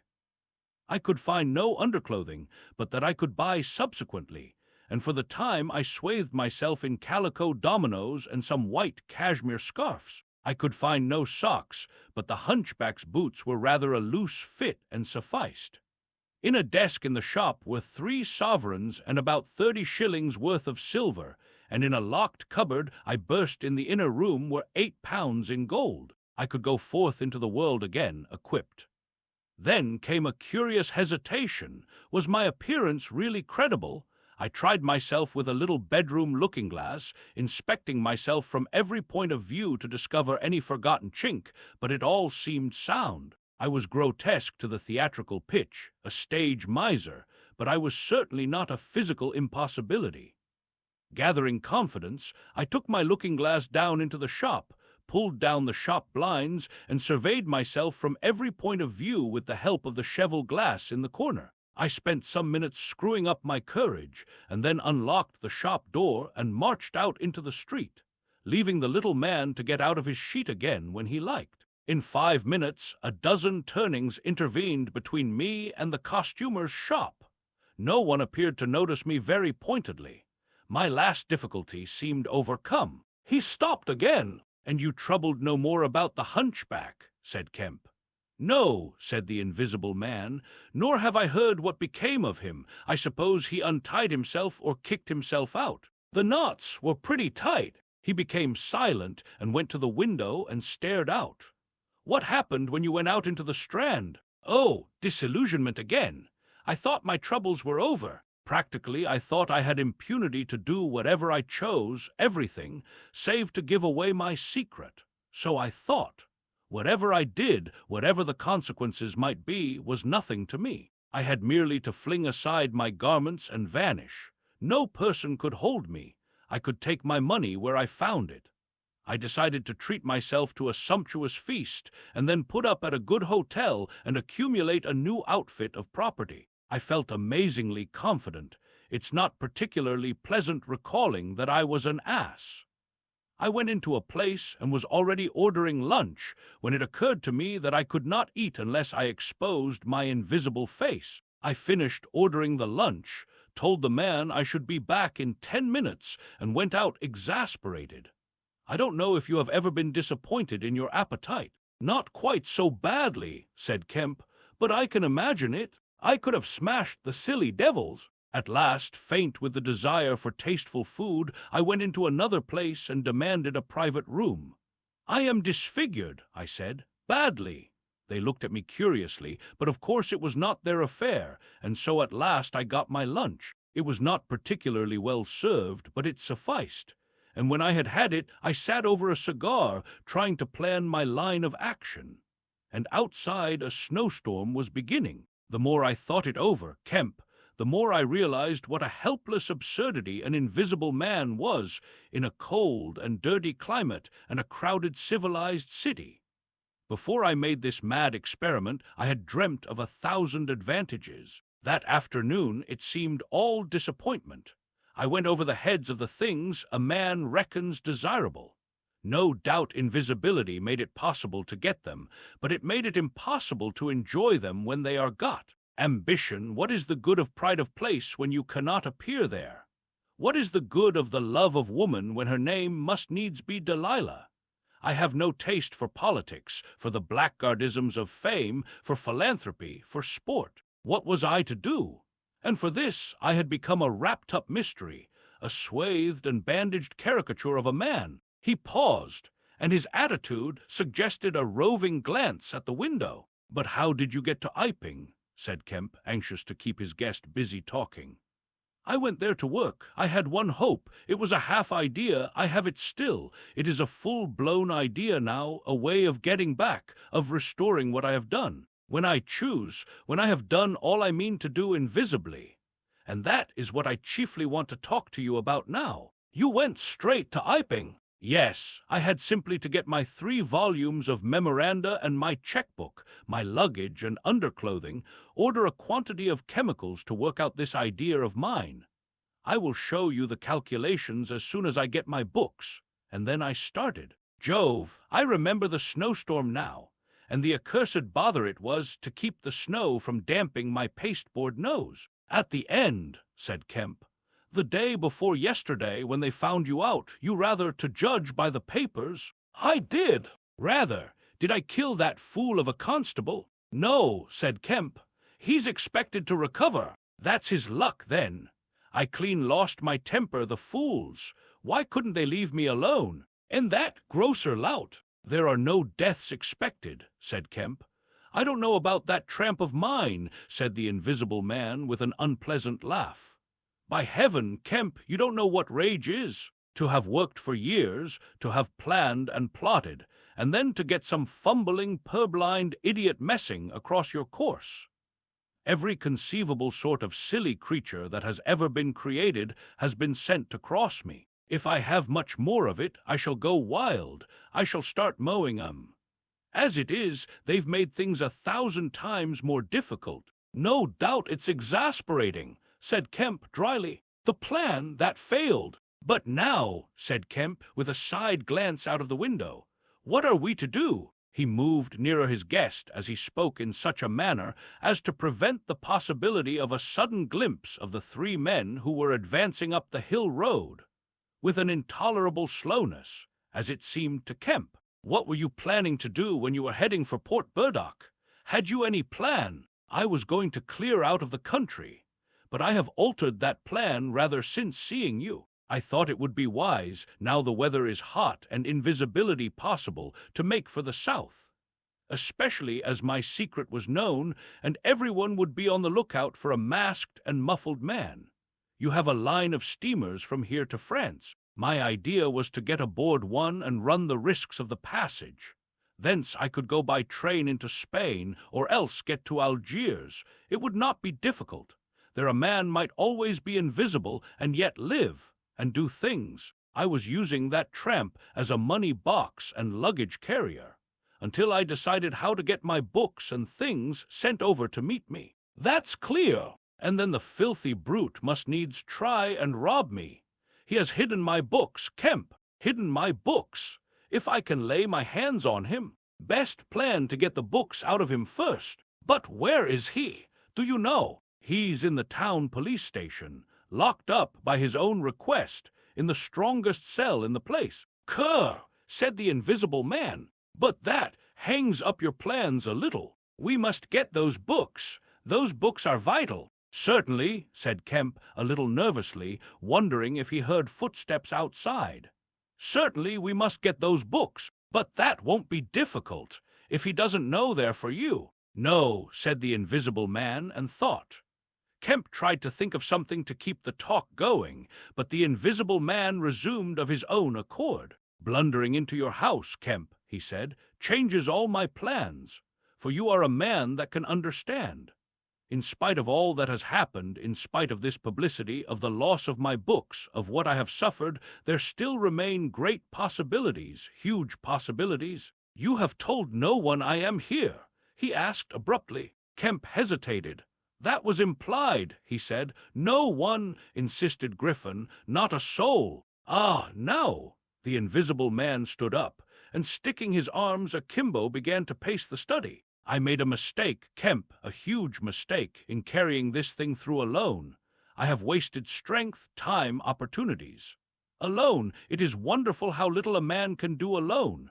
To rob a little, to hurt a little, and there is the end. What I want, Kemp, is a goalkeeper, a helper, and a hiding place, an arrangement whereby I can sleep and eat and rest in peace and unsuspected. I must have a confederate. With food and rest, 1,000 things are possible. Hitherto I have gone on vague lines. We have to consider all that invisibility means, all that it does not mean. It means little advantage for eavesdropping and so forth. One makes sounds. It's of little help, a little help perhaps, in housebreaking and so forth. Once you've caught me, you could easily imprison me. But on the other hand, I am hard to catch. This invisibility, in fact, is only good in 2 cases. It's useful in getting away, it's useful in approaching. It's particularly useful, therefore, in killing. I can walk round a man, whatever weapon he has, choose my point, strike as I like, dodge as I like, escape as I like." Kemp's hand went to his mustache. "Was that a movement downstairs? And it is killing we must do, Kemp." "It is killing we must do," repeated Kemp. "I'm listening to your plan, Griffin, but I'm not agreeing, mind. Why killing? Not wanton killing, but a judicious slaying. The point is, they know there is an invisible man, as well as we know there is an invisible man. And that invisible man, Kemp, must now establish a reign of terror. Yes, no doubt it's startling, but I mean it, a reign of terror. He must take some town like your Burdock and Terrify and dominate it. He must issue his orders.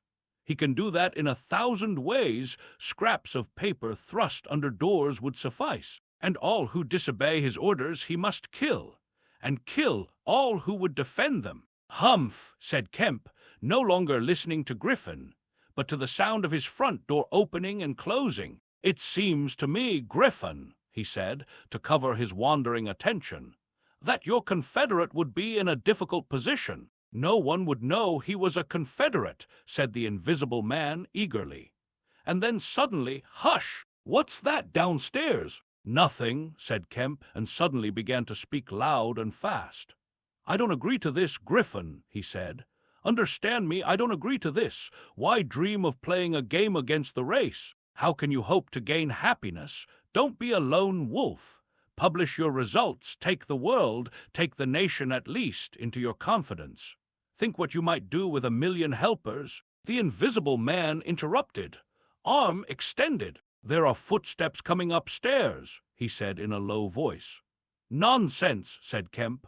"Let me see," said the invisible man, and advanced, arm extended, to the door.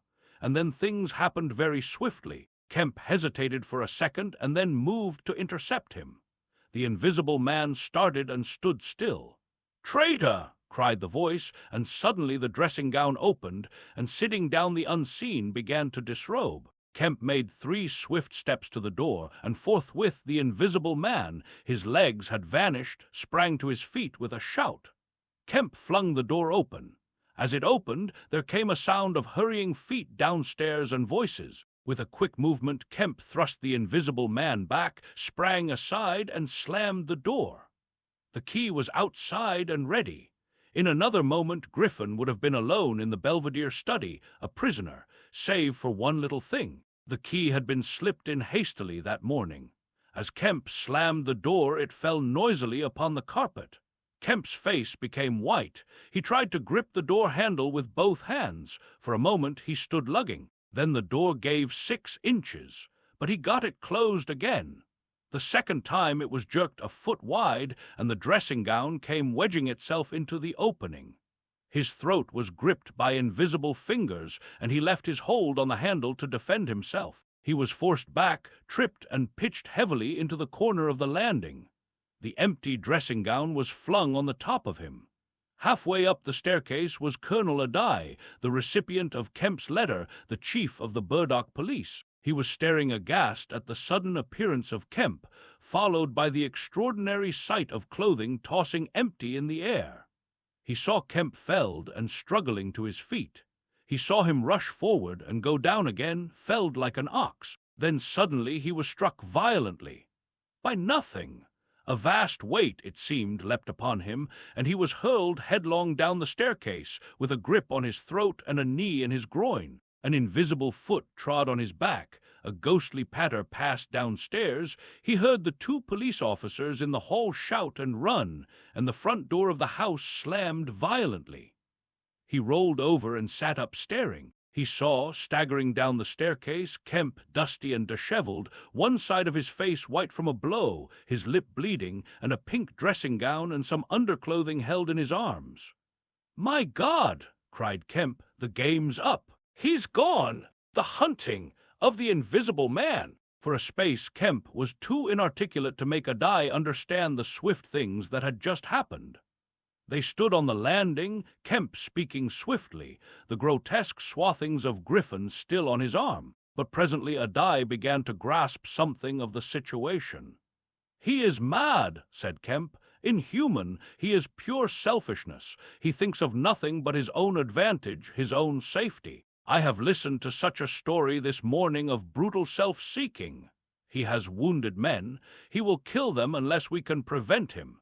He will create a panic. Nothing can stop him. He is going out now, furious. He must be caught," said Adai. "That is certain." "But how?" cried Kemp, and suddenly became full of ideas. "You must begin at once. You must set every available man to work. You must prevent his leaving this district.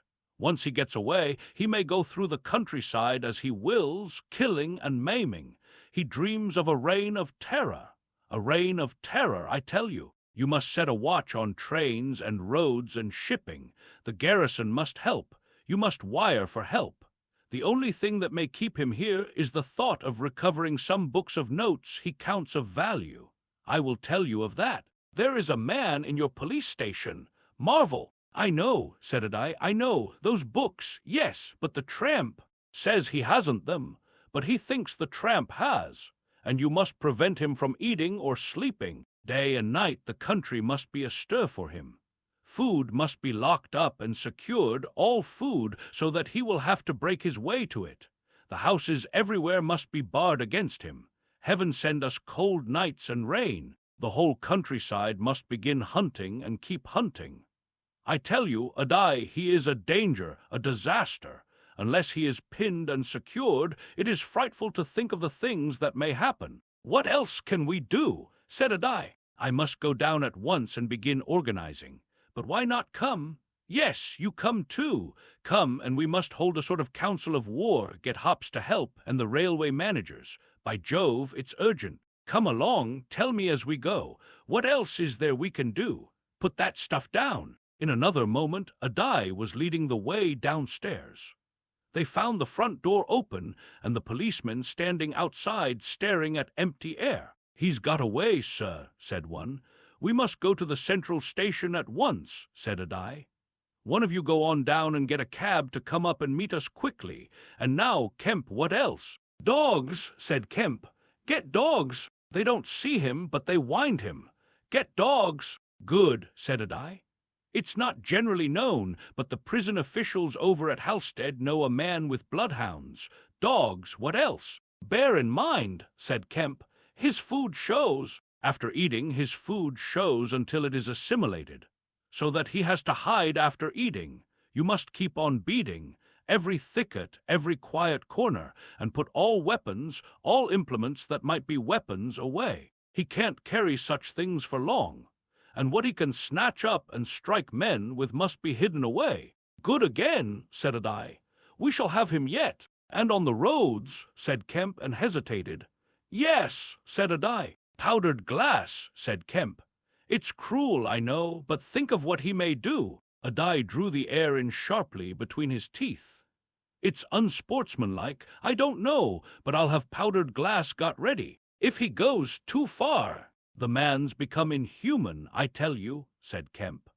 "I am as sure he will establish a reign of terror so soon as he has got over the emotions of this escape, as I am sure I am talking to you. Our only chance is to be ahead. He has cut himself off from his kind. His blood be upon his own head. The WICKSTED, murder." The Invisible Man seems to have rushed out of Kemp's house in a state of blind fury. A little child playing near Kemp's gateway was violently caught up and thrown aside, so that its ankle was broken, and thereafter for some hours the Invisible Man passed out of human perceptions. No one knows where he went nor what he did, but one can imagine him hurrying through the hot June forenoon, up the hill and on to the open downland behind Port Burdock, raging and despairing at his intolerable fate, and sheltering at last, heated and weary, amid the thickets of Hintondean, to piece together again his shattered schemes against his species. That seems the most probable refuge for him, for there it was he reasserted himself in a grimly tragical manner about 2 in the afternoon.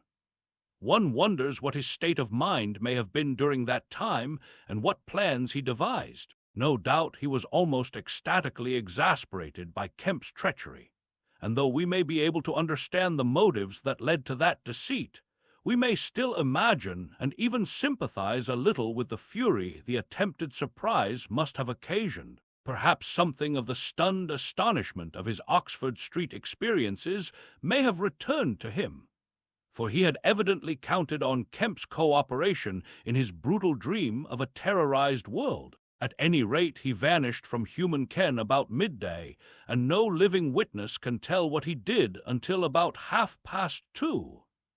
It was a fortunate thing, perhaps, for humanity, but for him it was a fatal inaction. During that time, a growing multitude of men scattered over the countryside were busy. In the morning he had still been simply a legend, a terror. In the afternoon, by virtue chiefly of Kemp's dryly worded proclamation, he was presented as a tangible antagonist, to be wounded, captured, or overcome, and the countryside began organizing itself with inconceivable rapidity. By 2 o'clock even he might still have removed himself out of the district by getting aboard a train, but after 2 that became impossible. Every passenger train along the lines on a great parallelogram between Southampton, Manchester, Brighton, and Horsham traveled with locked doors, and the goods traffic was almost entirely suspended. And in a great circle of 20 miles round Port Burdock, men armed with guns and bludgeons were presently setting out in groups of 3 and 4, with dogs, to beat the roads and fields. Mounted policemen rode along the country lanes, stopping at every cottage and warning the people to lock up their houses and keep indoors unless they were armed. And all the elementary schools had broken up by 3 o'clock, and the children, scared and keeping together in groups, were hurrying home. Kemp's proclamation, signed indeed by Adai, was posted over almost the whole district by 4 or 5 o'clock in the afternoon. It gave briefly but clearly all the conditions of the struggle: the necessity of keeping the Invisible Man from food and sleep, the necessity for incessant watchfulness, and for a prompt attention to any evidence of his movements. And so swift and decided was the action of the authorities, so prompt and universal was the belief in this strange being, that before nightfall an area of several hundred square miles was in a stringent state of siege. And before nightfall, too, a thrill of horror went through the whole watching, nervous countryside. Going from whispering mouth to mouth, swift and certain over the length and breadth of the country, passed the story of the murder of Mr. Wicksteed. If our supposition that the Invisible Man's refuge was the Hintondean thickets, then we must suppose that in the early afternoon he sallied out again bent upon some project that involved the use of a weapon. We cannot know what the project was, but the evidence that he had the iron rod in hand before he met Wicksteed is to me at least overwhelming. Of course, we can know nothing of the details of that encounter. It occurred on the edge of a gravel pit, not 200 yards from Lord Burdock's lodge gate. Everything points to a desperate struggle. The trampled ground, the numerous wounds Mr. Wicksteed received, his splintered walking stick. But why the attack was made, save in a murderous frenzy, it is impossible to imagine. Indeed, the theory of madness is almost unavoidable. Mr. Wicksteed was a man of 45 or 46, steward to Lord Burdock, of inoffensive habits and appearance, the very last person in the world to provoke such a terrible antagonist. Against him, it would seem the invisible man used an iron rod dragged from a broken piece of fence. He stopped this quiet man, going quietly home to his midday meal, attacked him, beat down his feeble defenses, broke his arm, felled him, and smashed his head to a jelly. Of course, he must have dragged this rod out of the fencing before he met his victim. He must have been carrying it ready in his hand. Only two details beyond what has already been stated seem to bear on the matter. One is the circumstance that the gravel pit was not in Mr. Wicksteed's direct path home, but nearly a couple of 100 yards out of his way. The other is the assertion of a little girl to the effect that, going to her afternoon school, she saw the murdered man trotting in a peculiar manner across a field towards the gravel pit. Her pantomime of his action suggests a man pursuing something on the ground before him and striking at it ever and again with his walking stick.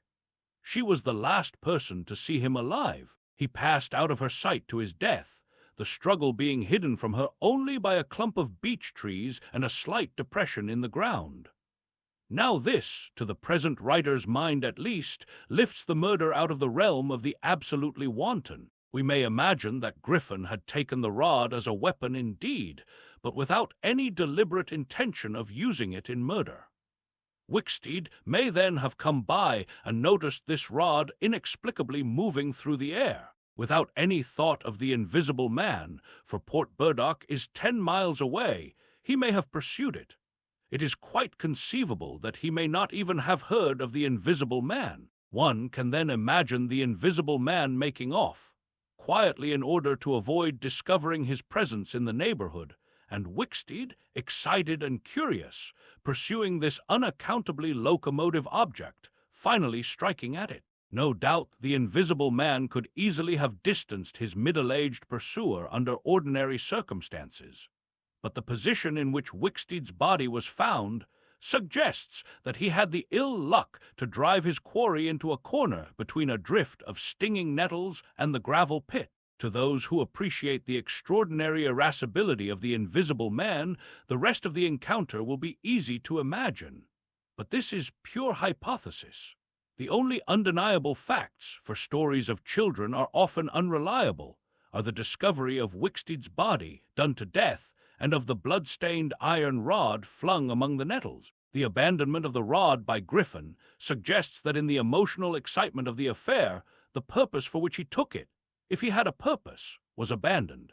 He was certainly an intensely egotistical and unfeeling man, but the sight of his victim, his first victim, bloody and pitiful at his feet, may have released some long-pent fountain of remorse which for a time may have flooded whatever scheme of action he had contrived. After the murder of Mr. Wicksteed, he would seem to have struck across the country towards the downland.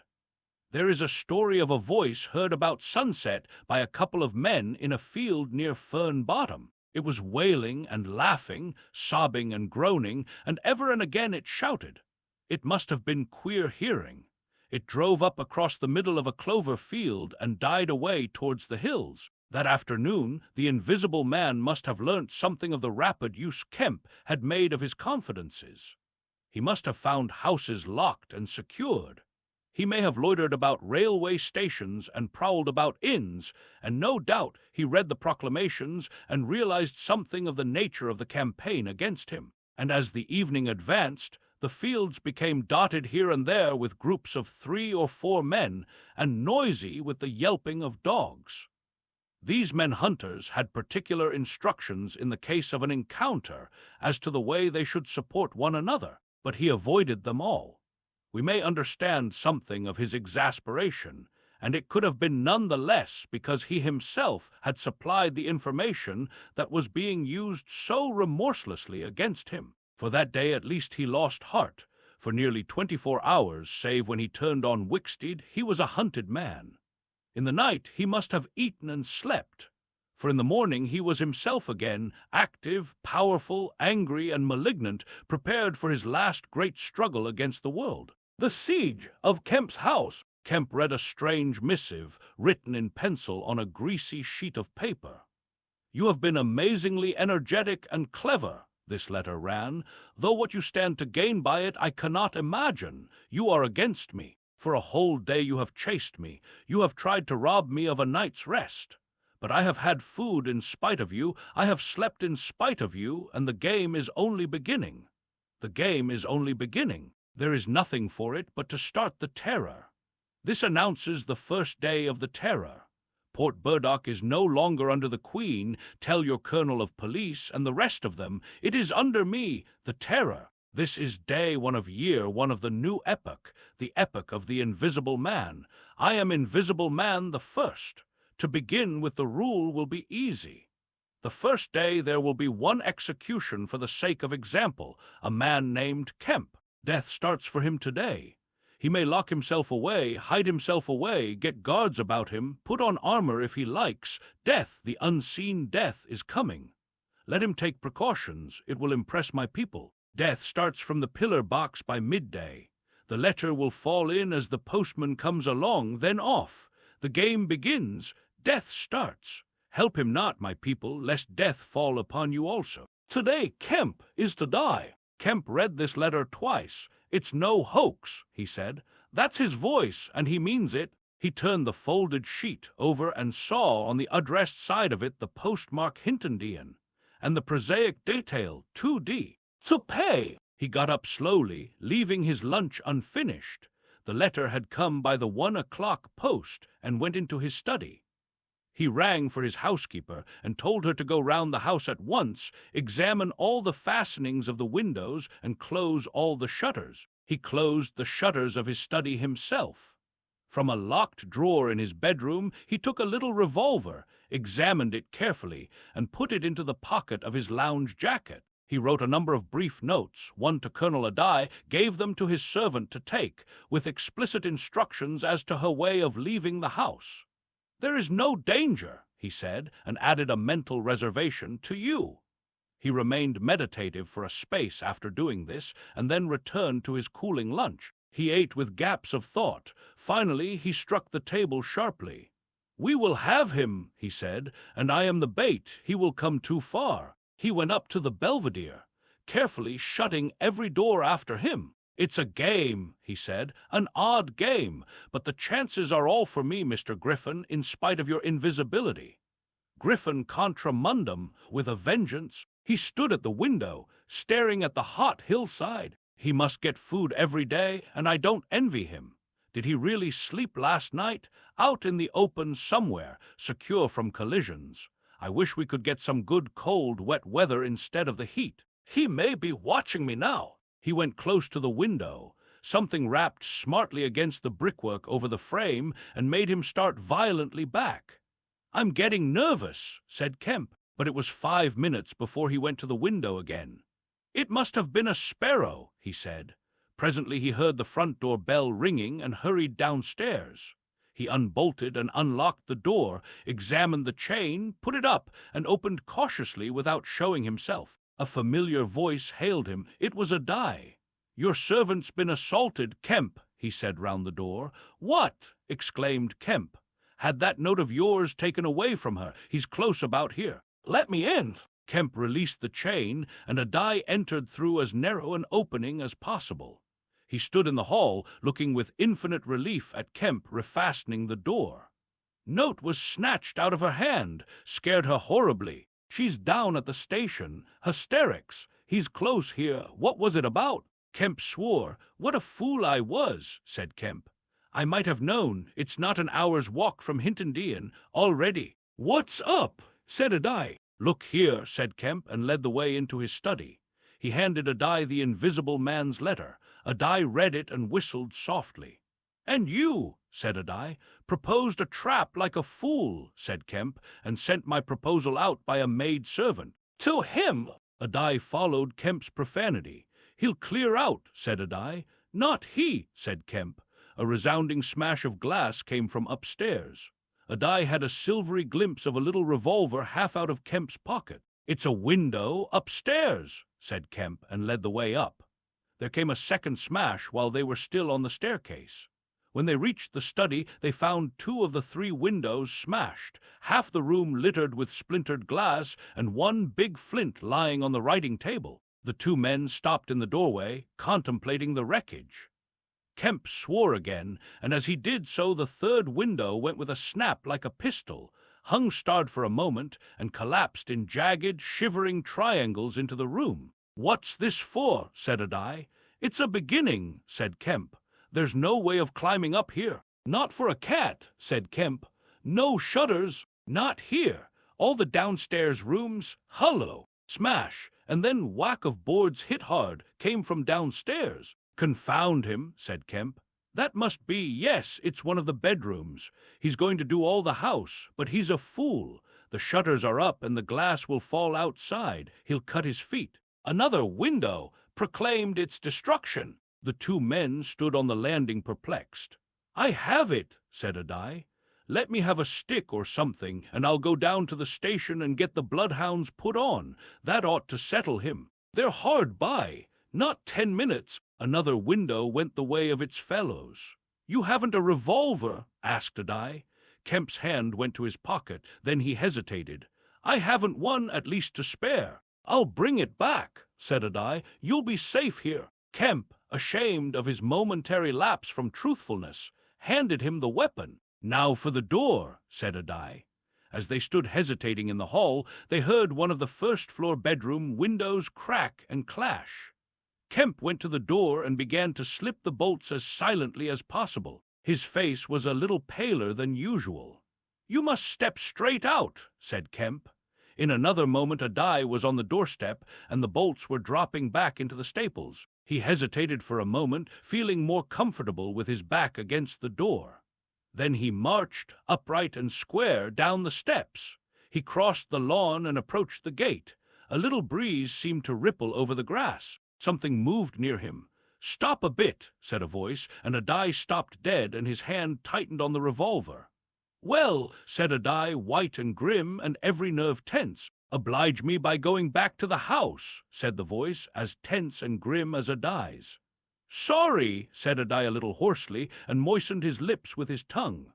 The voice was on his left front, he thought. Suppose he were to take his luck with a shot. "What are you going for?" said the voice, and there was a quick movement of the 2, and a flash of sunlight from the open lip of Adai's pocket. Adai desisted and thought. "Where I go," he said slowly, "is my own business." The words were still on his lips when an arm came round his neck. His back felt a knee, and he was sprawling backward. He drew clumsily and fired absurdly, and in another moment he was struck in the mouth, and the revolver wrested from his grip. He made a vain clutch at a slippery limb, tried to struggle up, and fell back. "Damn!" said Adai. The voice laughed. "I'd kill you now if it wasn't the waste of a bullet," it said. He saw the revolver in midair, 6 feet off, covering him. "Well," said Adai, sitting up. "Get up," said the voice. Adai stood up. "Attention," said the voice, and then fiercely, "don't try any games. Remember, I can see your face if you can't see mine. You've got to go back to the house." "He won't let me in," said Adai. "That's a pity," said the invisible man. "I've got no quarrel with you." Adai moistened his lips again. He glanced away from the barrel of the revolver and saw the sea far off, very blue and dark under the midday sun, the smooth green down, the white cliff of the head, and the multitudinous town, and suddenly he knew that life was very sweet. His eyes came back to this little metal thing hanging between heaven and earth 6 yards away. "What am I to do?" he said sullenly. "What am I to do?" asked the invisible man. "You will get help. The only thing is for you to go back. I will try. If he lets me in, will you promise not to rush the door?" "I've got no quarrel with you," said the voice. Kemp had hurried upstairs after letting Adai out, and now crouching among the broken glass and peering cautiously over the edge of the study window sill, he saw Adai stand parleying with the unseen. "Why doesn't he fire?" whispered Kemp to himself. Then the revolver moved a little, and the glint of the sunlight flashed in Kemp's eyes. He shaded his eyes and tried to see the source of the blinding beam. "Surely," he said, "Adai has given up the revolver. Promise not to rush the door," Adai was saying. "Don't push a winning game too far. Give a man a chance. You go back to the house. I tell you flatly, I will not promise anything." Adai's decision seemed suddenly made. He turned towards the house, walking slowly with his hands behind him. Kemp watched him, puzzled. The revolver vanished, flashed again into sight, vanished again, and became evident on a closer scrutiny as a little dark object following Adai. Then things happened very quickly. Adai leapt backwards, swung around, clutched at this little object, missed it, threw up his hands and fell forward on his face, leaving a little puff of blue in the air. Kemp did not hear the sound of the shot. Adai writhed, raised himself on one arm, fell forward and lay still. For a space, Kemp remained staring at the quiet carelessness of Adai's attitude. The afternoon was very hot and still. Nothing seemed stirring in all the world save a couple of yellow butterflies chasing each other through the shrubbery between the house and the road gate. Adai lay on the lawn near the gate. The blinds of all the villas down the hill road were drawn, but in one little green summer house was a white figure, apparently an old man asleep.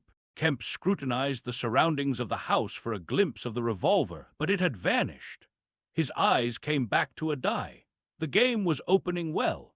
Then came a ringing and knocking at the front door that grew at last tumultuous, but pursuant to Kemp's instructions, the servants had locked themselves into their rooms. This was followed by a silence.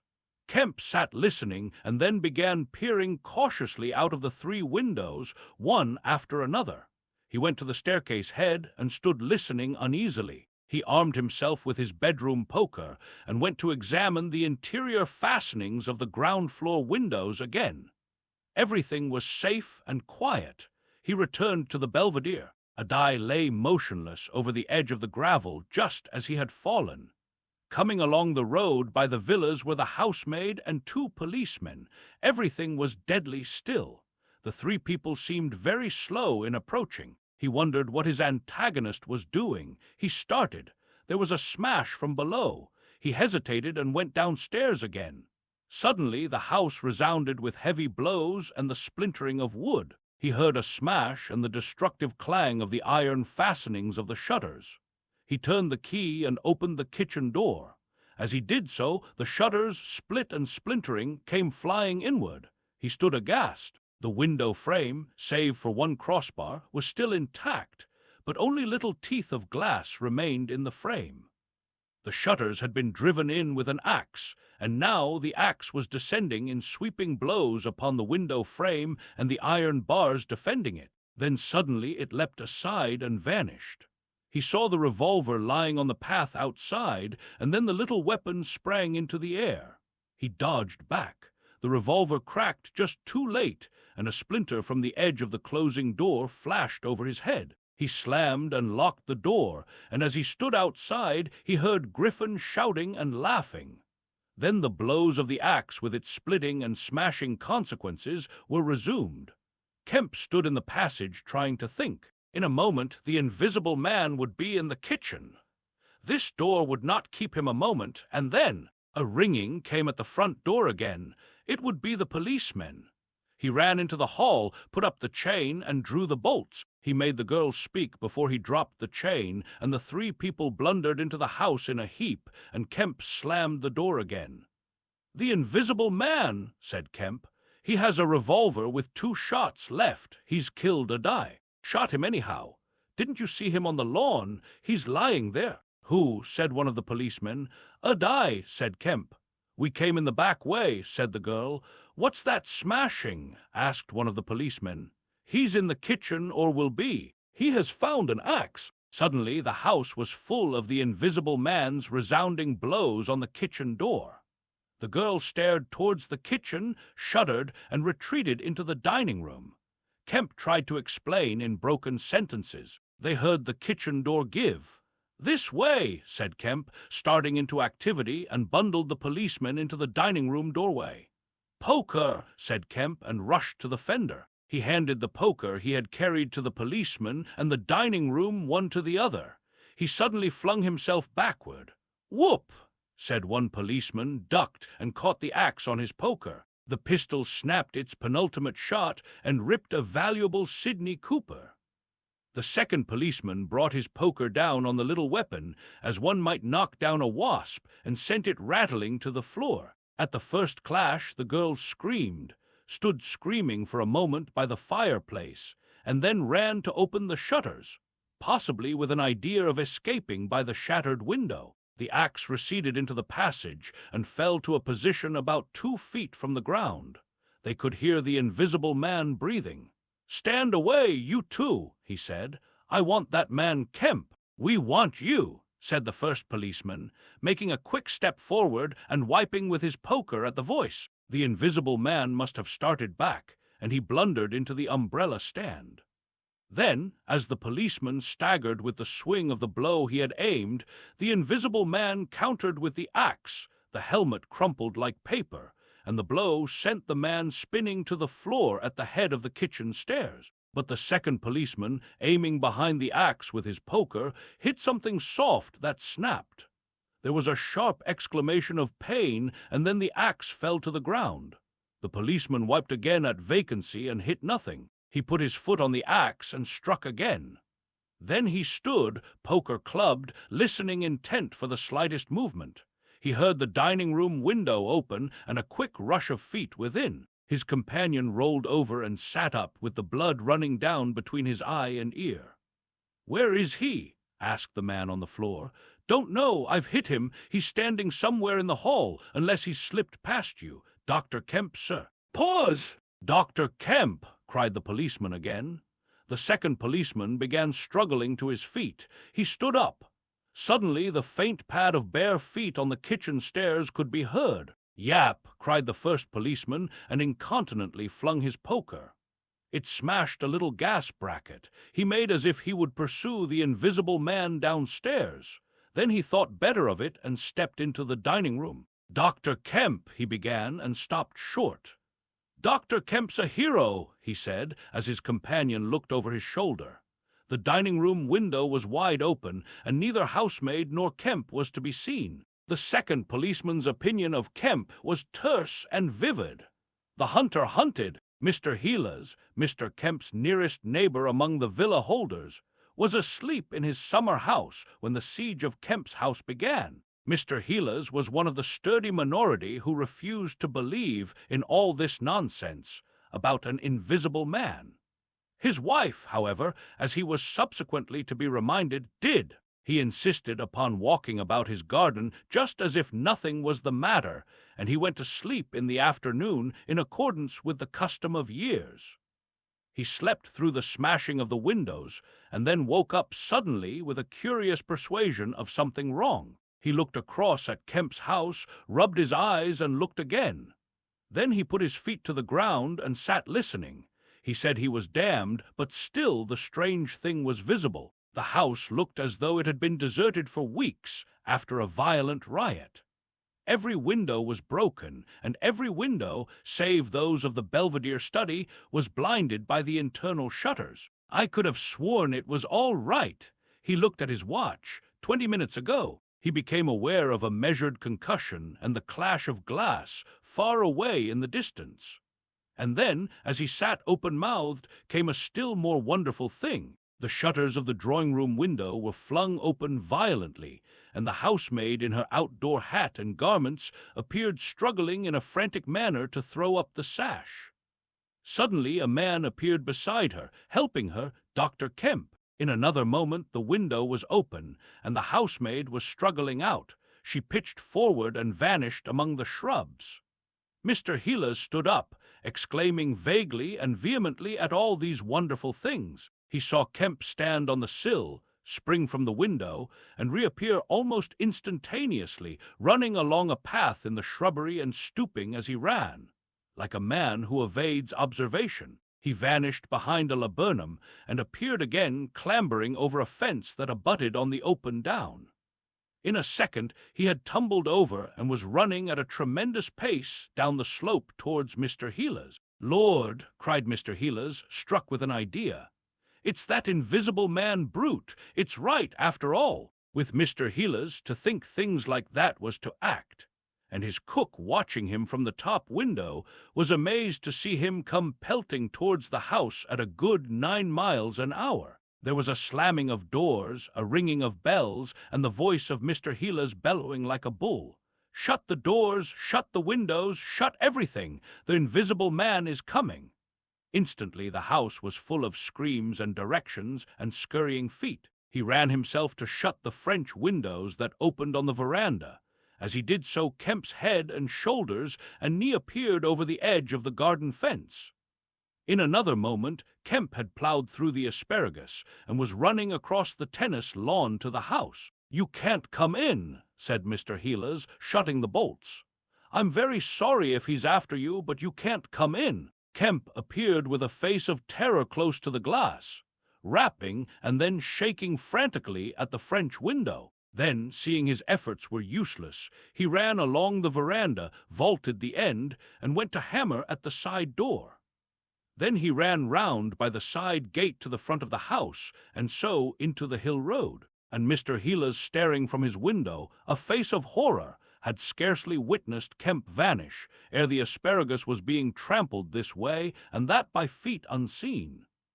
At that Mr. Heelas fled precipitately upstairs, and the rest of the chase is beyond his purview. But as he passed the staircase window, he heard the side gate slam. Emerging into the hill road, Kemp naturally took the downward direction, and so it was he came to run in his own person the very race he had watched with such a critical eye from the Belvedere study only 4 days ago. He ran it well for a man out of training, and though his face was white and wet, his wits were cool to the last. He ran with wide strides, and wherever a patch of rough ground intervened, wherever there came a patch of raw flints or a bit of broken glass shone dazzling, he crossed it and left the bare invisible feet that followed to take what line they would. For the first time in his life, Kemp discovered that the hill road was indescribably vast and desolate, and that the beginnings of the town far below at the hill foot were strangely remote. Never had there been a slower or more painful method of progression than running. All the gaunt villas, sleeping in the afternoon sun, looked locked and barred. No doubt they were locked and barred by his own orders, but at any rate they might have kept a lookout for an eventuality like this. The town was rising up now, the sea had dropped out of sight behind it, and people down below were stirring. A tram was just arriving at the hill foot. Beyond that was the police station. Was that footsteps he heard behind him? Spurt! The people below were staring at him, 1 or 2 were running, and his breath was beginning to saw in his throat. The tram was quite near now, and the Jolly Cricketers was noisily barring its doors. Beyond the tram were posts and heaps of gravel, the drainage works. He had a transitory idea of jumping into the tram and slamming the doors, and then he resolved to go for the police station. In another moment he had passed the door of the Jolly Cricketers, and was in the blistering fag end of the street, with human beings about him. The tram driver and his helper, arrested by the sight of his furious haste, stood staring with the tram horses unhitched. Further on, the astonished features of navvies appeared above the mounds of gravel. His pace broke a little, and then he heard the swift pad of his pursuer and leapt forward again. "The invisible man!" he cried to the navvies with a vague indicative gesture, and by an inspiration leapt the excavation and placed a burly group between him and the chase. Then, abandoning the idea of the police station, he turned into a little side street, rushed by a greengrocer's cart, hesitated for the 10th of a second at the door of a sweetstuff shop, and then made for the mouth of an alley that ran back into the main hill street again. 2 or 3 little children were playing here, and shrieked and scattered at his apparition, and forthwith doors and windows opened, and excited mothers revealed their hearts. Out he shot into Hill Street again, 300 yards from the tram line end, and immediately he became aware of a tumultuous vociferation and running people. He glanced up the street towards the hill. Hardly a dozen yards off ran a huge navvy, cursing in fragments and slashing viciously with a spade, and hard behind him came the tram conductor with his fists clenched. Up the street others followed these two, striking and shouting. Down towards the town, men and women were running, and he noticed clearly one man coming out of a shop door with a stick in his hand. "Spread out! Spread out!" cried someone. Kemp suddenly grasped the altered condition of the chase. He stopped and looked round, panting. "He's close here," he cried. "Form a line across." He was hit hard under the ear, and went reeling, trying to face round towards his unseen antagonist. He just managed to keep his feet, and he struck a vain counter in the air. Then he was hit again under the jaw and sprawled headlong on the ground. In another moment a knee compressed his diaphragm, and a couple of eager hands gripped his throat, but the grip of one was weaker than the other. He grasped the wrists, heard a cry of pain from his assailant, and then the spade of the navvy came whirling through the air above him and struck something with a dull thud. He felt a drop of moisture on his face. The grip at his throat suddenly relaxed, and with a convulsive effort, Kemp loosed himself, grasped a limp shoulder, and rolled uppermost. He gripped the unseen elbows near the ground. "I've got him!" screamed Kemp. "Help! Help! Hold! He's down! Hold his feet!" In another second there was a simultaneous rush upon the struggle, and a stranger coming into the road suddenly might have thought an exceptionally savage game of rugby football was in progress, and there was no shouting after Kemp's cry, only a sound of blows and feet and heavy breathing. Then came a mighty effort, and the invisible man threw off a couple of his antagonists and rose to his knees. Kemp clung to him in front like a hound to a stag, and a dozen hands gripped, clutched, and tore at the unseen. The tram conductor suddenly got the neck and shoulders and lugged him back. Down went the heap of struggling men again and rolled over. There was, I am afraid, some savage kicking. Then suddenly a wild scream of "Mercy! Mercy!"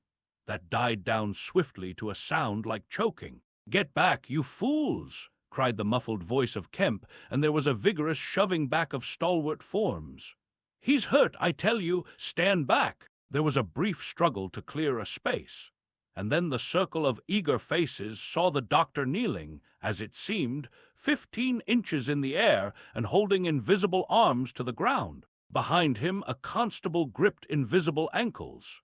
"Don't you leave go of N!" cried the big navvy, holding a blood-stained spade. "He's shamming!" "He's not shamming," said the doctor, cautiously raising his knee. "And I'll hold him." His face was bruised and already going red. He spoke thickly because of a bleeding lip. He released one hand and seemed to be feeling at the face. "The mouth's all wet," he said. "And then, good God!" He stood up abruptly and then knelt down on the ground by the side of the thing unseen. There was a pushing and shuffling, a sound of heavy feet as fresh people turned up to increase the pressure of the crowd. People now were coming out of the houses. The doors of the Jolly Cricketers stood suddenly wide open. Very little was said. Kemp felt about, his hand seeming to pass through empty air. "He's not breathing," he said, and then, "I can't feel his heart. His side, ugh!" Suddenly an old woman, peering under the arm of the big navvy, screamed sharply. "Looky there," she said, and thrust out a wrinkled finger. And looking where she pointed, everyone saw, faint and transparent as though it was made of glass, so that veins and arteries and bones and nerves could be distinguished. The outline of a hand limp and prone. It grew clouded and opaque even as they stared. "Hullo!" cried the constable. "Here's his feet a-showing!" And so, slowly, beginning at his hands and feet, and creeping along his limbs to the vital centers of his body, that strange change continued. It was like the slow spreading of a poison. First came the little white nerves, a hazy gray sketch of a limb, then the glassy bones and intricate arteries, then the flesh and skin, first a faint fogginess, and then growing rapidly dense and opaque. Presently they could see his crushed chest and his shoulders, and the dim outline of his drawn and battered features. When at last the crowd made way for Kemp to stand erect, there lay, naked and pitiful on the ground, the bruised and broken body of a young man about 30. His hair and brow were white, not gray with age, but white with the whiteness of albinism, and his eyes were like garnets. His hands were clenched, his eyes wide open, and his expression was one of anger and dismay. "Cover his face," said a man. "For God's sake, cover that face!" And 3 little children, pushing forward through the crowd, were suddenly twisted round and sent packing off again. Someone brought a sheet from the Jolly Cricketers, and having covered him, they carried him into that house. And there it was, on a shabby bed in a tawdry, ill-lighted bedroom, surrounded by a crowd of ignorant and excited people. Broken and wounded, betrayed and unpitied, that Griffin, the first of all men to make himself invisible, Griffin, the most gifted physicist the world has ever seen, ended in infinite disaster his strange and terrible career. The epilogue! So ends the story of the strange and evil experiments of the Invisible Man. And if you would learn more of him, you must go to a little inn near Port Stowe and talk to the landlord. The sign of the inn is an empty board save for a hat and boots, and the name is the title of this story. The landlord is a short and corpulent little man with a nose of cylindrical proportions, wiry hair, and a sporadic rosiness of visage. Drink generously, and he will tell you generously of all the things that happened to him after that time, and of how the lawyers tried to do him out of the treasure found upon him. When they found they couldn't prove whose money was which, "I'm blessed," he says, "if they didn't try to make me out a blooming treasure trove.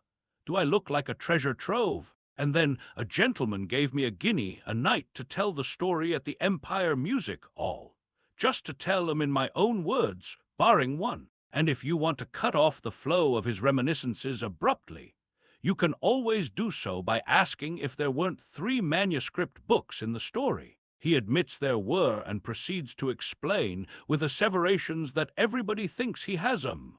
But bless you, he hasn't.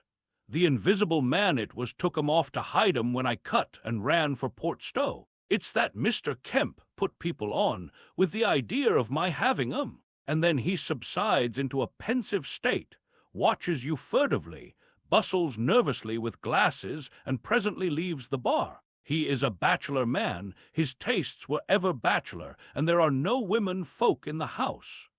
Outwardly he buttons, it is expected of him, but in his more vital privacies, in the matter of braces for example, he still turns to string. He conducts his house without enterprise, but with eminent decorum.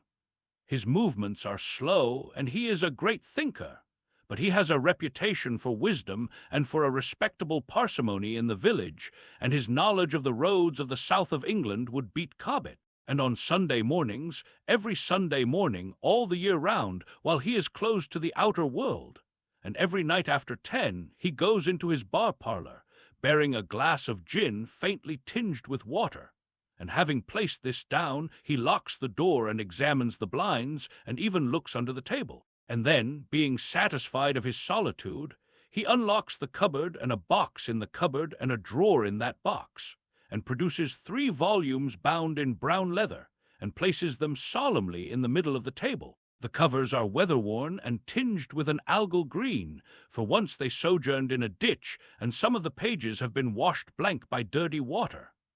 The landlord sits down in an armchair, fills a long clay pipe slowly, gloating over the books the while. Then he pulls one towards him and opens it, and begins to study it, turning over the leaves backwards and forwards. His brows are knit, and his lips move painfully. "Hex, little 2 up in the air, cross and a fiddle-dee-dee.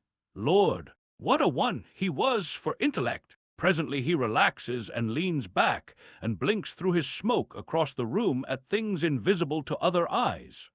"Full of secrets," he says. "Wonderful secrets. Once I get the haul of them, Lord, I wouldn't do what he did. I'd just, well," he pulls at his pipe. So he lapses into a dream, the undying, wonderful dream of his life. And though Kemp has fished unceasingly, no human being save the landlord knows those books are there, with the subtle secret of invisibility and a dozen other strange secrets written therein. And none other will know of them until he dies.